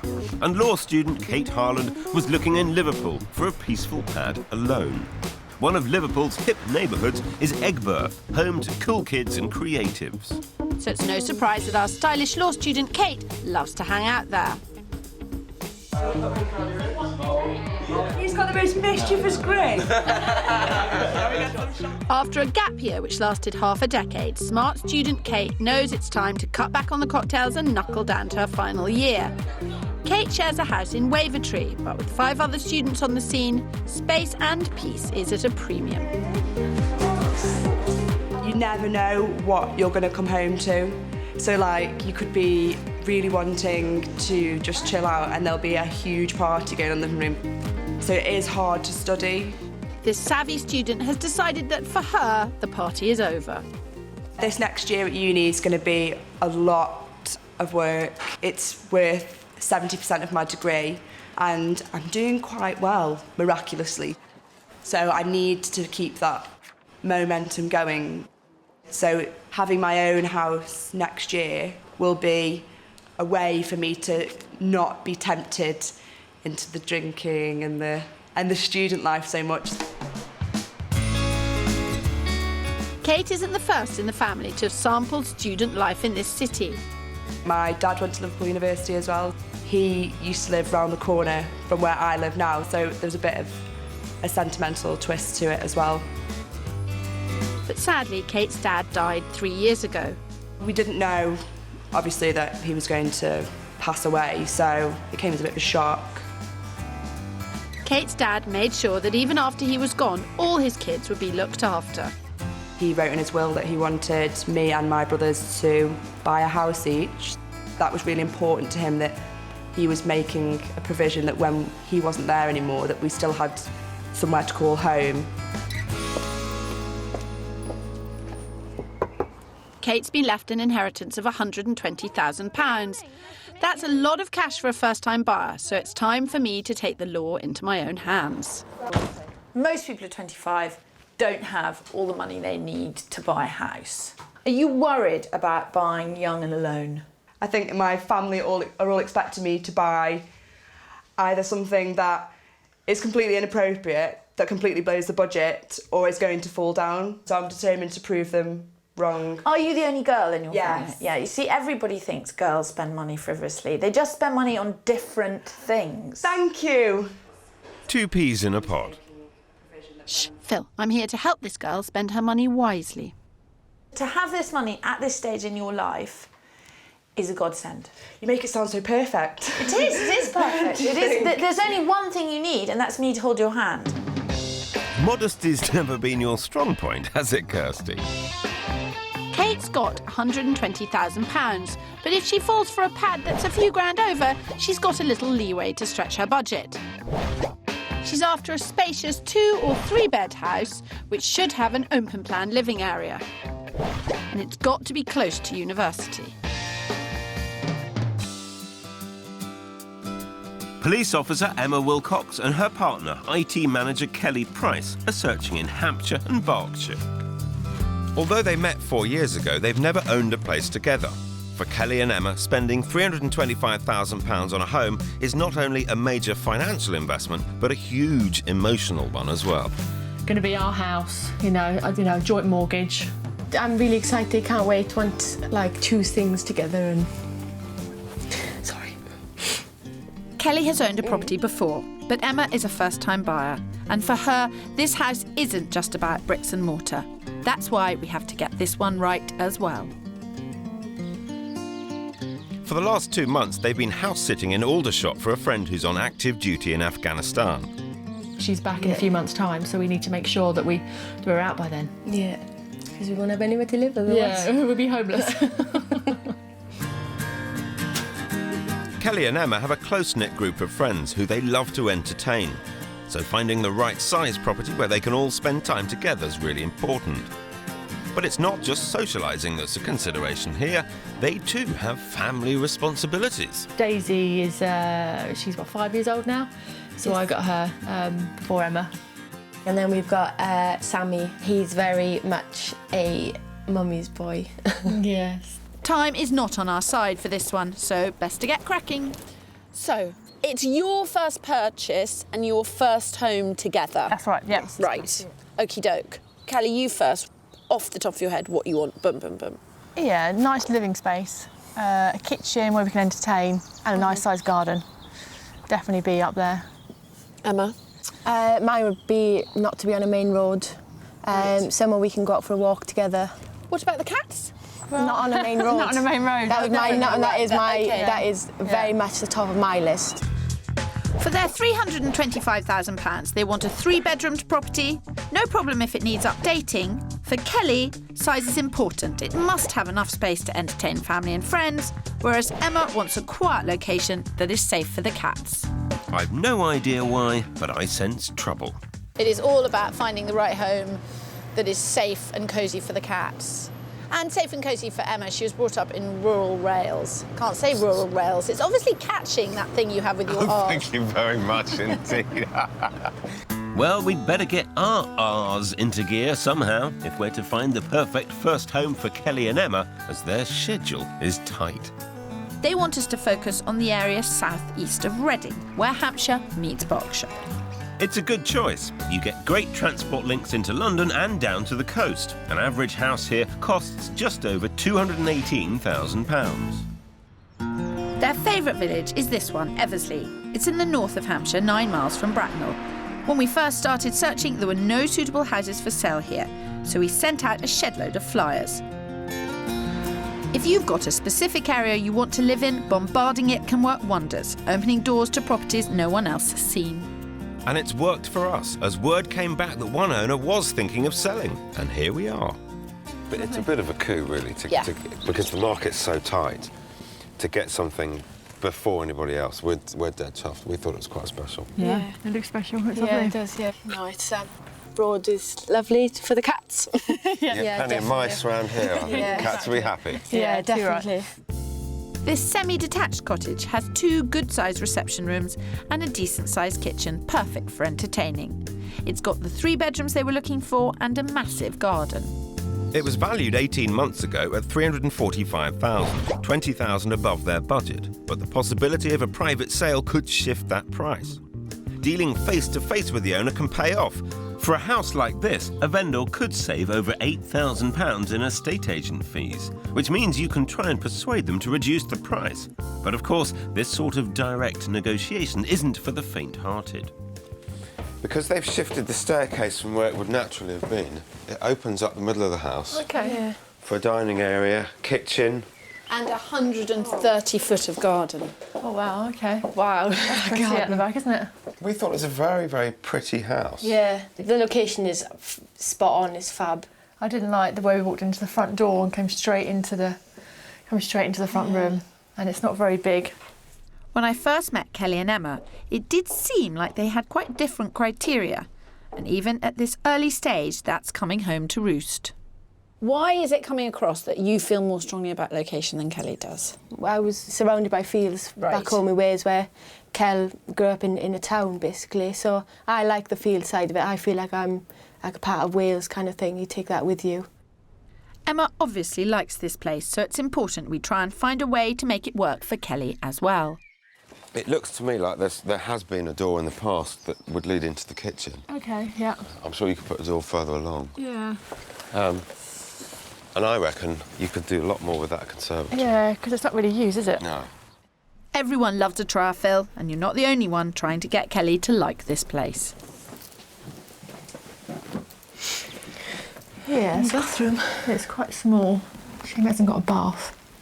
Yeah, but a nice big shower. This would be the master bedroom. Yeah. Might be a little bit too small though. I mean, the view is fantastic. Yeah, the view is amazing. There's Sammy and Daisy out there. Yeah, they would love that. Yeah. You enjoying being up there? Well, I was thinking this is about the height difference between Kelly and Emma, which might be why Emma doesn't think that house is small and Kelly does. Yeah, possibly. They're a nice couple, though. They're a really nice couple, and I wouldn't want to have any kind of divide and rule stuff. Especially not in house one. No. Come to think of it, though, we have got a bit of a divide. Well, there we have it. How did we get on? Yeah, I think beautiful location. Yeah, fabulous. I feel the house is a bit too small. Kitchen, my eyes, big enough, and bedroom size is not far off either, really. I've got to say, it sounds like Kelly's walking away from this house saying adieu and Emma's moving in. Possibly. Quite a lot of compromises where you come in the front door. Yeah. What a shame. With a bit of patience, this place could be a great home in a near-perfect location. But it seems Kelly just won't compromise on the size issue.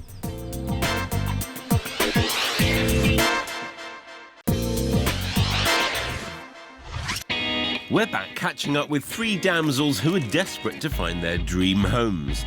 The first property we showed Kelly and Emma in North Hampshire scored big with Emma on location, but it was too small for Kelly. Kate Harland had an inheritance of £120,000 to buy her first home. She was studying and keen to stay in Liverpool, a city rich in maritime and musical history. The past decades seen it transform into a cosmopolitan capital of culture. It's a buyer's market here, so deals can hopefully be done. The average house price in Liverpool is just under 135 grand. Kate's favourite area is Egberth, but we're taking her 2 miles southeast from there to the up-and-coming Garston. This property is perfect for Kate's life now, and it's got young professional written all over it. Here we are. We're in Garston, which is where a lot of the young professionals who might want to be in Egberth but can't afford it come. Yeah. So the geography's positive. Yeah, it's positive. Sort of. Sort of. Okay, right. Ish. Yeah, ish. I can tell there's an ish. Despite that ish, Kate will get plenty of bang for her buck in Garston. This pretty terrace has 2 large bedrooms and every young girl's dream, a massive bathroom, and there's even a pretty yard at the back. It's on just under £95,000, so she'd have a hefty chunk of cash to spare. Big, light, high ceilings. Exactly what I asked for. I like the open stairs as well. It reminds me of my dad's house. You can do all sorts of modern things with these stairs. So you can have open stairs which are glass or metal or whatever. You know, I mean, but you don't want to overspend. No. The important thing is not to spend the money on making the house too expensive for the area. Yeah. Yeah. You've got it. You've already got the lingo. Do you think? Yeah. Go on then, you go. I'll stay. She's the apprentice, and Allsop, you're fired. Not quite, Phil, not quite. Very nice out there, isn't it? Very nice. Yeah. Really nice little area. It would be tempting to just put in a hot tub, wouldn't it? Or one of those Japanese baths. Kate could afford to bathe al fresco or make any other alterations she wants because this house is 25 grand under her budget. It's everything that I would ask for. Although I wanted to go for a breakfast bar, but that's not going to work, is it? Well, you can. I mean, you could. That's the thing. You can do a different type of layout. Or if that ish about the area is actually an issue, she could spend more to get a similar house in a different area.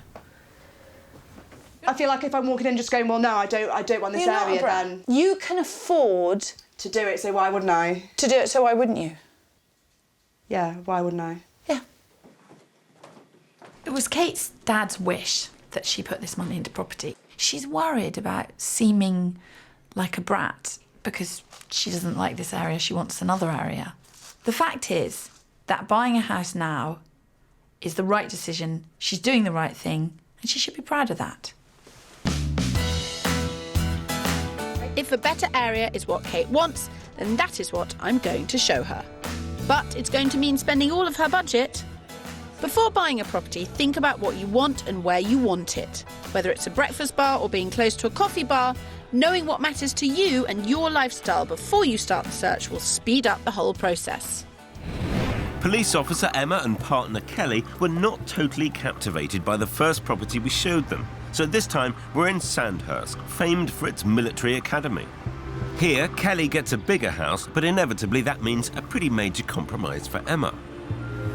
Right.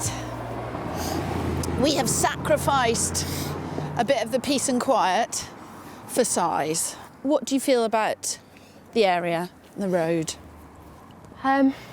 Quite a few cars are going past, aren't they? Yeah, you know, just worry for the cats more than anything else. They do get out the front, then they are pretty much on quite a busy-ish main road. But this is a road with speed bumps, and at the back there's a cul-de-sac. Okay. And I don't think the cats are going to be interested in going out the front. I hope they're convinced, because this detached house is more than half as big again as the last one. Rammed with period features, it has 2 reception rooms, a pretty smart kitchen, 3 sizable bedrooms and a decent garden. It's only been on the market for 2 weeks and it's bang on budget at 325 grand. What you've got here is the sort of diner.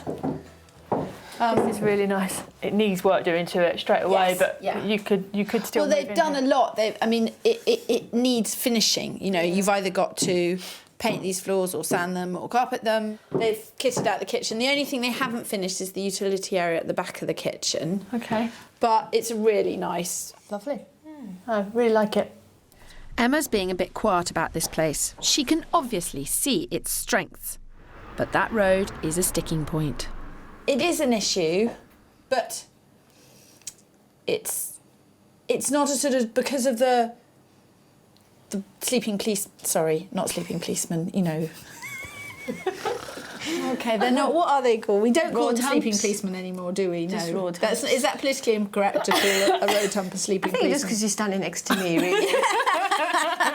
We think of another word. Okay, road humps. Yeah, that's the one. Right, okie dokie. Oh dear, I'm not doing a good job with this whole road issue, and it's frustrating because the house is perfect for them. Oh, it's a big bedroom, isn't it? It's a nice little fireplace there. Very It's big. cute. Still hear the noise, can't you? Yeah, still quite noisy outside. If they go for this house, it will be Emma that's doing the compromising. I suspect she may be the more flexible of the two. She minds about peace and quiet, and not just for the cat's sake. But Kelly minds more about the size. We'll see. We will see. Oh, okay. Bathroom? Yeah, It's got a bath. Yeah, it's got your bath. It's okay And size, isn't it? shower. Well, it's all done, isn't it? It's all Yeah. finished. Right. Yeah, brilliant. Oh, yeah, brilliant. Always big up there. Yeah, it is. It is big up there. Yeah, big it's up there. fantastic. Yeah. There's a couple of compromises with the road and the noise. Yeah. But the property itself is fantastic. Right, off to you. Brilliant, thank you. Thank you very much. Emma's starting to see the value of all that space, but can she compromise on her top requirement? We have ourselves a right royal dilemma. Okay, it is a bit of a noisy road. That was a bus just then, but it's very big. For Kate's second property in Liverpool, we're taking her closer to her current home in the Wavertree area. We've discovered that interior layout is important for our girls, so I've got a rather interesting proposition. Now, what we're doing today is quite unorthodox. Right. That is the house we're going to see. That is the house we want it to be. Okay? Bear that in mind. Okay, will do.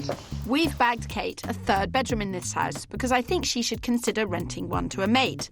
The property's had some work done and so is in a half-finished state, but I'm hopeful that my smart student will see its potential. It's at the top of Kate's budget at just under £120,000. Really, you're just looking at this house from the point of view of saying, what's at the back, what's at the front, where is it, what does it cost?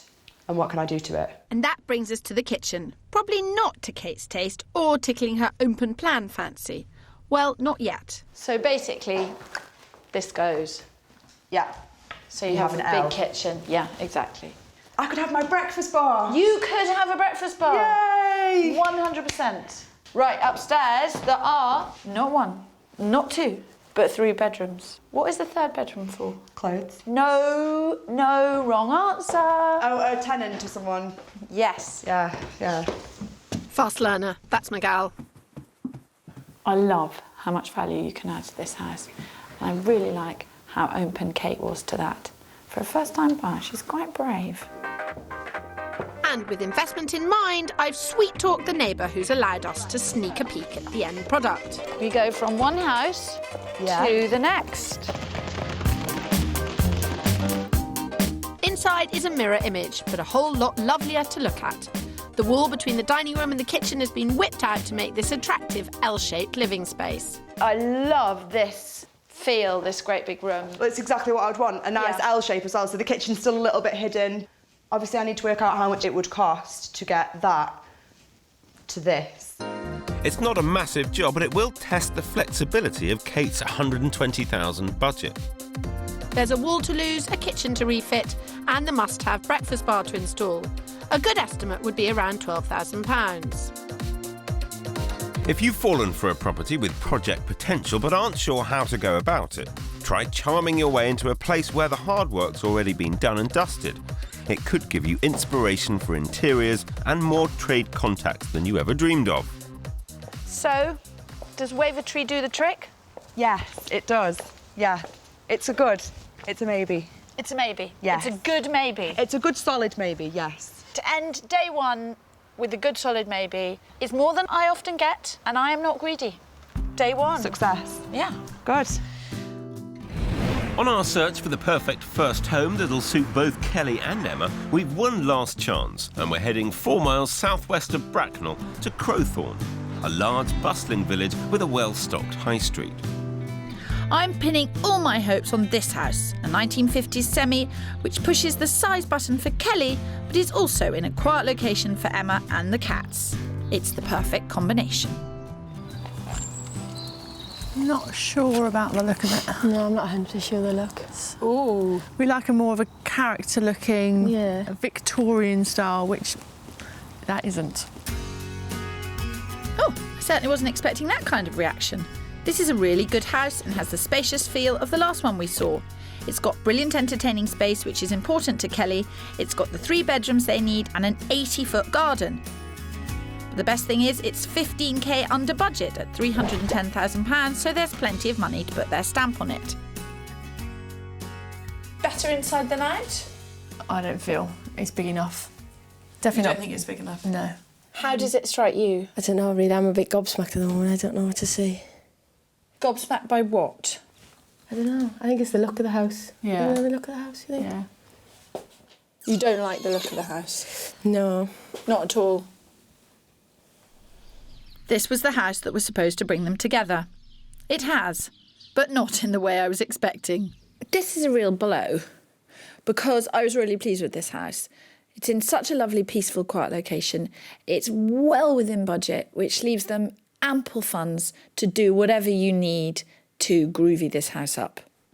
And their slightly petulant dismissal of it was a bit galling. Is it 3? 3 bedroom? Yeah. 2.5? Yeah. Is it silly to hope they're going to come downstairs and say, yay, this is the one for us, we've seen the light, we know you're right? This hasn't got the right feel, has it? It's not really for us. No. I don't get good feel either. No. OK. For Kelly it was size, for Emma it was location. This was the only house that combined both. It's a bitter pill to swallow. Clearly, something has gone really badly wrong. What is so disappointing about this house, given that it's a good, peaceful location and that it's a good price and that you could alter it? I don't know, it's just...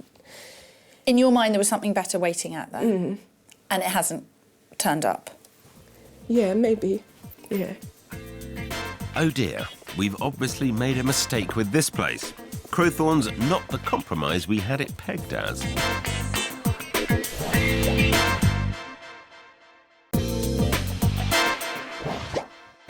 This week we're catching up again with a couple who had a Southern Counties conundrum and a young Liverpool-loving law student who had £120,000 inheritance to spend on her first grown-up home after her father sadly passed away. Kate's looking to stay close to Egbert in South Liverpool. She adores the laid-back, villagey feel of this bohemian neighbourhood, and she isn't the only one to fall for its charms. This is an iconic part of Liverpool. It's got a real buzz about it. The shops are amazing. It's just got something for everybody, really. It's got lovely parks around here, loads of lovely places to eat out. And there's nothing I like more than a walk in the park. Remember, I've come for an easy time today. Don't make anything difficult, OK? I'm not promising anything. At least we must have won brownie points for bringing her to Egbirth. You've got the location bang on. And inside, it just gets better, because this property is a blank canvas. If Kate isn't afraid of knocking down walls, this pad could give her the open-plan living space she craves. This 3-bedroom period terraced house has large, high-ceilinged rooms. It's currently empty and being sold privately, so Kate could complete and move in super quick. This house is at the top of Kate's £120,000 budget. You need to get in here, strip the whole place. Take the walls out if you want open plan. Depends how open plan you want it. Like the house, yesterday, I want a big L. Yeah. By removing a couple of walls, Kate could get a breakfast bar just like the one next door to property number 2. It's bang on the money that I've got. Obviously, it doesn't leave any money to do the work, but that can be found. That's good news, because it will take a few grand to create the open-plan living space that she wants. So I still reckon it makes sense to rent a room to a fellow student to cover her costs. This is the second room. This is the second one. Front room, box room. So this would be my... Wardrobe. I'm winding you up. It would Come be, on. the room that you would Come and rent have a look. out. Oh dear, Kirsty, Kate's not exactly sounding convinced. And then here would be your master bedroom. No, you are renting that other room. She doesn't have to. Yeah, she might want to live on her own. Because she wants to not come out of uni with debts. What would you rather? Do you want to live on your own and pay the bills? Or... Have you ever lived on your own? No, but that's what I quite want to try, is living on my own. Renting a room could give Kate an income of about £3,000 per year. And with most students leaving university in debt, that kind of cash is not to be sniffed at. It's supposed to be about doing well in my degree next year, which will then set me up financially, hopefully, for much longer than a tenant would. That is a poor I thought it was a brilliant economic twist on the argument. You will be a good barrister, but that was a poor excuse. Objection, Your Honour. Overruled, Spencer. I'm just giving Kate the best advice I can. And I'm sure she'll be happy whatever she decides with her own mind. I feel my job is not just to find the house for her, but set her on the right path. With Kirsty clucking over Kate like a mother hen, it's time for me to bring some impartiality back to this search. Your job is to find a house for her. It's not to tell her how to live. It's sensible to rent a room, Yes, and you it are is. deliberately undermining that argument for kicks. Hopefully our bickering hasn't distracted Kate from seeing this pad's potential. Seen anything that troubles you? No. Could it be home? Yeah, I think it could, yeah. I'd obviously want to find out how much the work would cost and things like that. But, yeah, it ticks all the boxes. It's a strong house. Very good for me. Yeah. Yeah. Yeah. Kate seems smitten with this house, but will the job be manageable and within her grasp financially?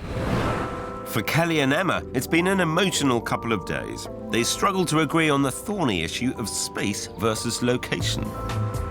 This morning, we're back at the second property we showed them, the big detached house in Sandhurst. I have to say I'm a bit surprised, but I'll take it as read that Emma's done the compromising. So, what do you think? I think much better in daylight. Yeah, I feel so much better. Yeah. You feel so much better. Yeah. Okay. Right. Okay. We've moved on. The main sticking points for this property are the busy road outside and the noise in the front bedroom. But we've been doing our homework and it's very simple to rectify. For about £3,000, they could replace the windows with double-glazed wooden sashes, but it would then take them over their £325,000 budget. We definitely need it in the bedroom. Yeah. I think where we're living now is quite quiet, so I think we would be disturbed, I think, with the noise. Yeah, we'd hear the noise, wouldn't we? Yeah. The only other issue with this house is the unfinished utility room. Sprucing it up and putting a loo in here would improve the house, so we've asked a couple of builders to give it the once-over.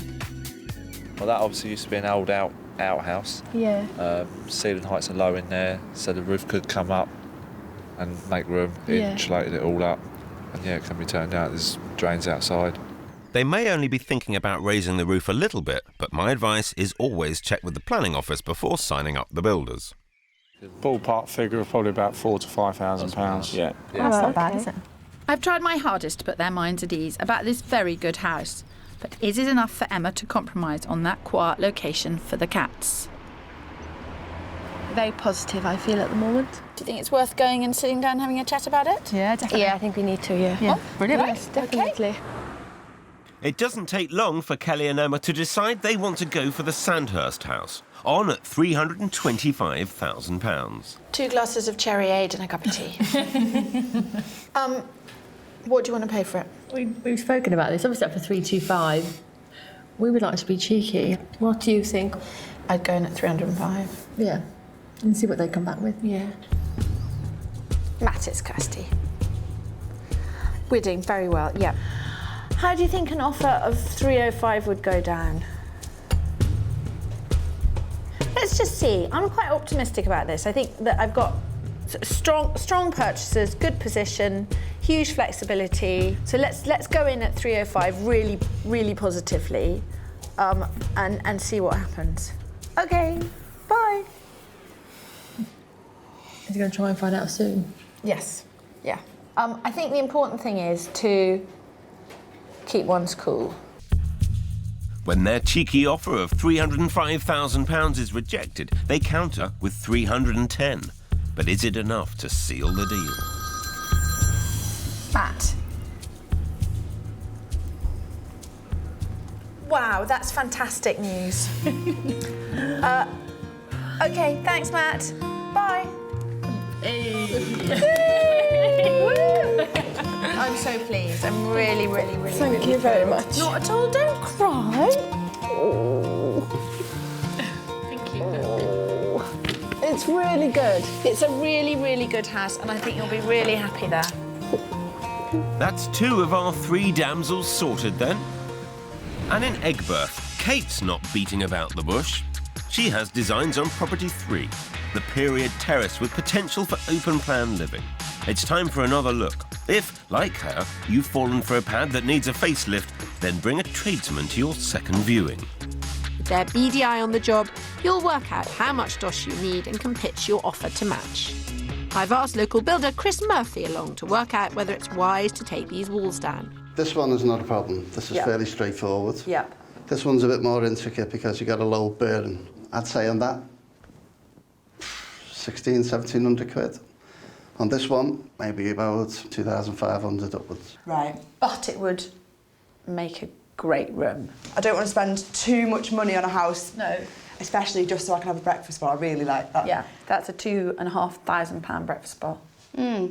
Having given careful thought to the numbers, Kate's decided that she's in for a penny, in for a pound on the property. From the outset, we've always known that we've probably got to pay 120 for that house. I think it's a fair price, and I think if I don't pay that, somebody else will. Kate Harland, are you ready to spend £120,000 on your first home? A 3-bed terraced house in Egbert? Yeah, 100%. The house isn't being marketed through an agent, so I have to call the vendor directly. Harry, it's Kirsty, Allsop. Thank you very much for letting us go back and see the house again, second time. Obviously, the house is vacant and Kate is eager to purchase it as soon as possible. So I have been asked by Kate Harland, who is a cash buyer, and that means cash, actual money under the bed, readies, to offer you £120,000 for your house. Dealing directly with the vendor has its advantages. That is the quickest transaction I have ever made, Harry. Superb news. Kate's got herself a first home. Her dad would have been proud. Thanks, Dad. You bought me a house, yay! Well done. Well done, Do you think he'd be pleased? Yeah, he would be very pleased. I'm in Liverpool, I'm in the city. It's a great house, and I'm happy, so he would have been happy. Yay! Here's to what your dad wanted. Cheers. Thanks, Dad. 6 weeks later, though, Kate had a change of heart, deciding that the property was too much of a project to take on in tandem with full-time studies. I just wasn't really prepared to do that much work, so I walked away from the sale. And shortly after that, upon completion of her father's estate, she then realised she could increase her budget to £150,000. Once I found out that I could up the budget, I wanted to invest it in the house rather than have the cash lying around. Because what am I going to do with £30,000 apart from buy handbags? Forsaking the handbags paid off handsomely, as just under 2 years ago, Kate then found this 3-bed Victorian terrace in her beloved Egberth and bought it for £144,000. As soon as I walked in, I knew that I wanted it. It was just what I wanted, really light and airy. By that time, I'd been looking for 10 months, so I kind of was quite sure in what I knew what I wanted. So I felt confident spending that amount of money. There wasn't enough space for a breakfast bar, but Kate was able to create her much longed-for open-plan kitchen diner. However, in the process of buying the house, she fell ill with CIS, clinically isolated syndrome, which may be a precursor to multiple sclerosis. I thought I'd pulled a muscle going on a night out. I thought I just had a bad hangover, and it turned out that I didn't. I had this neurological condition, and it affected the whole of the right side of my body, so I couldn't walk for a bit, and I was in a wheelchair for a while.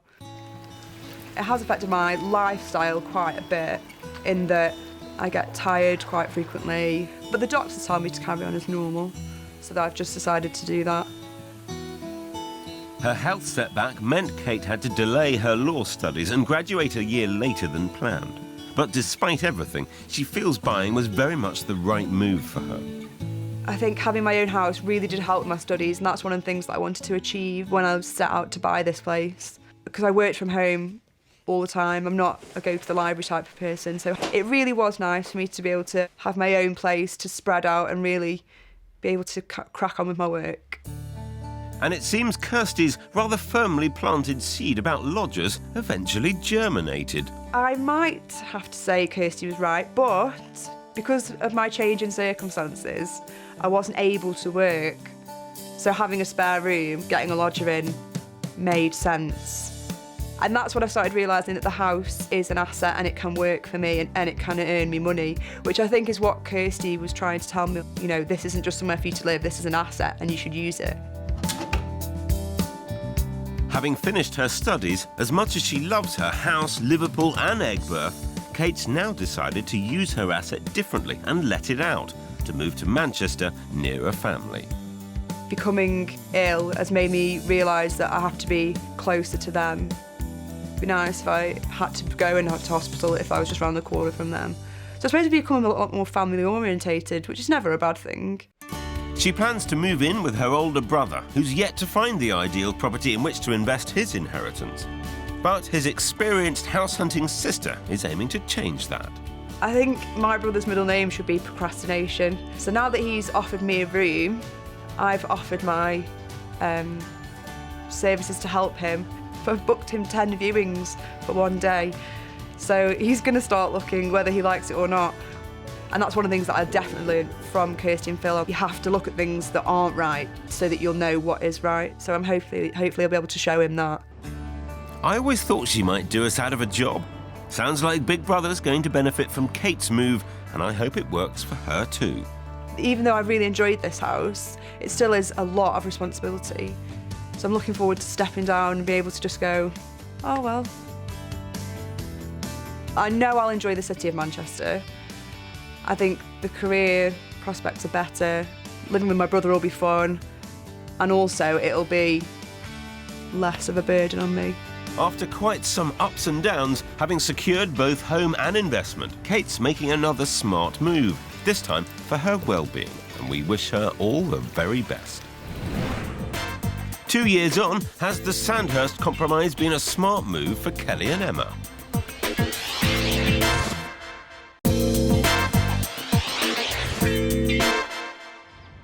We're back in Berkshire to see how police officer Emma and her partner, IT manager Kelly, are getting on after their emotional house hunt.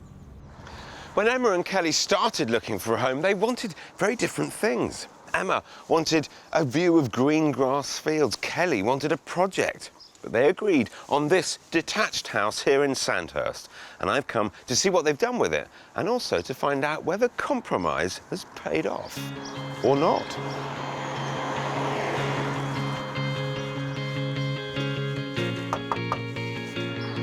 Anyone home? Come in. Nice to see you.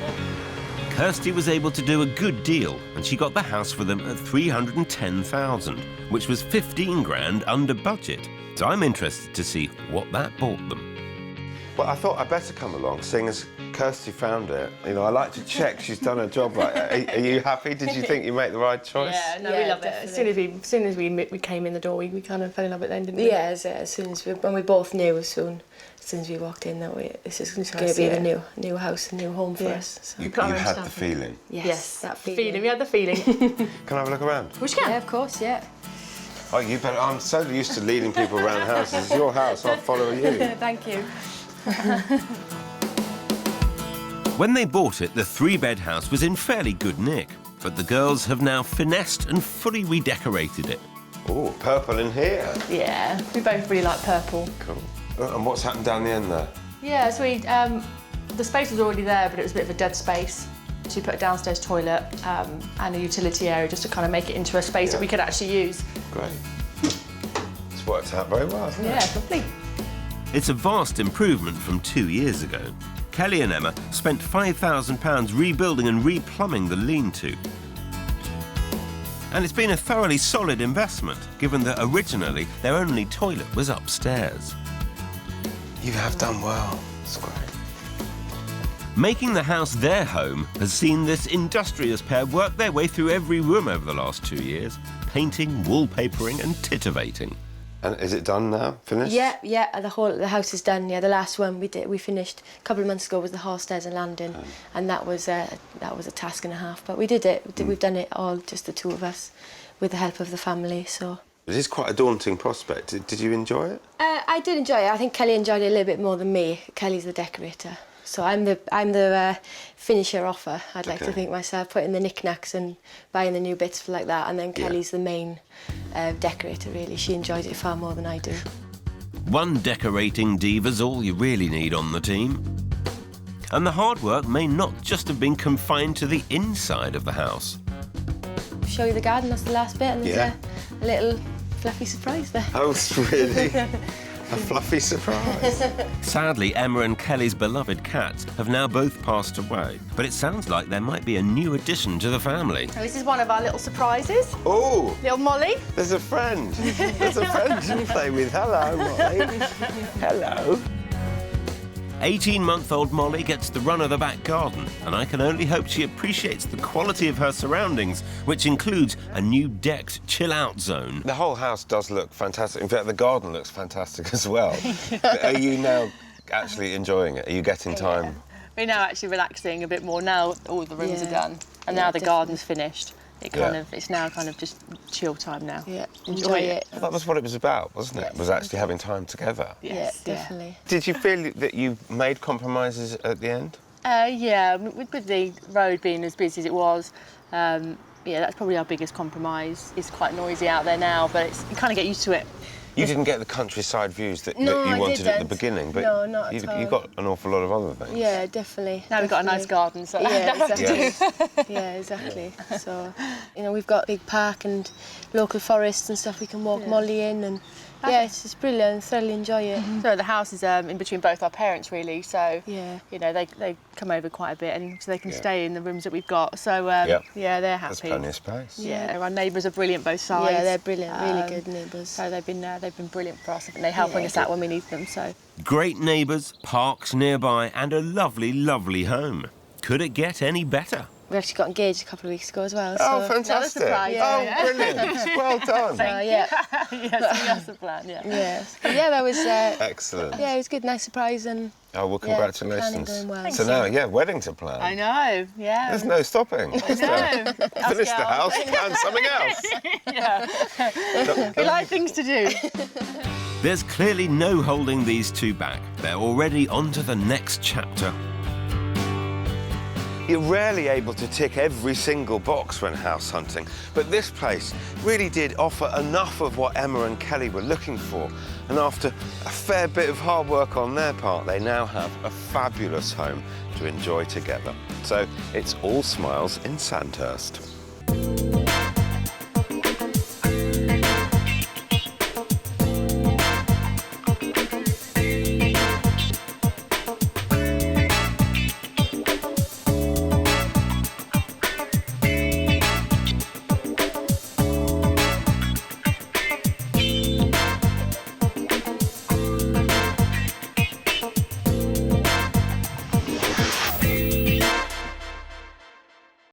This week, we're back to see two couples who were on a space mission. Where do we park the cars? I just need somewhere to have a fire. Man needs fire. Why? The garden is a big issue. Would our guidance bring them back down to earth? It's so completely different from anything I'd imagined. Exactly. It's everything and new. Or would there be an unfortunate splashdown? No, you can't say that. You will go in troubled waters. Don't you dare!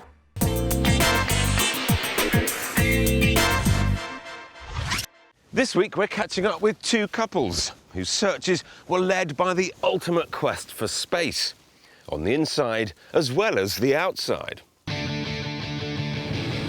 One couple was keen on Gloucestershire and the chocolate box villages of the Cotswolds, and our other search was for a home in or around the delights of Derby for IT manager Liz Fairfield and her teaching assistant husband John.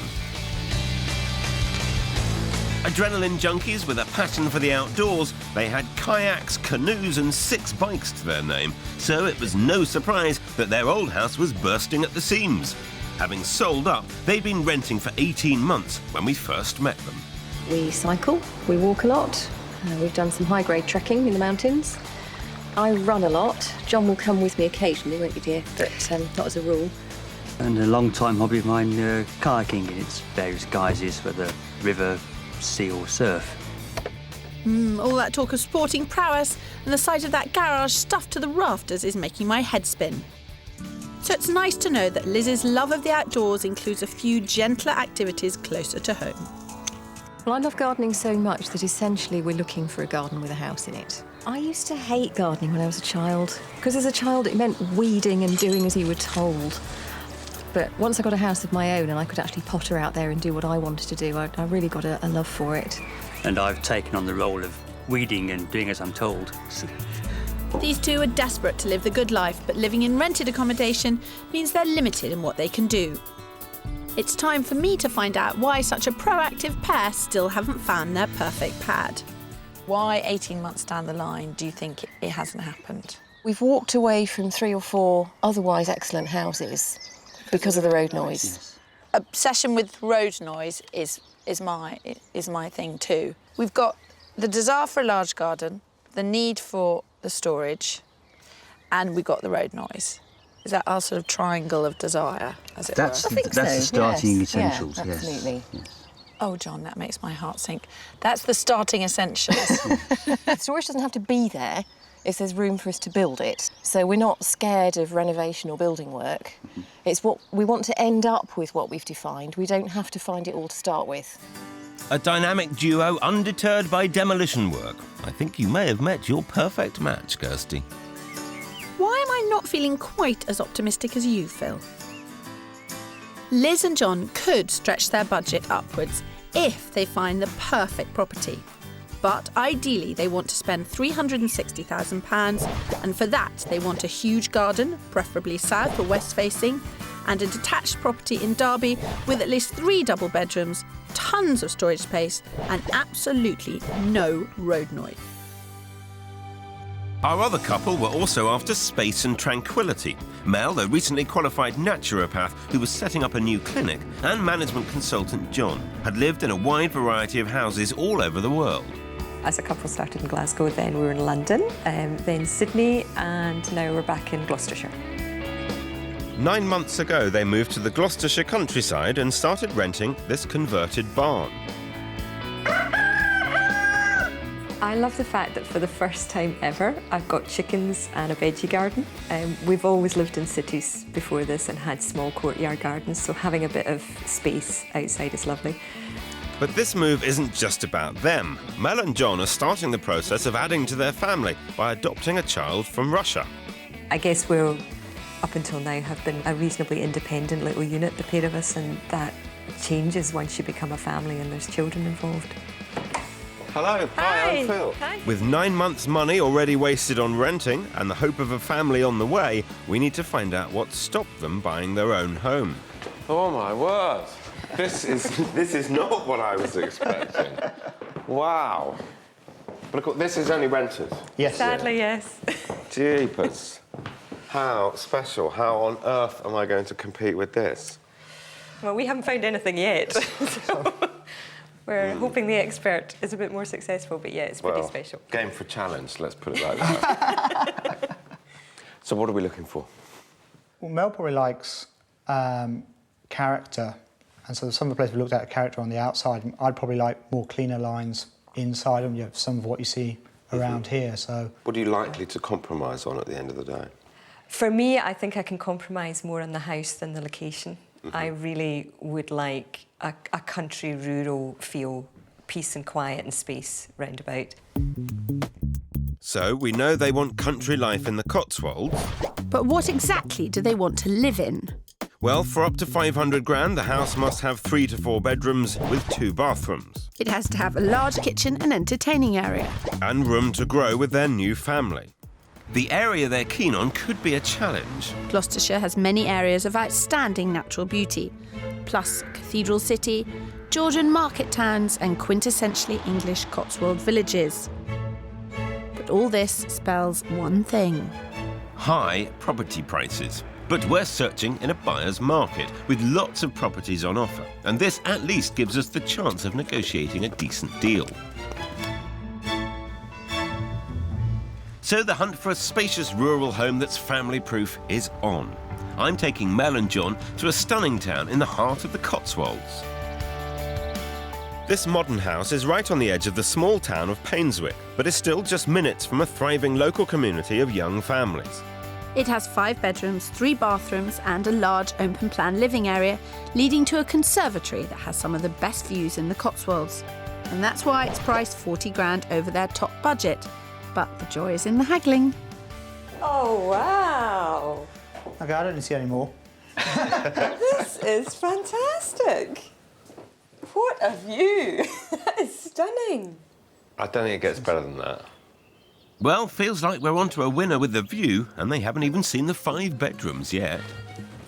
Now, I actually want to take you right to the top, but en route, just to give a bit of sort of geography, there's a nursery there, guest bedroom, both with ensuite bathrooms.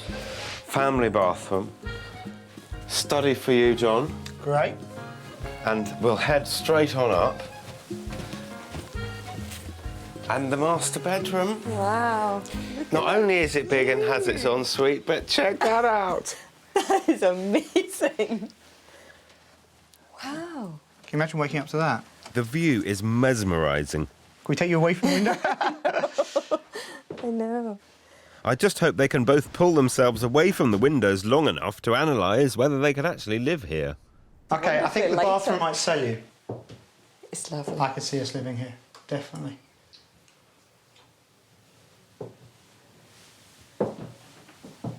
Mel's smiling, but I'm sensing some hesitation. Looking out this side of the house is absolutely fantastic because you're looking out onto rolling fields.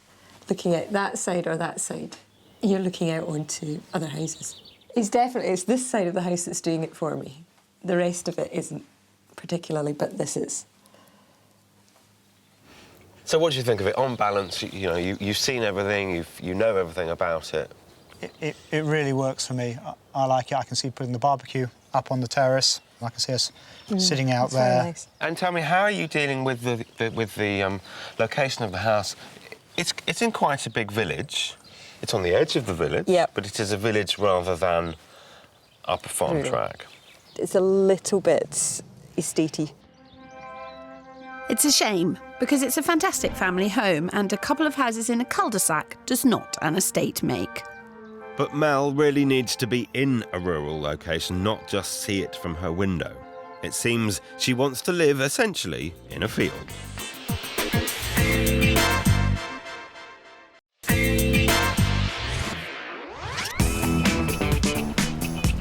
This week we're back with two couples who wanted homes and gardens with scope. John and Mel liked the size of the property in Gloucestershire's Painswick, but not the position. And in the charming city of Derby, John and Liz were looking for a property to fit their busy lives. He wants a huge garage for the equipment that goes with his hobbies, and she longs for a peaceful garden. But where are they actually going to live? We're starting just outside Derby, which has rolling countryside right on its doorstep, so it's easy to see why my active pair love this location. In my quest to find John and Liz a garden with a house in it, I'm stretching our search. We're heading to Kilburn, 9 miles north of the city. And just in case they have a paddy about the postcode, my right-hand man is here to help. Ooh, I know. Ooh, I like the look of it too. There's something really attractive about this house. It's a nice window. It's a very nice window. It's a very nice garage. What do you both think of the look of the place? It's a very pleasing appearance. Yeah, certainly very pretty. How do you feel about distance from Derby? It's probably a 45-minute bike ride. Yes. I think I'd just have to have a look at a map and see just where we are. It's sometimes not so much the distance, but how you cover it, what the roads are like. How safe it is. If they're prepared to give this location a go, I think this quirky house offers everything they're after. It's got 3 bedrooms, a double garage and a massive 10,000 square foot garden. It's on at £310,000, which is 50 grand under budget, leaving them plenty in the pot to give the inside a bit of a makeover. Initial feelings coming in? It's so completely different from anything I'd imagined. Exactly. It is big. It's big. It's a generous, sociable house. Well, I like milling about space. Somewhere you can stand and chat with a drink. There's lots of room for that. Tell me now, which bit are you curious to see next? The garden. You want? Okay, well, I will take John to see the bedrooms. And I'll leave the easy stuff to you, Phil, like showing off the beautiful garden. If you wanted a garden with a house in it, Liz, this could be it, couldn't it? Yes, absolutely. Yeah. I've got room for my vegetable patch and my swing and my raspberry canes and all the things I've always said I want. Okay. Fingers crossed the inside has everything John's after too. What is your feeling at this stage? The size of the place will meet the bill. Bedrooms are fine, downstairs space is also good. Well, I'd like to deliver. Yeah, but yes, in fact, it's such a difference from what we've already seen that I've still got this... Are you struggling to get your head around it? Yes. So far, so good. How do you feel coming a bit further out of Derby? The distance from Derby may be an issue. John works in Derby and he loves to cycle to work, and I love him to cycle to work because he's so much nicer to be with when he's on his bike every day. So the location is proving a challenge, but hopefully the garage will clinch it. Oh, power door. All mod cons. Yeah. I think a chap's heart could desire. I just hope it's big enough to help them get over the location. You're doing very well with this. It's a great start. I think it's a very good start. I think it could really suit them. Yes. 310, well in budget. Job's a good one. Oh, fingers crossed. Early lunch. No, there's still work to be done, Phil. I need to find out if the garage gets John's seal of approval. Is it big enough? Yes, it is. It is. Phew. The hesitations are the distance to Derby and... I've been listening very carefully to noise. Yeah. I think it's manageable. I think so. Been a good start. Yes. It's on the short list. It should stay on the short list. Wow. Well, it's a very short list at the moment. It's only got one on it. So it was the right space, but can my couple learn to love the location? In Gloucestershire, I'm taking Mel and John to a country house on the outskirts of Redmarley, a quaint village with an active community. This is the house. So what I particularly liked about this was the setting, because it's got the open fields that you were looking for, and the views from the top are stunning over there. as well as the community. Yeah, She's no, I like it. I like it. Smiling again. How about you, John? What do you think of the look of the place? I'm struggling a little bit at the moment, but Okay. I'm going to go in with an open mind. Why are you struggling? It's looking a bit cottagey, and I just associate cottage with small rooms, dark rooms, lots of walls, that sort of stuff. So I'm trying to put that out of my head and go with an open mind. You're going to need a little bit of vision. OK. OK. It's beautifully done, but it's not the way that you do it. Right. OK. Come on. John has no need to worry about proportions, as this country house has some very un-cottagey dimensions. They might want to play around with the rooms a bit, but at 445 grand, 55,000 under their budget, this 3-bed, 3-reception, 3-bathroom house with a wrap-around garden could be reinvented in whichever way they dream. Really not what I was expecting from the outside. Better or worse? I can see you smiling out there. Yeah, he doesn't know what he's in for. No, a lot better. Right, good. Yeah. Good. You could have that as a seating area as well. A good area for a child to play in. Oh, I don't know, this might be the good room. Well, she's making rules already. The grown-up room. And that theme continues in here because... Oh, this is lovely. You've got extra space, you've got further flexibility. Love that fireplace. Wow. They're a remarkably positive pair, but this property has definitely put a sparkle in Mel's eyes. I just hope John can get over his concerns about cottages. I definitely could see us living in it as a family. I know there's some practical issues that we maybe have to think about, but it does have a really nice, warm feel about it. I think it would be a great family house. They connected with this house, and with the setting of the house, I think, straight away, but I'm not convinced John's quite taken with it yet. You're seeing yourself living here, aren't you? Well, in a lot of ways, yes. I'm worried about clothes and all of that stuff that we've got. I mean, we've got a whole storage unit full of stuff. Yes. That's a big compromise for a lot of that stuff. True. Let's cut to the chase. No conferring, OK? John, what are the disadvantages of this house? Couple of words. Lots of work. Mel. Remodelling upstairs. John, advantages. Mel's going to love the location. I think this is great. I can see a child loving playing out here. Mel, advantages. Love the fact that it's a rural location, but also close to the village. Yeah.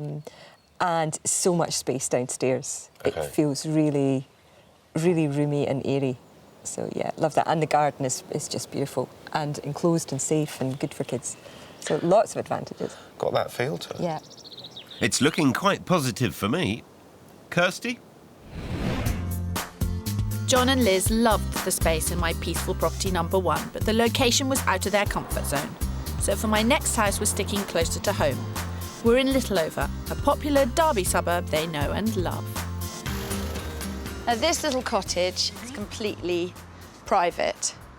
It doesn't currently have a garage, but there's obviously a huge amount of potential Space, yeah. in that area. Yeah. Location? Perfect. Perfect. Good part of town, yes. Yeah. Yes, wow. I think on perfect and a great part of town, we will move into the house. Excellent. I'm not asking for more than perfect. Crikey, I can see I'm going to have to raise my game to match that kind of reaction. You will indeed, Pip, because this detached house is bursting with potential, inside and out. The driveway and carport at the front could become a boy's domain. The house itself has 4 decent-sized bedrooms, 3 reception rooms, and out at the back there's a west-facing garden that Liz will love. It's on the market and offers over £299,000, leaving the money to build the bespoke garage of John's dreams. And I've got ideas for making the most of the inside. At the moment, there's quite a wee kitchen. So I think you'd want to bring the kitchen out here more, and because this is really lovely. Yes. Was that a sigh of happiness? It's nice, isn't it? Positive? Very. Very, OK. Liz looks really cheery. And emotional too. Have you just found Liz's dream home? The potential for a good-sized kitchen overlooking a good-sized garden. I don't want much more from life than that. John, feel free to explore the bedrooms. I'm not going to prevent Liz from going into the garden for any longer. Yes. So, Liz, it is lovely, this garden. No, it's lovely. Really lovely. Is it all about the garden for you? It's not all about the garden. The garden's come to dominate the search because it's so hard to find a house within our budget that's got a decent-sized garden. But the inside of the house is important as well. I love the kitchen here with the outlook onto the garden. So at the moment, positive? Positive, and now wondering what the upstairs is OK, like. I'm going to let you go. Go on. Go, go, go, go, go, Lovely. go, go, go, go. Thank you. The garden's put a very positive spin on this place for Liz. But will John be as smitten? How's the garden? Gorgeous. Oh, OK. Absolutely looks nice gorgeous. Up here. This is quite nice up here. It's a proper room. It is. And I love the fireplace. Another good-sized room. Yes. From what I've seen so far, it's most attractive to look at. Yes. Oh, that's very pretty. That's a real love-in you've got going on, Kirsty. I think you're home and dry. What are your feelings? It's a smashing house with lots of character. Where do we park the cars?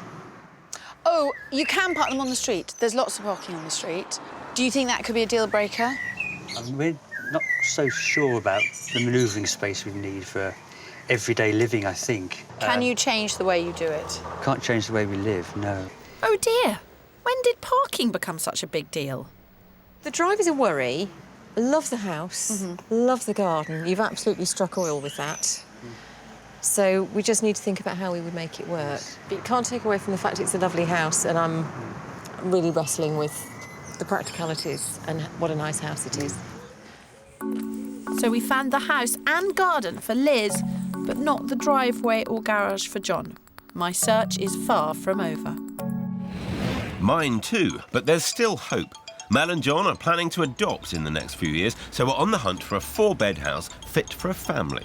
But so far, what we've found them has not been big or rural enough. Until now. It's a fantastic house which has got a really good combination of entertaining space. In fact, would you say it's the best entertaining space? Without a shadow. It's the Yeah. biggest Oh, house really? that we've shown you. Yeah. Kirsty's, I think, hit on the word here, which is combination. Combination of garden, square footage, location, price. We think we've got it here. At 495 grand, this large farmhouse has an open plan, if unusual, feel about it.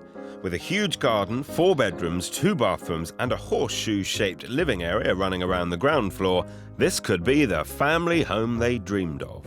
The decor might not be to their taste, but it's been lovingly looked after and has a really homely feel.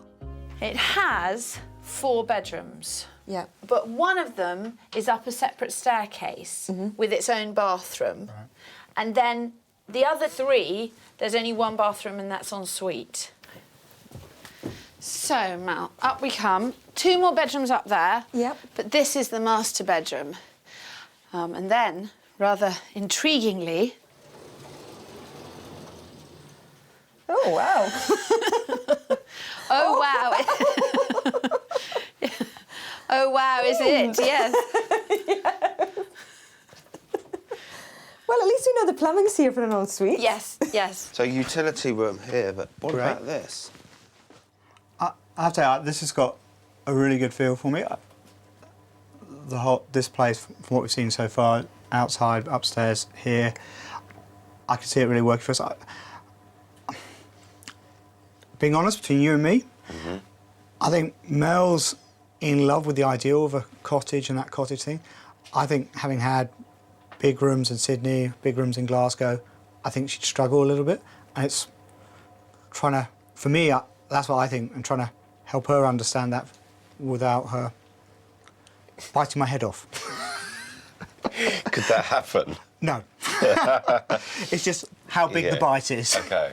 I do actually think he will He seemed hugely enthusiastic. He will be totally blown away by the scale of this house. This, to John, this is an aspirational house. Yeah. This is a, you know, I've grown up and I've made it. And Yeah. It is, here's it's the totally, proof. it's like, this is the house I put on, this is the roof I put over my wife's head, and Yep. this is really spectacular, and I'd like my mates to come round and smoke cigars and Yep. drink brandy absolutely. in this house, yeah. Exactly. Not that I want to make any male stereotypes. But you're right. Yeah. How offensive. I just need somewhere to have a fire. Man needs fire. Why? Because men do. You've got your barbecue. Oh, yeah. I need a fire as well. Yet strangely accurate. It all seems to be moonlight and roses, and they're agreeing on this house. Don't worry, it was Moonlight and Roses before you arrived. No, it was not. It was. No, they didn't agree. Mel told me they didn't agree on the houses, and you hadn't found something which they both liked. No, and now this house is like you're making it head up. and shoulders above all the others. And Yeah, this is yeah, absolutely bang on. yeah. So yet again. No, you Kirsty can't say said- that. You will go in troubled waters. Don't you dare! Yeah, I mean, there's nothing really you need to do to this garden other than maintain it. Absolutely. It's just fantastic. When can we move in? And it's even, I've always wanted a walled garden. We've got a walled garden. It's everything and more. Well, it seems that I've done my work. Go away again. Yeah. My work. Our fairy godmother. The fairy god, don't encourage her, for God's sake. I've waved my magic wand, and now I will say adieu. Phil is probably capable of negotiating this deal for you. Probably. I have to put up with an awful lot. You do. Oh. Fairy godmother? More like Wicked Witch of the West.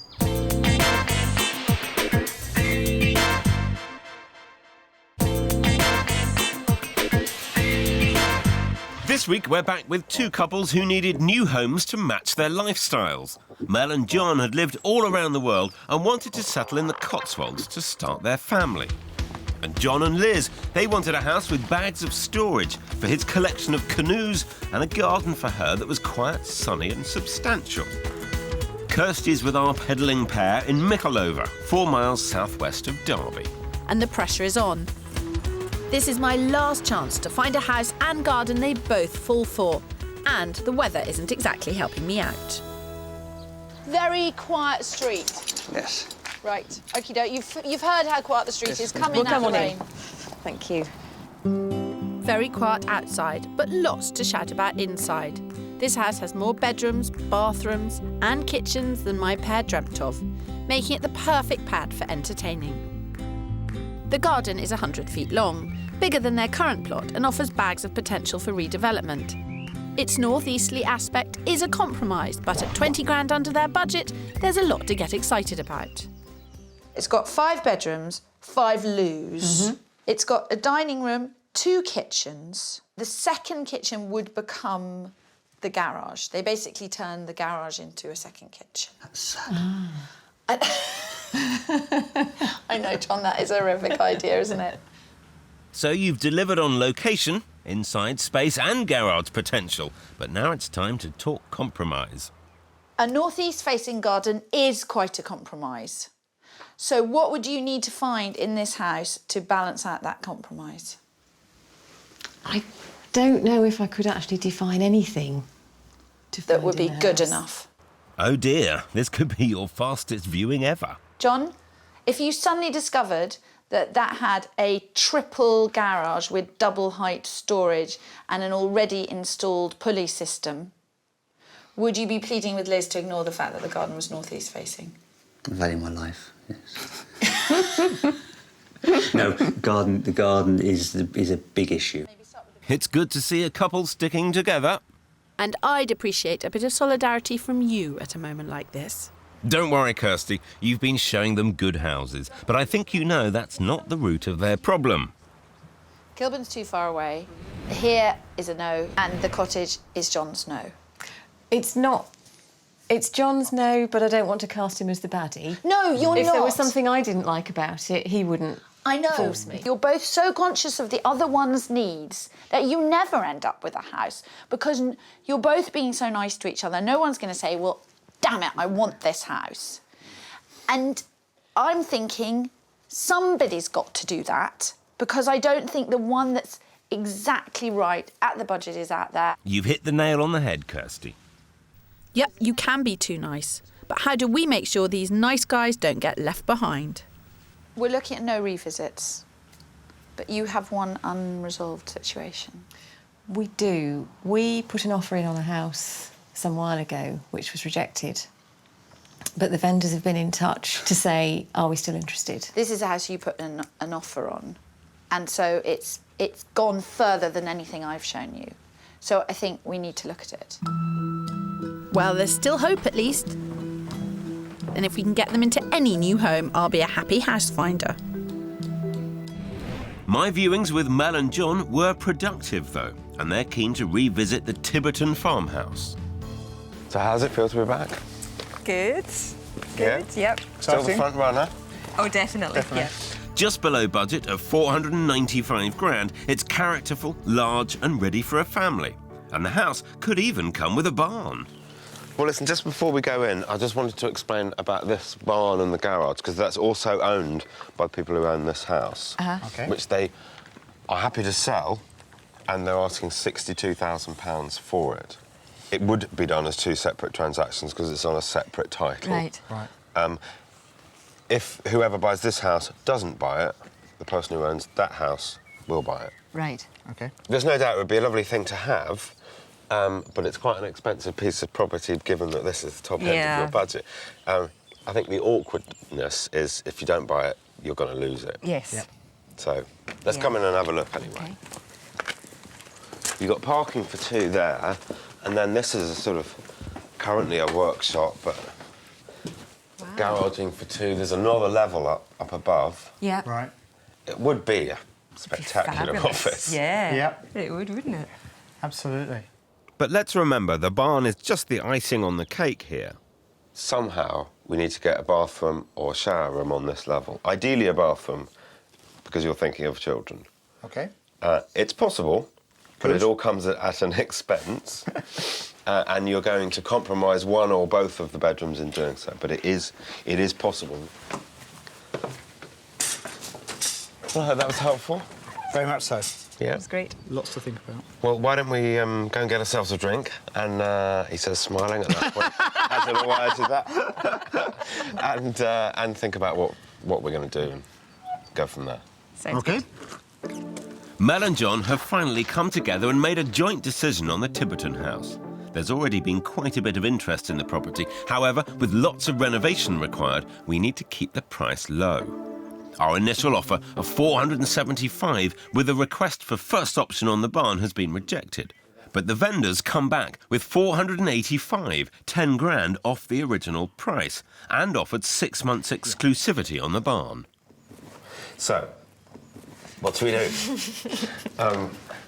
If we want to get it in the 480s, somewhere between 480 and 485, I think we need to put another 5 in the pot now and sort of best foot forward. We're here to buy it. I won't say it's the best and final offer, but I'll allude to that fact. I'm happy with that. You happy with that? Yep.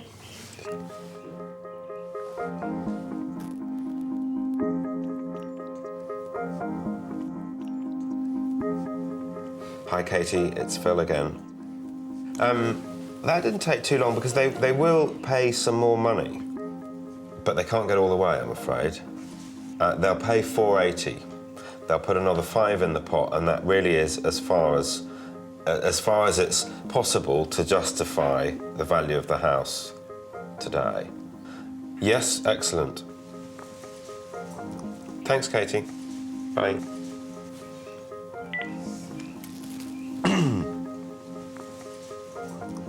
She's good. She's good. I've got to give her that. He'll be a brave man if he turns it down. And the vendor is indeed a brave man, holding out for 485 grand.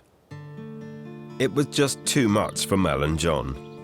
Unfortunately, we'd gone as far as we could financially, and at that point, I think on about the Wednesday, we decided to pull out, and we just couldn't afford what he was asking.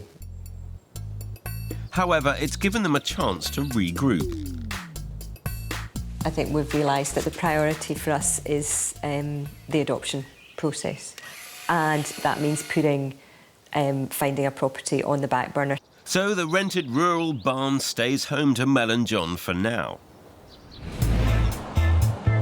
In Derby, John and Liz have seen all 3 houses we had to offer and rejected them all. Liz liked house too. John wasn't sold on the parking. So the front runner is now a house they'd already seen before they called on us for help.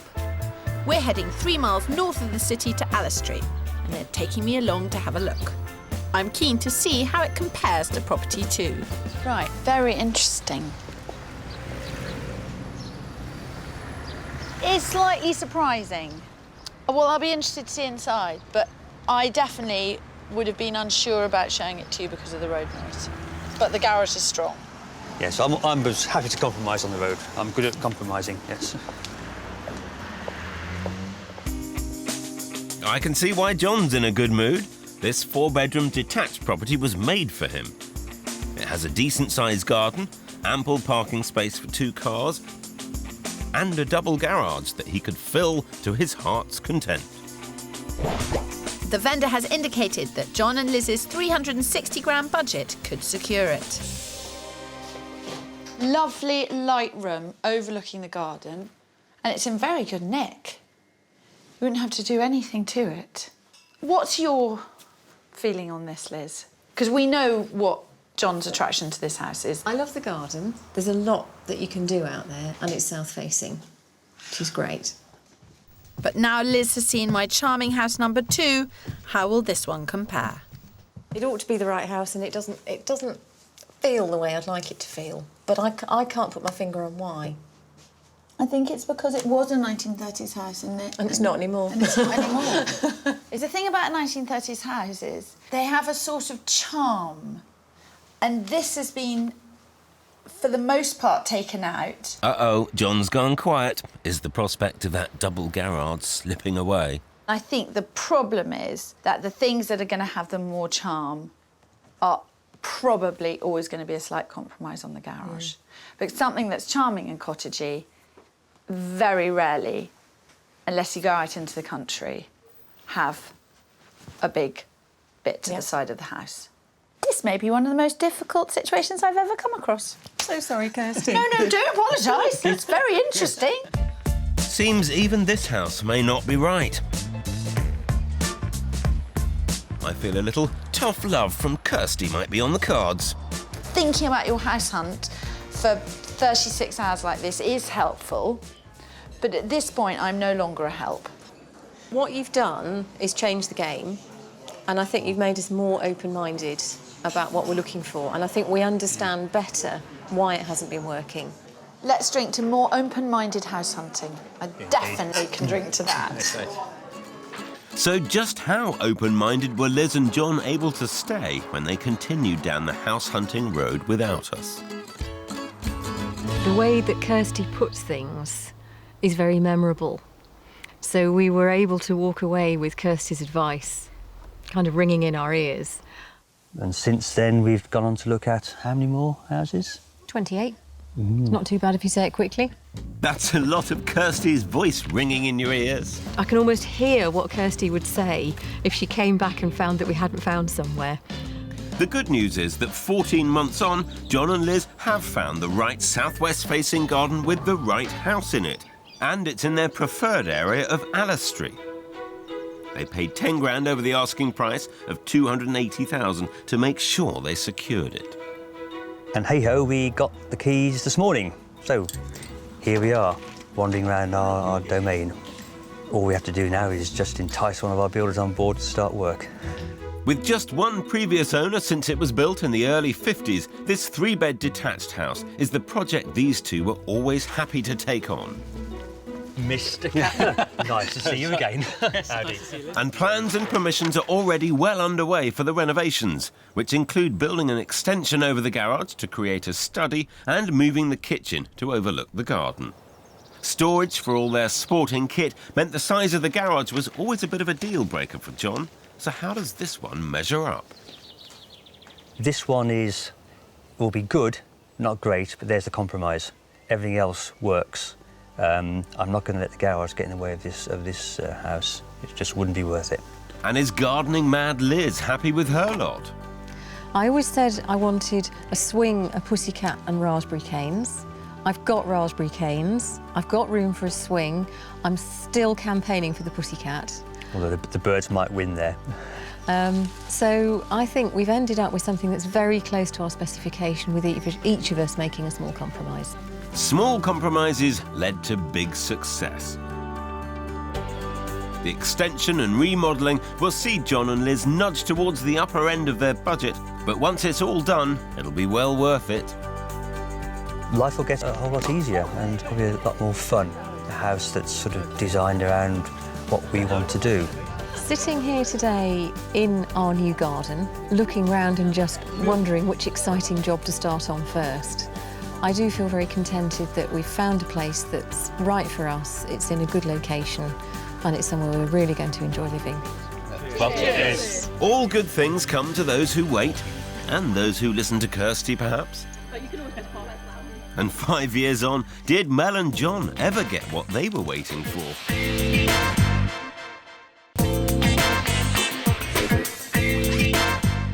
It's been 5 years since I was searching with Mel and John. They were after a fresh start and a whole new way of life out in the country. They wanted the perfect rural home with space to expand. And I've come to see how it all turned out. This looks to be a pretty special spot. After they decided not to pursue the Tiverton house, Mel and John remained in their rented barn conversion for another 4 years before finding this, their dream property.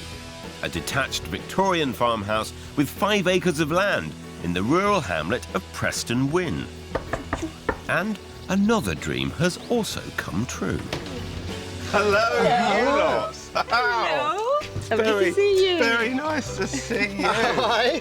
Nice. And This is Callum. this is the boss man, I hear. Oh, absolutely. High five. Callum. High five. You in charge. When we last saw them, Mel and John were making the adoption process their priority. However, Mel then fell pregnant, and just over 2 years ago, Callum joined the family. Very nice to meet you. Special man, I guess. Absolutely. Callum's arrival was the impetus to resume their house hunt, and just over a year ago, they moved into their new home with 3 bedrooms, 2 sitting rooms, and a kitchen diner, all in turnkey condition. Oh, beautiful kitchen. Wow. Real country feel to it. Yeah, this is where Callum and I spend most of our time. So yeah, plenty of room for him to run about with his toys whilst I'm making dinner. You've only been here a year. Yes, and we really just started doing the external works, creating the veggie garden and whatnot 2 months ago. But it's amazing how quickly stuff grows once the sun comes out. You better tell me all about it. Can we have a look round? Yeah, absolutely. Come and see I'd see what's out the there. polytunnel. The polytunnel? Oh, yes. Realising they wanted more than just a garden, Mel and John moved their search slightly west from Gloucestershire, here to Herefordshire, to get more for their money. They paid $495,000, $5,000 under both the asking price and their top budget, for house, barn and land. What's this, raspberries in here? Raspberries and gooseberries. And what were once horse grazing paddocks are gradually being turned into what looks like a mini market garden. So whose project is this? I do the manual labour. He writes the cheques, pretty much. That's pretty much about right, yeah. Pretty much. John has quite a lot of design input. Okay. He designed the garden. Yeah. I have to say, I think this is the most impressive veg patch I've ever come across. I really We are quite proud of it. Mel was once a high-flying commercial property lawyer. Now it seems she's into property development of the hands-on kind. Was it quite daunting buying this much land? Yes and no. It seemed like a lot before we had anything on it. But it's amazing, once you've got the animals there and you're starting to cultivate it, you almost get to the stage of thinking, oh, if I just had a little bit more, I could do this. What can I do? Better go back to work, John. John might have to earn the dosh, but there's no need to bring home the bacon. That's already here. These are large blacks. They are what they call a dual-purpose pig. You can use them for pork, but they'll grow to a much larger size, so they're great for hams and bacon. I can't believe I'm talking to an old city lawyer. I know. I don't think my colleagues, former colleagues, would believe it either. It's a different life now. Totally different life. A different life indeed. On days like this, we're definitely talking the good life.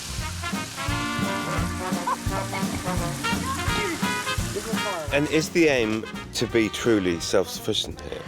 I don't think we'll necessarily manage it 100%, but as close to it as we can. Partly driven by just knowing exactly what's in your food and where it's come from, and equally with the animals, that they've had a really good, happy life. They've lived the way that they were supposed to, and it is reflected in the taste. Absolutely. Definitely. I couldn't agree with you more.